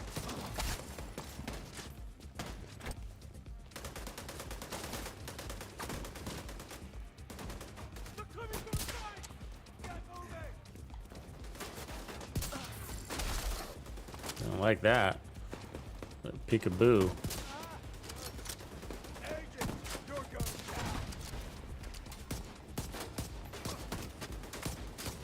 Oh, I'm not running the Prophet. This is the D50.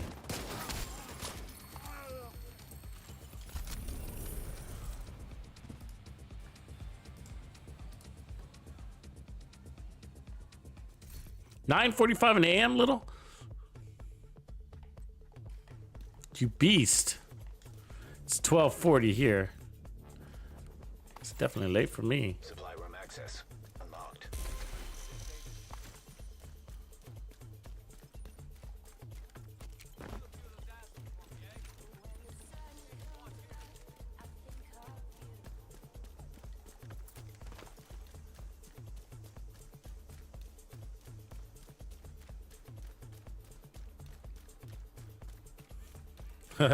The Mantis out of cover. I think that's what we call this build. Mantis out of cover.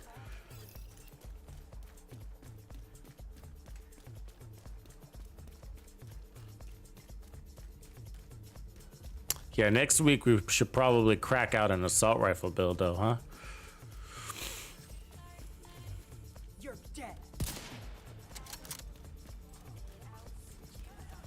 People to give the non-headshot people a chance.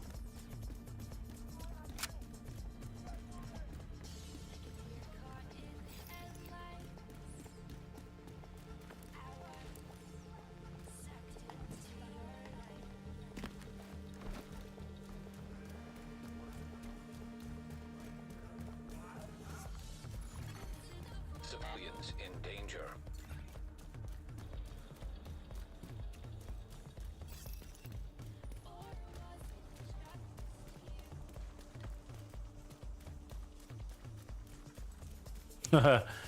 Your wife is pissed, Brass.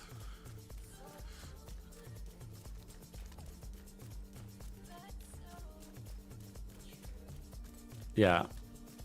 I get a lot of funny comments about wives. I guess I help some people's wives go to sleep because the husbands are watching the stream. You know what I mean? Are watching, or maybe it's a stream replay or something like that in bed. And so their wives comment that I'm the voice that they fall asleep to, like a maybe like whale sounds, like soothing whale sounds.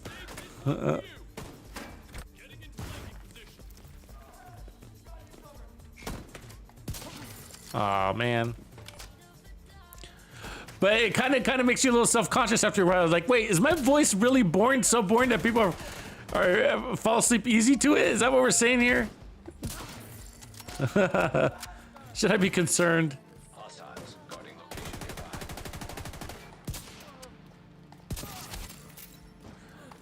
See how I got 2 shots out really fast? The Nemesis can't do that. Either can the White Death, actually.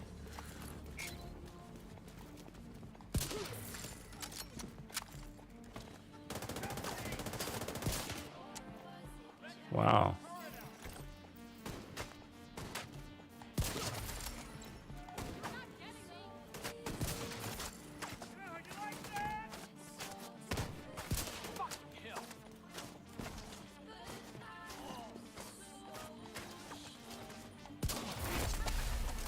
He postured.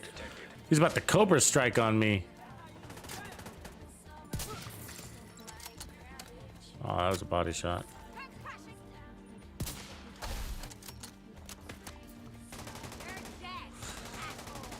This is an optimal range for sniping out of cover with this one. It's like probably around 8 to 12. Anything longer than that's pretty risky. Then you're gonna say nope. Nope. Oops.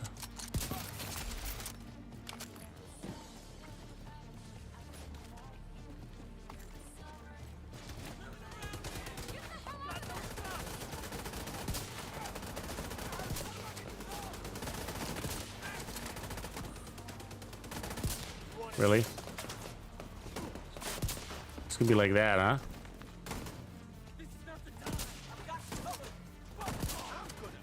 Foam? I can't see the foam.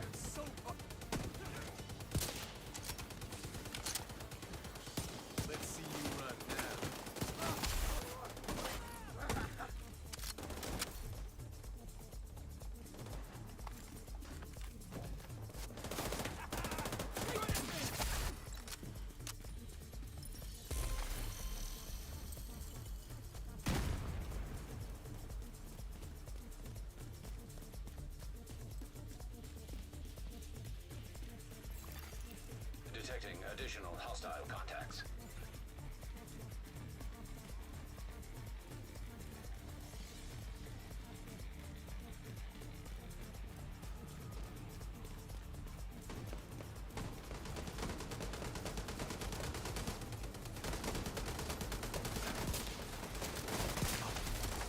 We lost a soldier! Reloading! I won't let you down.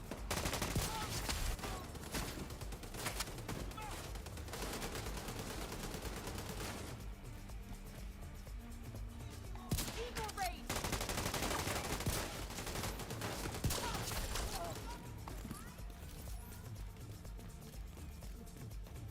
Objective.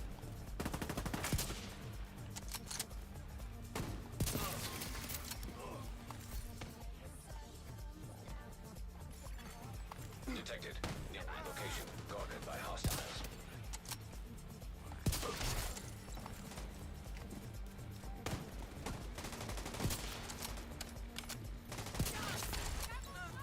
Securing the position now!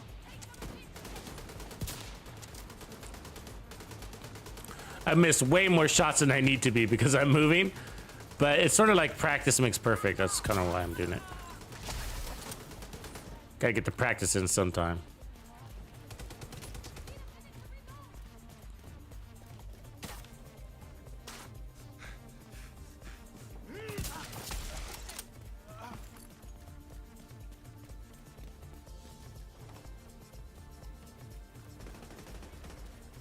Enemy!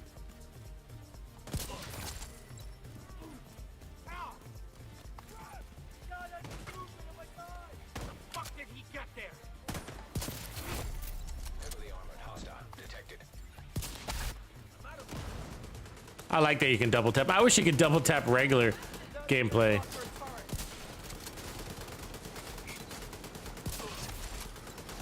Ensure a medic, maybe you could do it to ensure a medic can't pick him up. Just destroy his cranium. Cranium smash.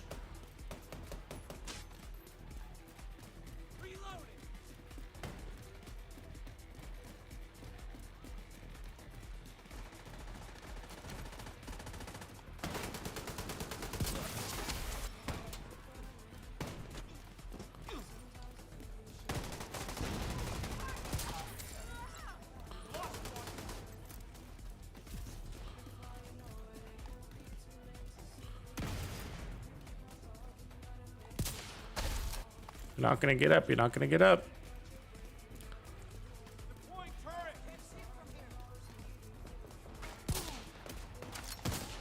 Bring it down. Take it. Come and get Wasn't expecting two guys back here. damn it. Help.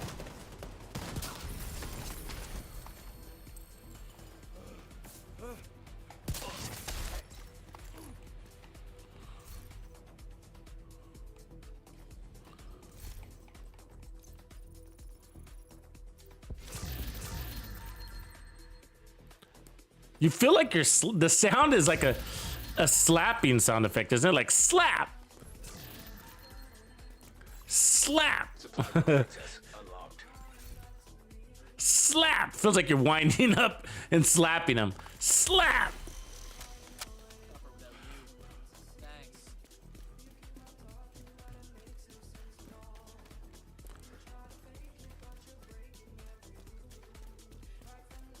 Like a Mexican soap opera. Slap.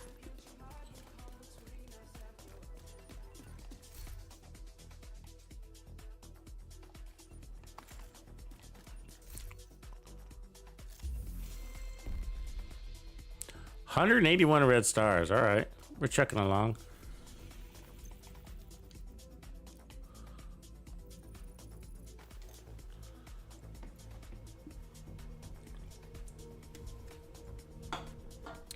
I will be sad when the event ends. Not gonna lie.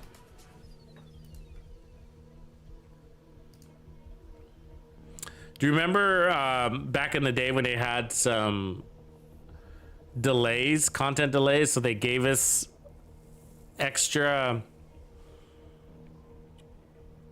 global events, but they were extra long. They were like each of them was, I think, 2 weeks long. Do you remember that? They were 2 weeks in length. Something like that, wasn't it?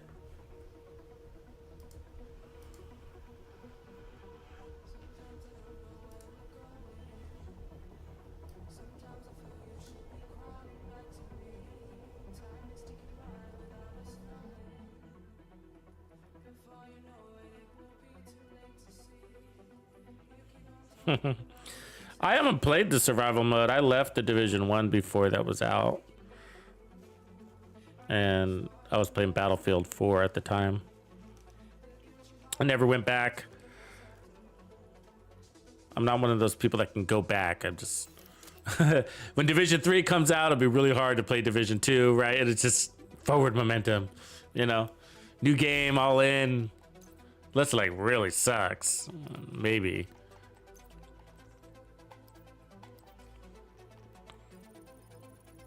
I'm not how we are on resources. We got to be pretty close to full on those. Or not. We've been doing some crafting. Yeah, we're full in this area. Could use it in full there. The carbon fiber, that's for the True Suns. We killed a lot of True Suns.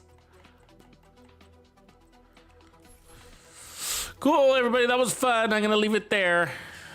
And hold off until tomorrow for more action. Live action. Tomorrow.